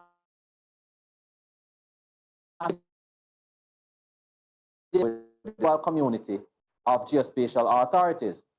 Randall is a former national naval officer and certified acquisition professional. Over the last 20 years in the industry, he has held sales role and operation leadership positions with systematic US, MarkLogic, and Excelis VIS, now Harris, while focusing on the geospatial and open source intelligence domain and commercial technology insertion into government. No doubt this will be an interesting presentation for us. As you know, the government of Jamaica seeks to drive its development through geospatial technology, and I'm sure this presentation will illustrate to us how this can be done. So now we will welcome Mr. Randall Billy.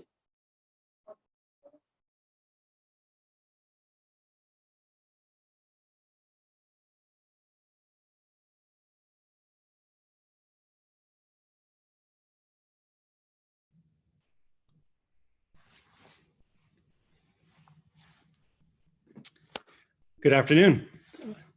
Thank you for that introduction. So I'm Randall Billy. I manage Esri's international government business from our offices in Washington, D.C., and it's a privilege to be here in front of you today. I'd like to start with thanking the Land Information Council of Jamaica and the National Spatial Data Management Branch for the invitation to address you this afternoon. Opening the session this morning, Mr. Watson thanked the LICJ and the NSDMB for their overwhelming efforts in advancing the use of GIS throughout the Jamaican government and regional community. And I have to echo those sentiments. It's so rewarding to come speak to an audience whose government has made such a commitment to geo-enablement and spatial literacy. It's a rare breed among governments, let me tell you.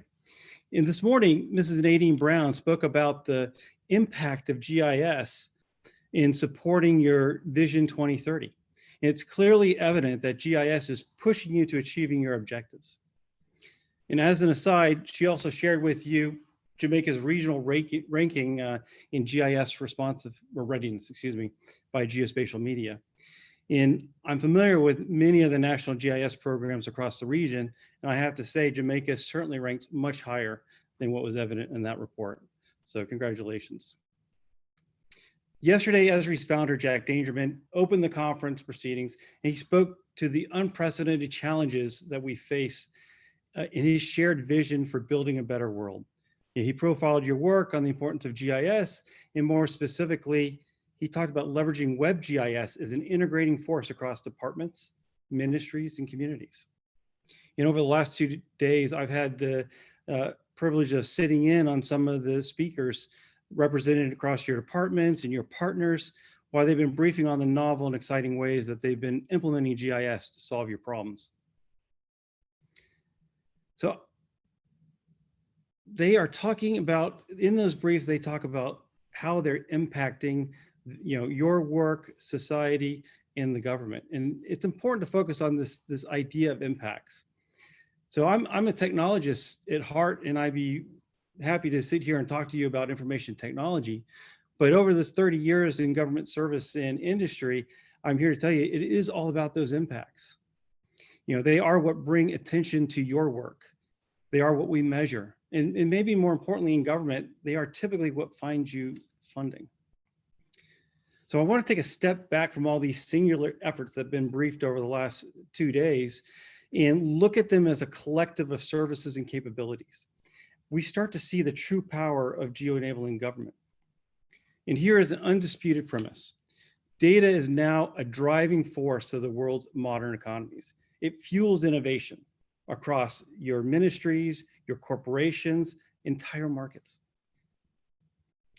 So you are in a position now where you're publishing your geospatial strategy, and I applaud the effort to get that out and get it used by both yourselves and your businesses. I do want to make mention of another published geospatial strategy, really, what the United Kingdom released this summer is their national data strategy. And I mention it because I think we can all learn something from their positioning. In their own words, it's a pro-growth strategy that aims to drive the UK in building a world-leading data economy. And I think that's an important aspect. I mean, driving the economy. And one of the things I think we kind of get our heads kind of this myopic view of working in the geospatial realm is for too long we've thought of geodata as special, distinct because of its peculiar formats or because of the way we define geometries and associated topologies. And my cautionary message is that geodata is enterprise data. And we need to think about it as just one component, albeit a critical component, of your national data strategy. So that is going to kind of drive the conversation for the next few minutes. It's not to think of it from a geodata perspective, but to broaden that, to think how we affect the entire enterprise. And we're going to talk about the government as an enterprise. So what I intend to do is bring it all back to center. You know, with the establishment of the Land Information Council in 1996, Jamaica has been a pathfinder in the global community, leading with their commitment to establishing a national spatial data infrastructure. And at Esri, we hold up Jamaica as a lighthouse, a reference to other nations developing their own SDIs. So Esri, we've been building technology solutions, really geospatial infrastructure, for the last 50 years. And over that time, we've evolved our approach to NSDI. And I'd like to spend a few minutes sharing with you our outlook on the future of NSDI and what we think is required to get there. And having, borne witness to all the discussions over the last 2 days, I have to say that you're well on your way to getting there. And while conventional wisdom says to start with the data, I want to start with purpose. Below is the overarching message from the Vision 2030 Jamaica. Jamaica, the place of choice to live, work, raise families, and do business. We've heard it referenced several times over the last 2 days. And so I ask, where do initiatives originate? Well, they originate from higher level aspirations captured in documents like the Vision 2030 document. And it becomes a question of how we see them through to fruition.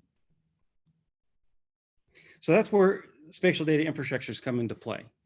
SDIs, whether you call it an NSDI or one map, a regional information system, a geo portal or otherwise, spatial data infrastructure continue to be relevant and pervasive at all levels of government and across many sectors.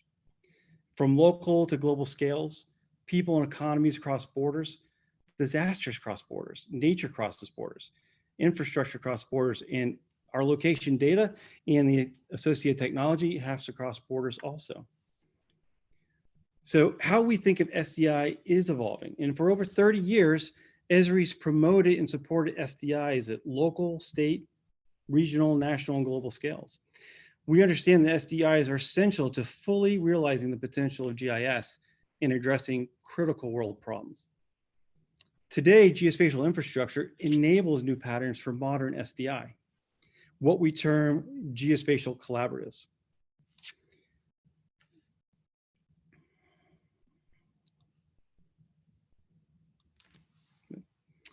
So in the past, SDIs were more difficult. Data catalogs dominated SDI initiatives, often with a build it and they will come approach. And over the years, with a few notable exceptions, many SDIs have struggled to gain traction. And collectively, we haven't always done a good job on implementation. Yet the overall objectives of building an integrated geospatial information framework are quite sound. And today I'll contend they're even more relevant than ever.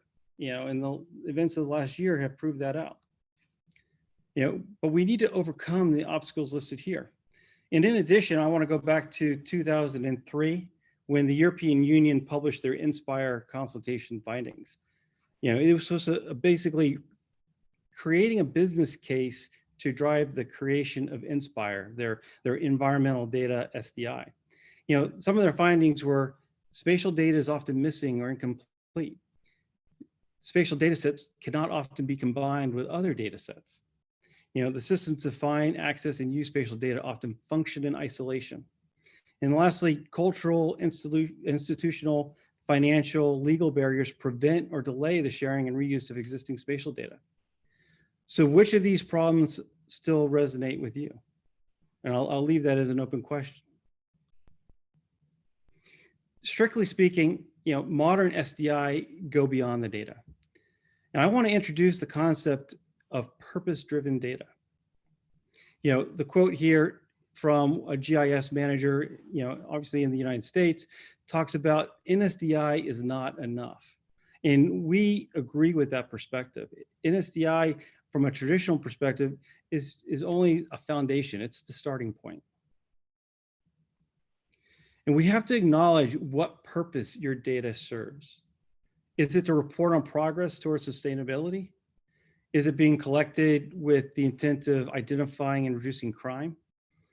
We are creating so much data. At some point, we have to be discerning about how we collect it and what we collect. Although probably the cloud data providers will tell you they can store everything under the sun. That's not always, a good use of our resources. So why are SDI important? At their finest, SDI enable cross-border and multi-organizational collaboration to address our most significant social and environmental challenges, including natural and human-made disaster, as well as what we've all experienced with the pandemic. These collaborations promote efficiency at all levels of government. But their overarching objectives are not to necessarily share data, but to solve problems, create efficiency, save money. It's not about the data or the production of those data products. So here's an example to see, if you can wrap your head around it. A major hurricane passes and the surge floodwaters impact a city that straddle the boundary between two jurisdictions. City officials are overwhelmed. They call in national assets to help. Nonprofits come in to help provide shelters and rescue, people, pets, livestock. And the public uses apps to see evacuation routes. Utility crews are, converge from around the country, and national officials come to assess the damage and determine federal aid. Throughout this event, all the parties involved are working off the same data, or at least that is our goal. That is the goal of an SDI, and in this case, a common operating picture enabled by that SDI. It supports emergency and disaster response. In other cases, it supports health, human services, or national level policymaking.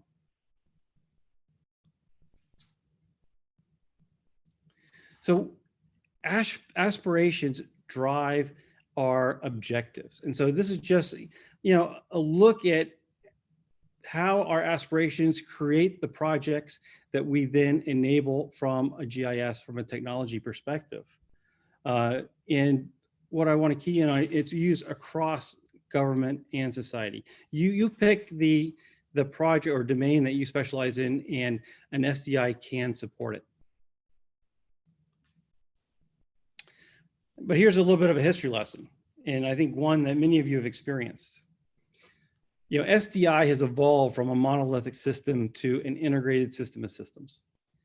Technology is advancing and increasingly catching up with our aspirations, enabling us to place more focus on initiatives enabled by SDI rather than so much focus on the data and its production. If we look at the left, originally we would stand up a geoportal, which was a data clearinghouse, and was overly focused on, what we want the SDI to look like, the need for data sharing. That's when the SDI concept was born. we kind of move to center stage, and it's really a focus on how we organize people and technology to make SDI happen. And here, we're really about wrangling data and exposing it, making it available. But now we've moved to what we'll call a next generation, the modern era, about why we set out to do SDI in the first place. SDI is about solving problems. While SDI is grounded in a strong vision, we haven't always been able to fully execute that. And each stage builds on the last. And along the way, we learn and we adapt. And what we've observed is that geospatial infrastructure is a disruptive technology for SDI, and enabled by the availability of WebGIS and the geospatial cloud. Jack Dangerman talked about his vision for the geospatial cloud yesterday. Around the world, SDI collectives are building this integrated geospatial infrastructure. And GIS communities, in our opinion, organize as geospatial collectives. There are alliances of organizations whose role is to lay the rules of engagement to cooperatively build these integrated geospatial infrastructures and to engage with and grow the capacity of their communities. This is so much more than a data portal. This is just another restatement, how geospatial collaboratives interconnect organizations across borders, jurisdictions, and sectors. These connections flow within and across organizational, regional, and national boundaries and the business processes they support. Earlier today, Linda Peters, one of my teammates, spoke about the efforts with CareGeo as an organizing body in the Caribbean GeoPortal, which is an enabling technology platform that bring these two efforts together in a single community. I mean, it's the perfect, implementation of this concept. And, in general, I am from Esri, so, just very briefly, the geospatial collaborators around the world many of them use ArcGIS to cooperatively build their integrated SDIs. It facilitates data exchange. Using a portal is a key function in the SDI operation. And we're going to talk about using the portal, or really in our case, what we call Hub, as an integrated communication and engagement platform built on top of the data.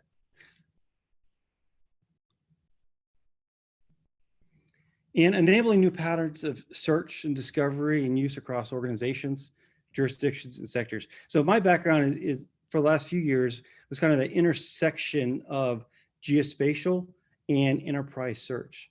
So how we expose our data, how we make them available and open, have been a big part of my kind of technology upbringing. And it's important because we can expose that data to all audiences, from the engaged citizen to the citizen scientist or academics to executive decision makers. And through ArcGIS, open data is made available to search engines and government data portals, which is a key point. I mean, we heard from the group developing the NSDMB platform today as an organizing function in GeoPortal. Well, leveraging the content, making it consumable downstream by web applications and dashboards is an amazing capability set. But here I'm going to push back against your traditional thinking. Enforcing a single metadata standard across the enterprise is really a legacy approach. Not a wrong approach, but it is a legacy approach that doesn't fully leverage today's advances in information technology.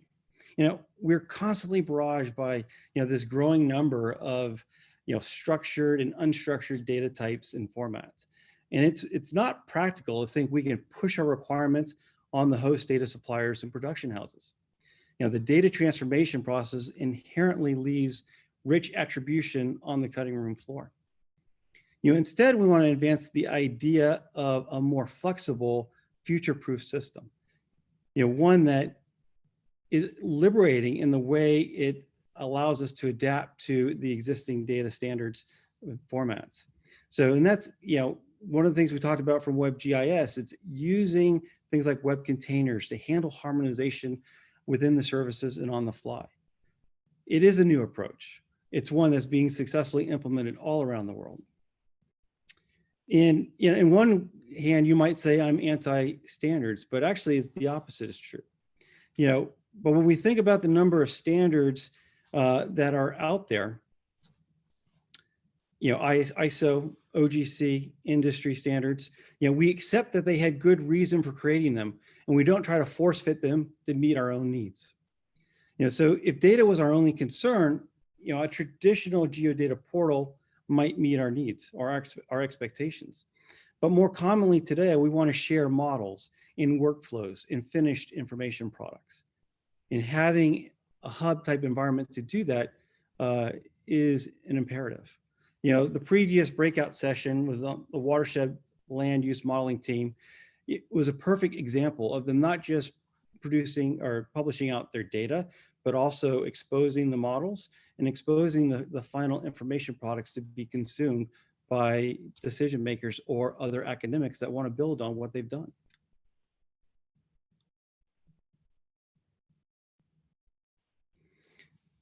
So what do we need to do to get there? So SDI is traditionally defined as people, process, policy, technology, and data.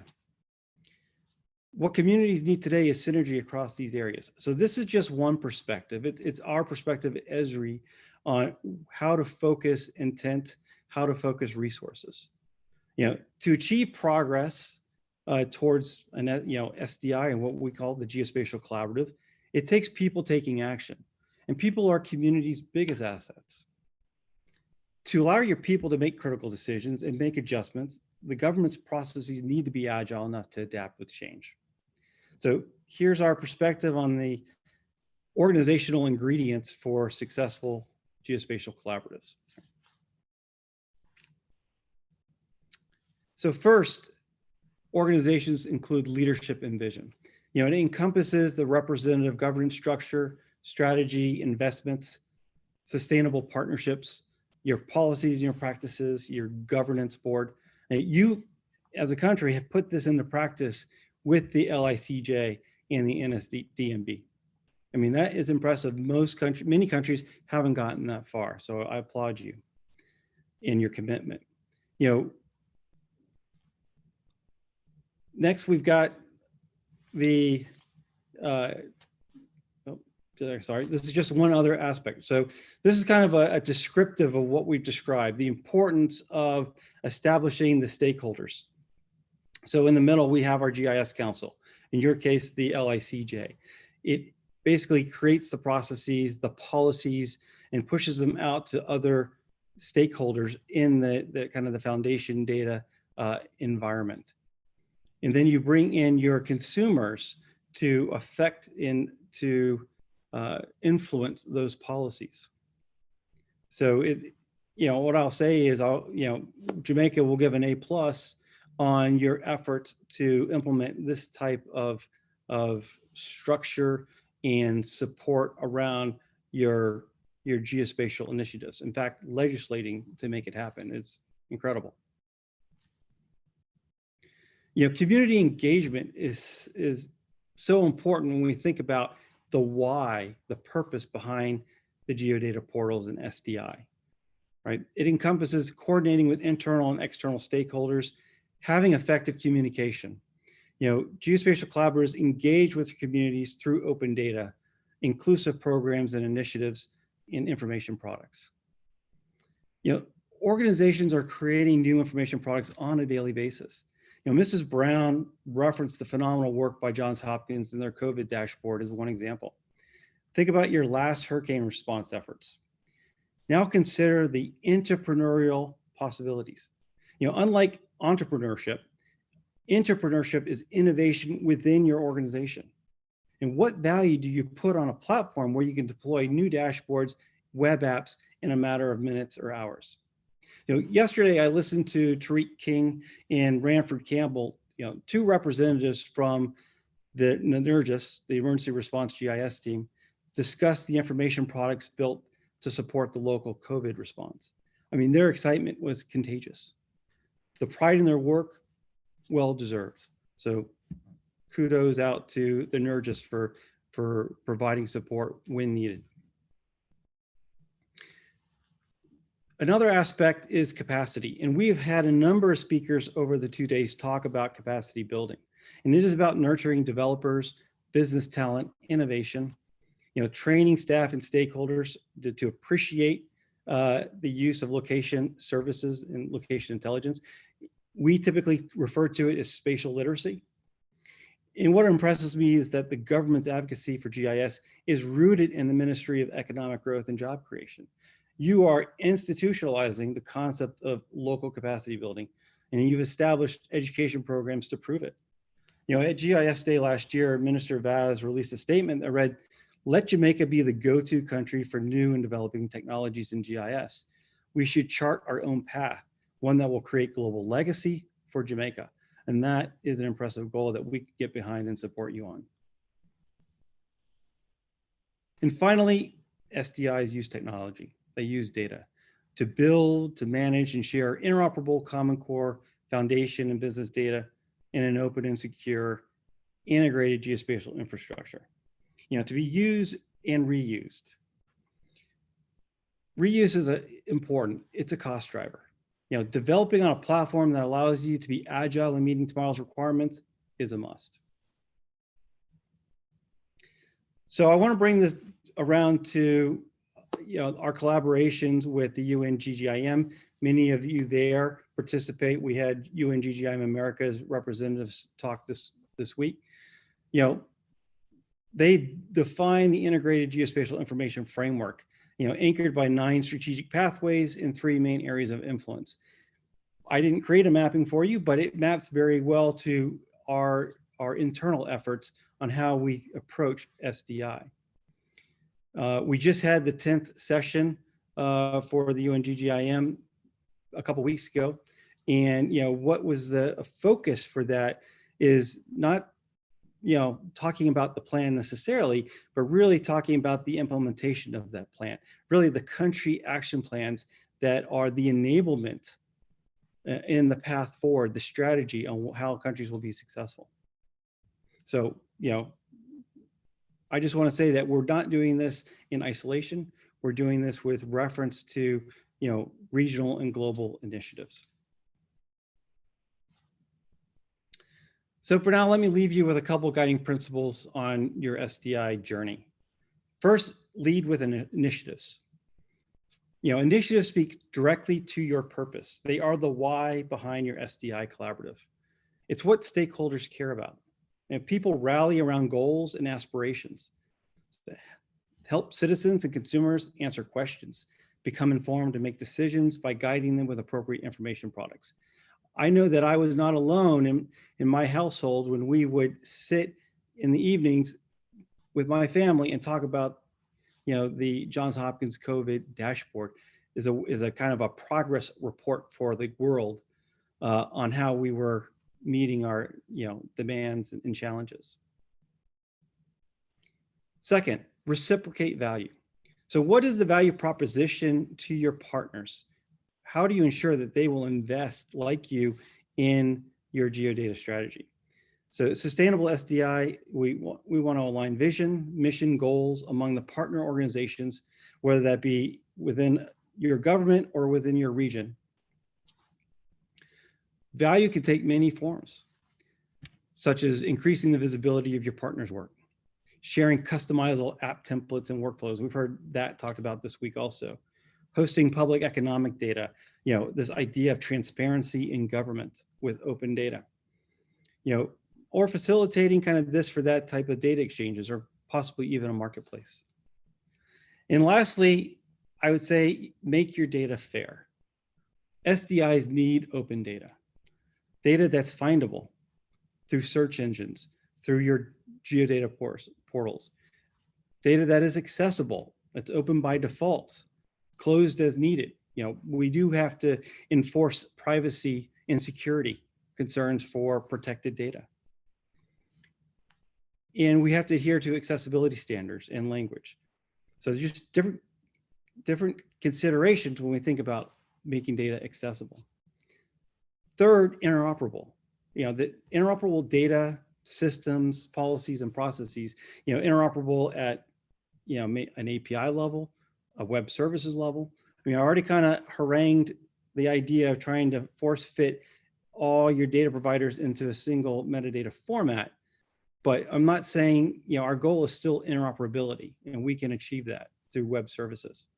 And lastly, data that's reusable. There's nothing more important than, reducing waste. So why do we recreate data time and time again?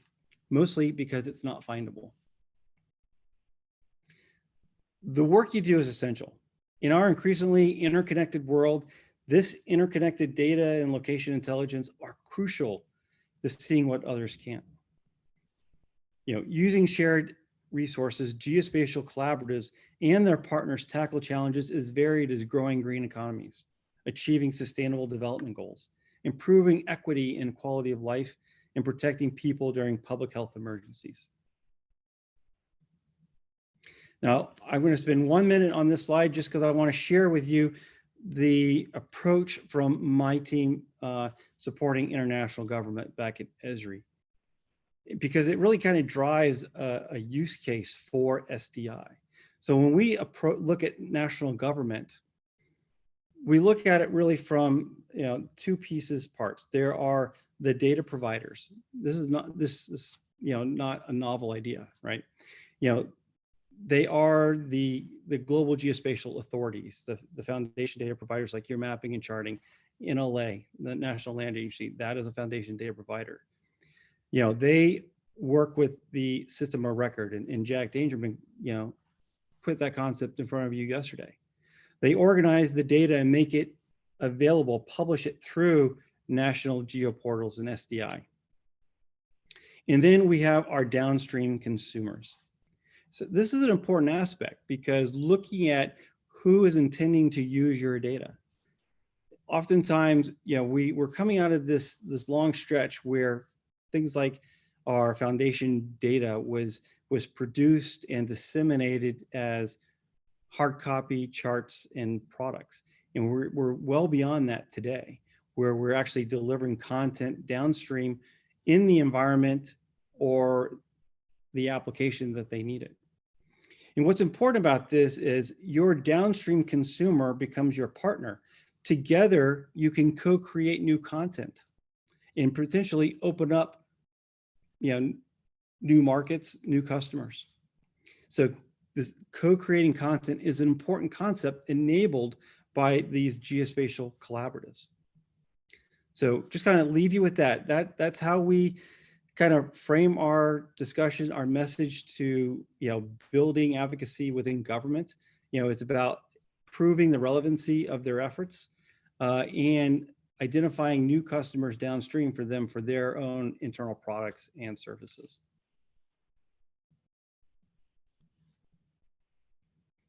So your framework for success cuts across all parts of the SDI ecosystem.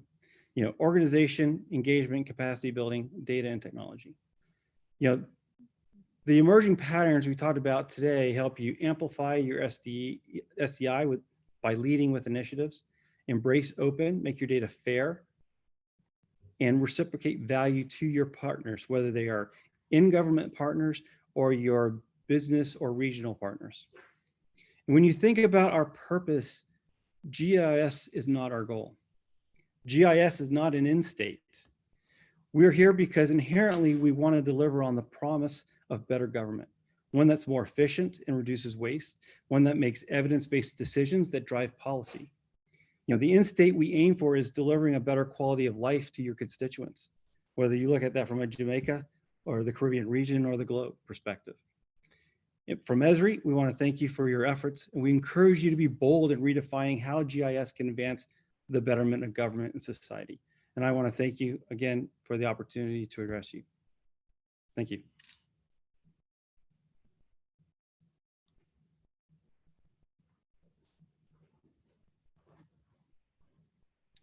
So I guess now would be the time if there are any questions to open it up or go back to Mr. Watson.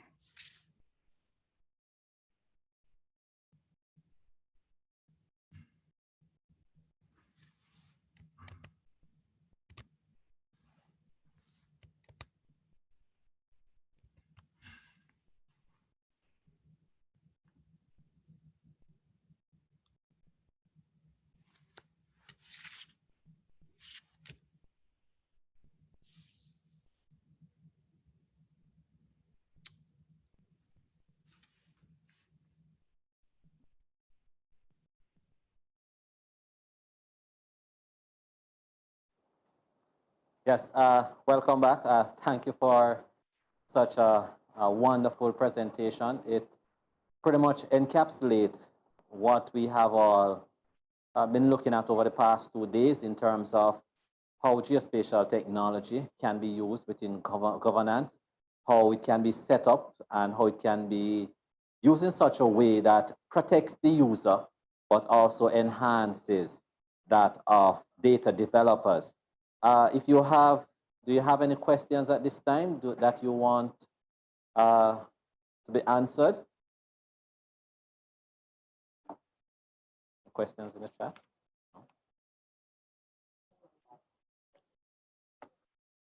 Okay, all right. Thank you, Mr. Billy. This presentation was thorough, and I'm sure it will be very useful to us as we develop geospatially for the future. Now we move towards the closing, which will now look at our conference takeaways. And instead of just focusing on day 2, I want to just give a synopsis of day 1, because it's very important for us to put everything in context of what we did, and just to remind you of how they will be of help to you. Dr. Dangerman looked at how we can use geospatial technology and data to tackle various problems to allow for greater decision making in terms of economic development, conservation, resource development, etc.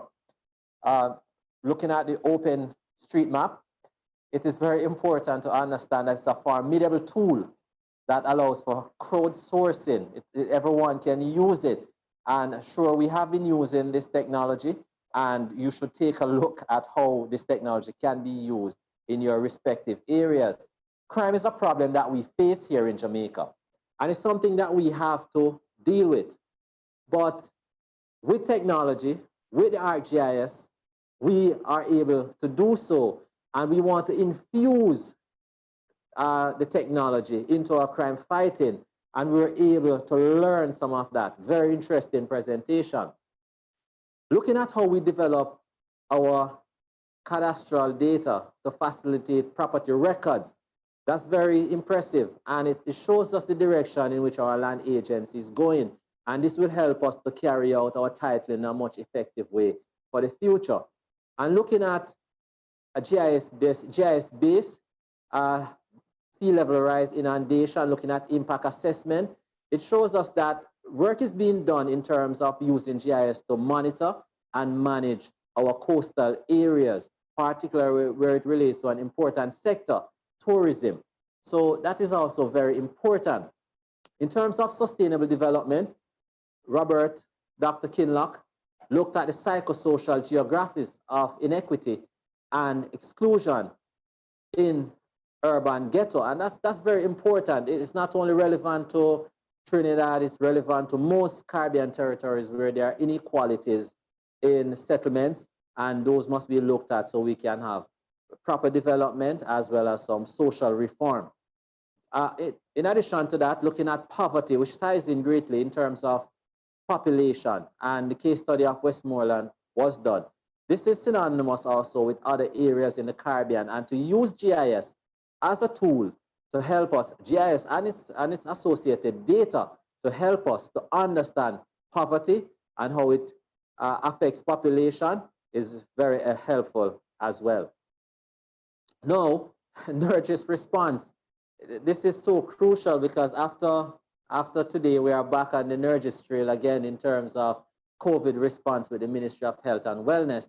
And just to show you some of the things that we have been doing, and with the spread or the increase in COVID cases, we will be back out there trying to help to gather data, analyze data, and to help in decision making so that we can better protect ourselves from future escalations.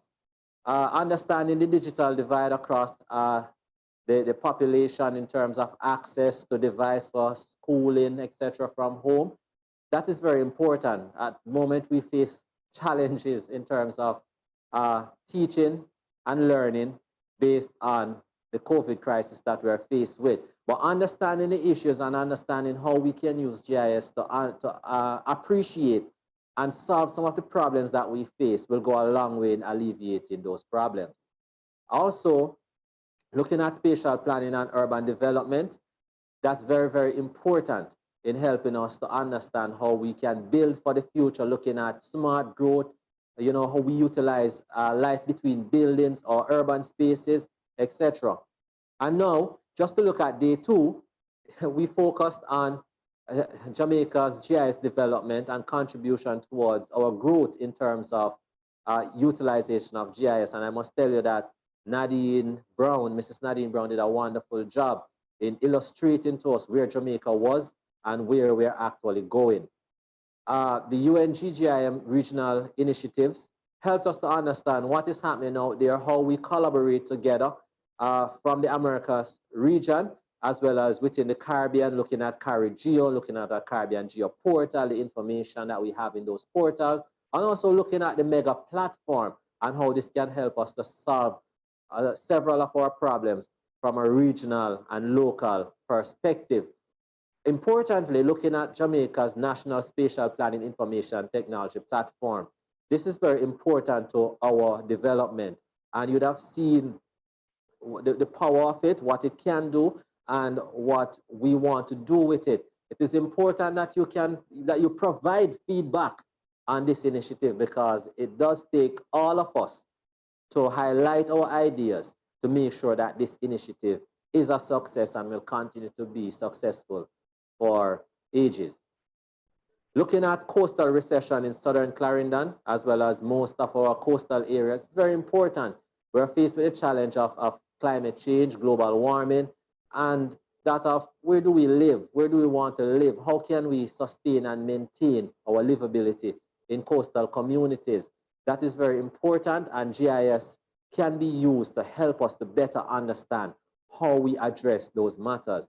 Planning for the dead. Oftentimes we have problems in terms of how we approach burying the dead. Where are these spaces? Where should we put them? Sometimes it's unaccounted for. It's not taken into consideration in terms of spatial planning.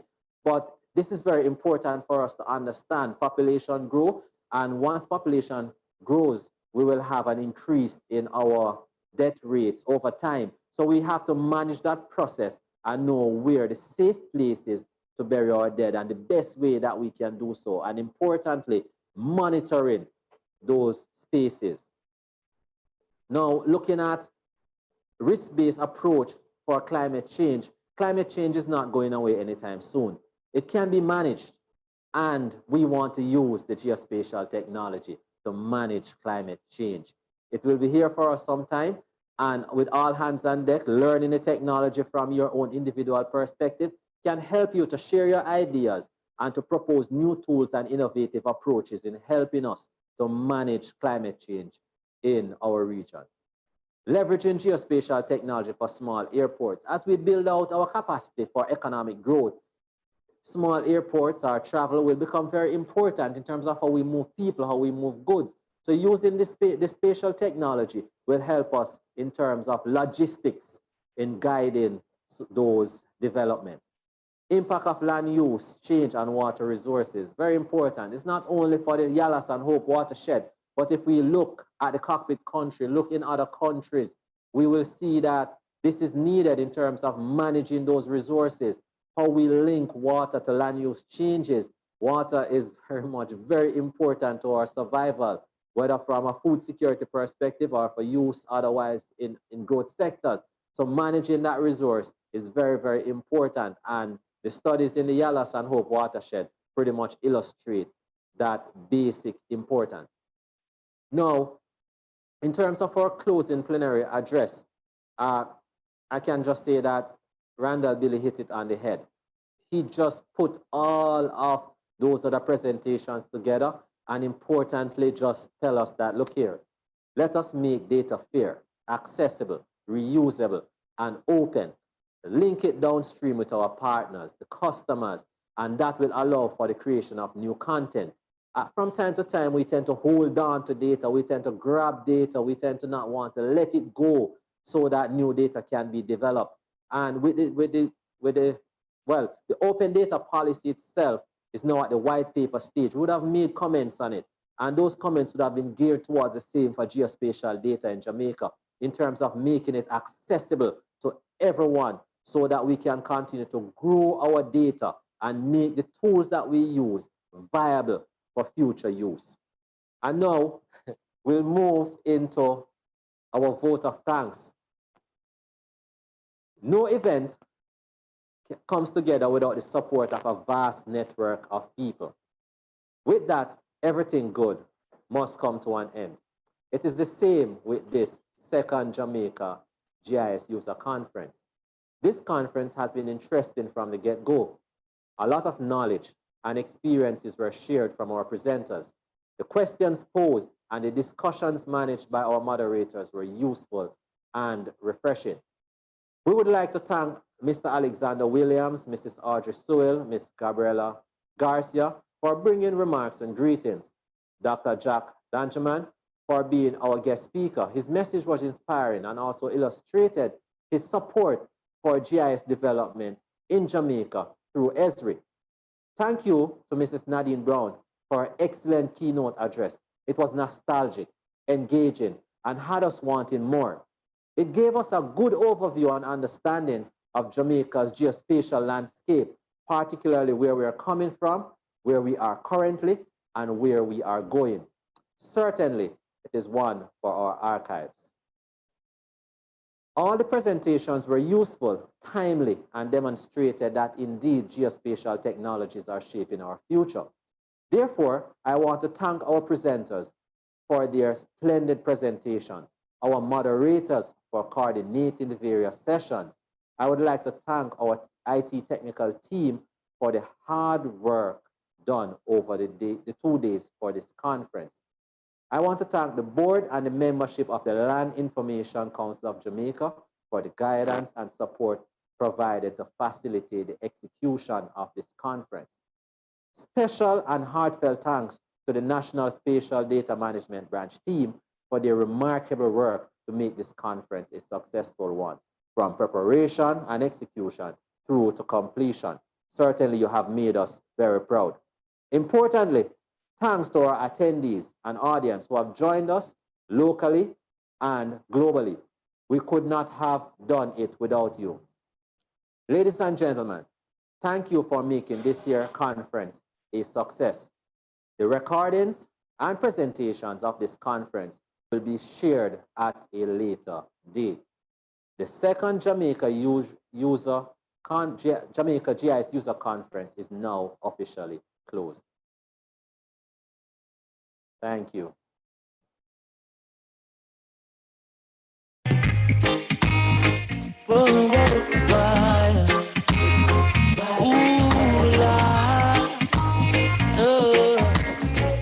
Yes, I met a girl this morning. She was love at first sight. Ooh, I met a girl this morning, and she was beauty to my eyes. I asked her where she from, she tell me in the topics.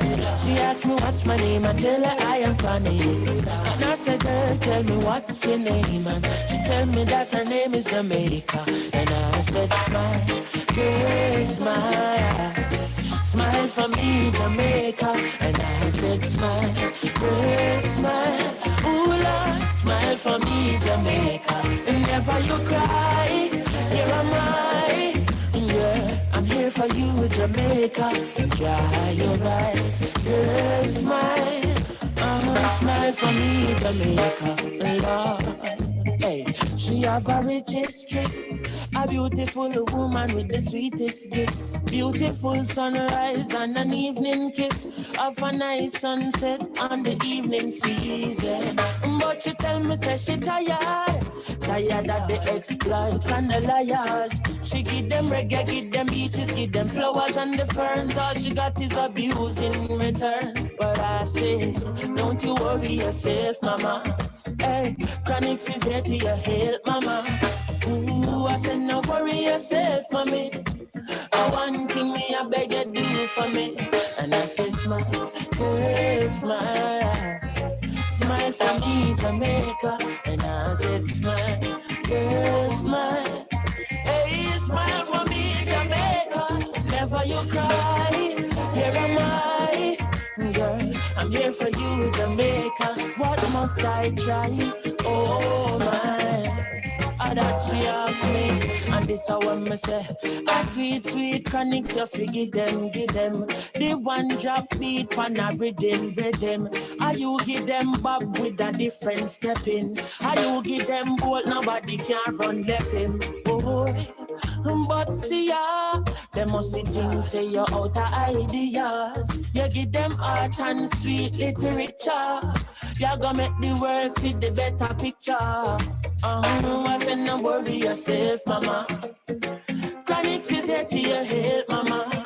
Hey, I said, no worry yourself, mommy. One thing me I beg you do. And I said, smile, yeah, smile, boy. Smile for me, Jamaica. And I said, smile, yeah, smile, for me, Jamaica. Never you cry, here am I, whoa, for me, Jamaica. And I said, smile, boy, I met a girl this morning, and she was love at first sight. And I met a girl this morning, she was beauty to my eyes. And she said, what's her name? I tell her I am Conix. And where you from? She tell me in the tropics. And I said, girl, tell me what's your name? She tell me that her name is Jamaica. And I said, smile, girl, smile. Smile for me, Jamaica. And I said, smile, girl, smile. Ooh, Lord, smile for me, Jamaica. Never you cry, here am I. Yeah, I'm here for you, Jamaica. Dry your eyes, girl, smile. Smile for me, boy.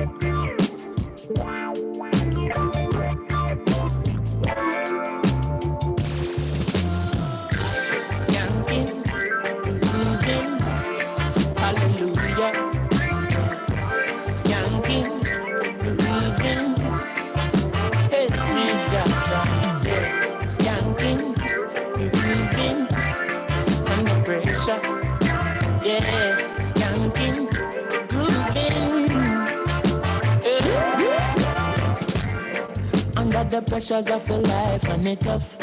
No stay down, mama, time pick it up. No matter with the down, full style, strictly up, full vibes. I pick it up when the bills, them, the rent and the mortgage due. Yeah. When me chalice, when your best friends are gone and it's only you. Yeah. Like up a split, turn up the music. Skanking sweet. Everybody wanna feel like free. Forget your troubles and the rap with me. You know feel a reggae music sweet, yeah.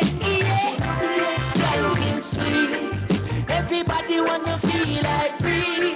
Forget your troubles and the rap with me. You know feel a reggae music sweet, yeah.